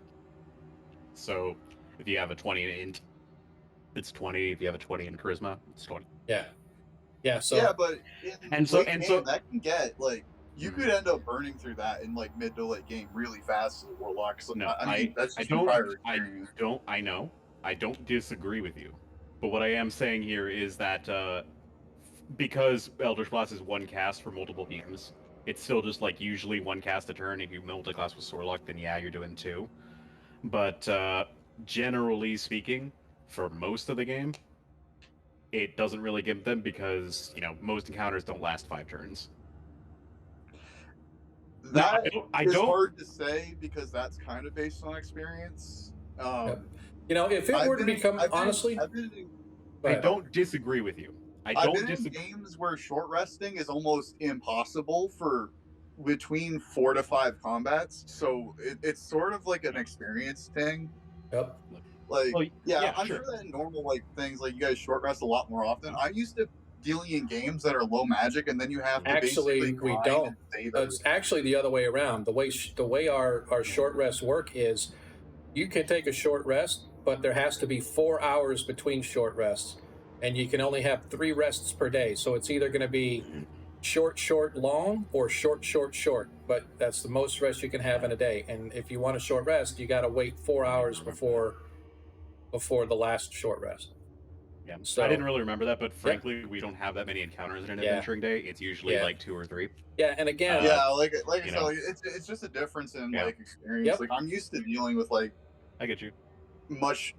I'm used to dealing with harder encounters. So I'm used to GMs Yep, that are not used to knowing how to scale it to the players. Period. yep. And yep, again, if it were to come down to where somebody was playing a warlock and they felt like they were being gimped, we could work something out, right? I'm not trying. yep. What I'm trying to do is I just hate unlimited magic, right? So you could sit there and Oh yeah, I fire understand. Eldritch Like Blast the only forever. reason I say that for like certain casters is like Yeah, it because I'm used to like burning through like I personally believe most spellcasters should have maybe 1 or 2 attacking cantrips at most, yeah, and the rest should be spent on utility.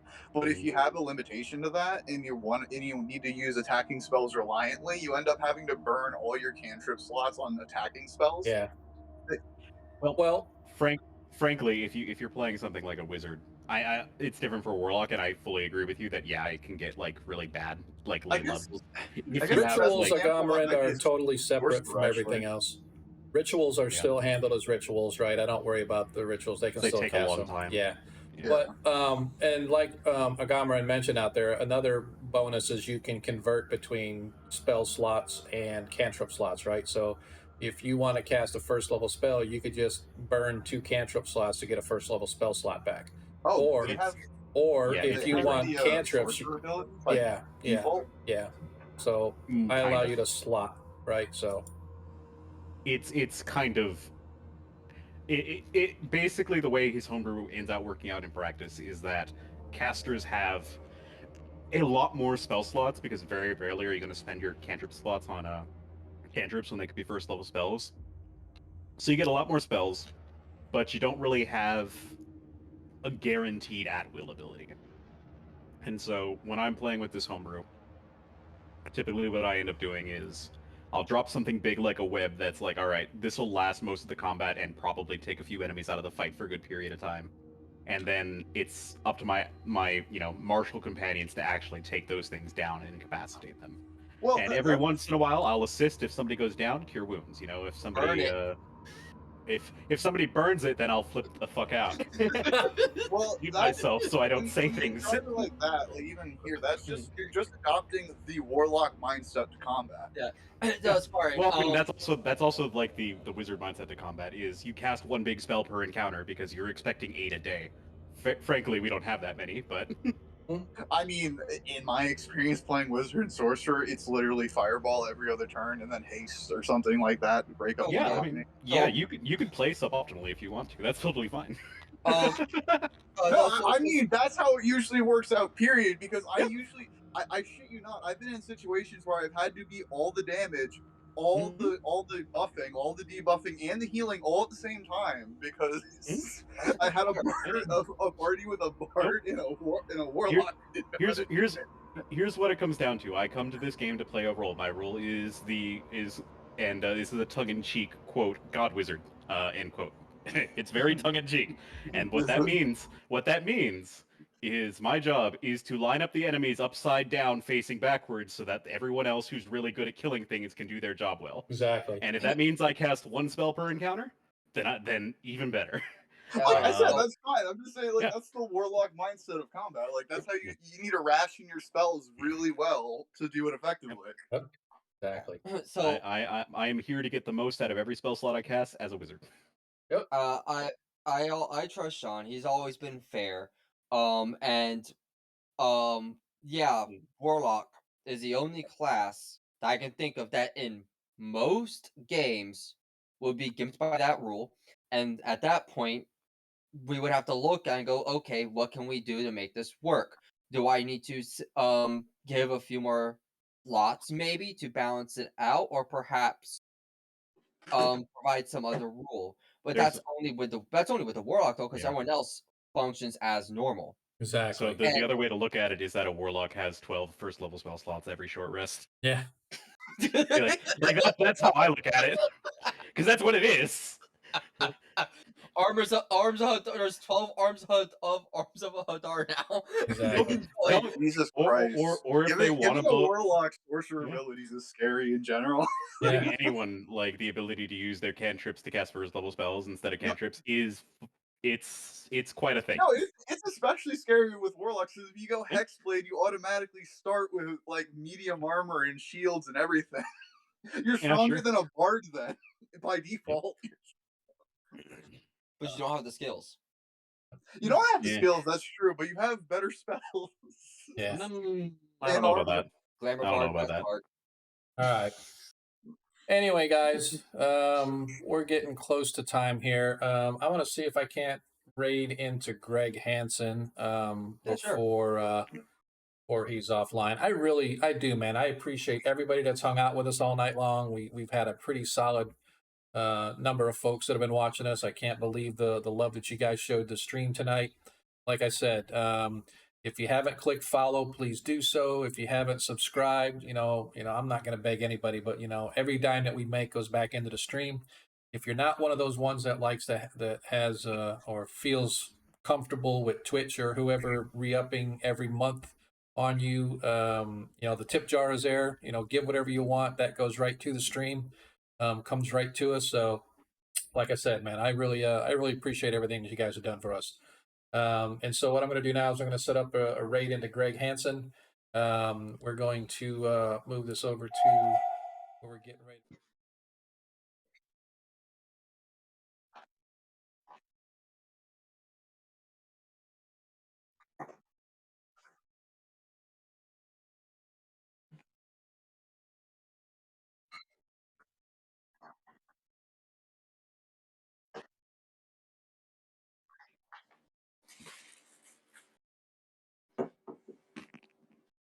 You want to just wail on this bear? I'm game. I'm standing there. Wizard friend. Perhaps. I'll back up. I'm gonna use another. We have successfully raided. Alright. I'm gonna use another divine sense to Yes, see if I can successfully detect any undead out of these animals or anything else like that. Listen, man, the You new quest is use finding a that divine manager again and talk sense. to him It about what he pings just out told your us. pouch of these I creatures said the next big encased in quest that for this party is amber-like hunting down that substance manager are so of we the can find out what he was talking about. All right, y'all have yourselves a good I'm night. pretty confident. We'll call it. Sure, these things Call it are Karen's quest. probably gonna come to life as soon No, as you touch them. it's Raren's quest because you have Oh, okay. Rengar. All right. Take him down All right, before see she comes back Y'all have a with great fight night. her and her minions. Thanks for running. And we don't think could this. So this elf lady supposedly has destructive and abjurative magic. Maybe you should. Do we think there's any kind of runes on the ground, any kind of glyphs, or anything like that? You begin searching for runes and glyphs, things that you've noticed in magic from other walks of life, either your own spell books or the scrolls that you've seen. But as you investigate the cave here underneath the fallowed land, you see none of those things. In fact, this is incredibly free of any marking. It seems almost that everything here, other than this pedestal on the far corner of the room, has been almost grown from the rocks themselves. Yeah, I guess we should just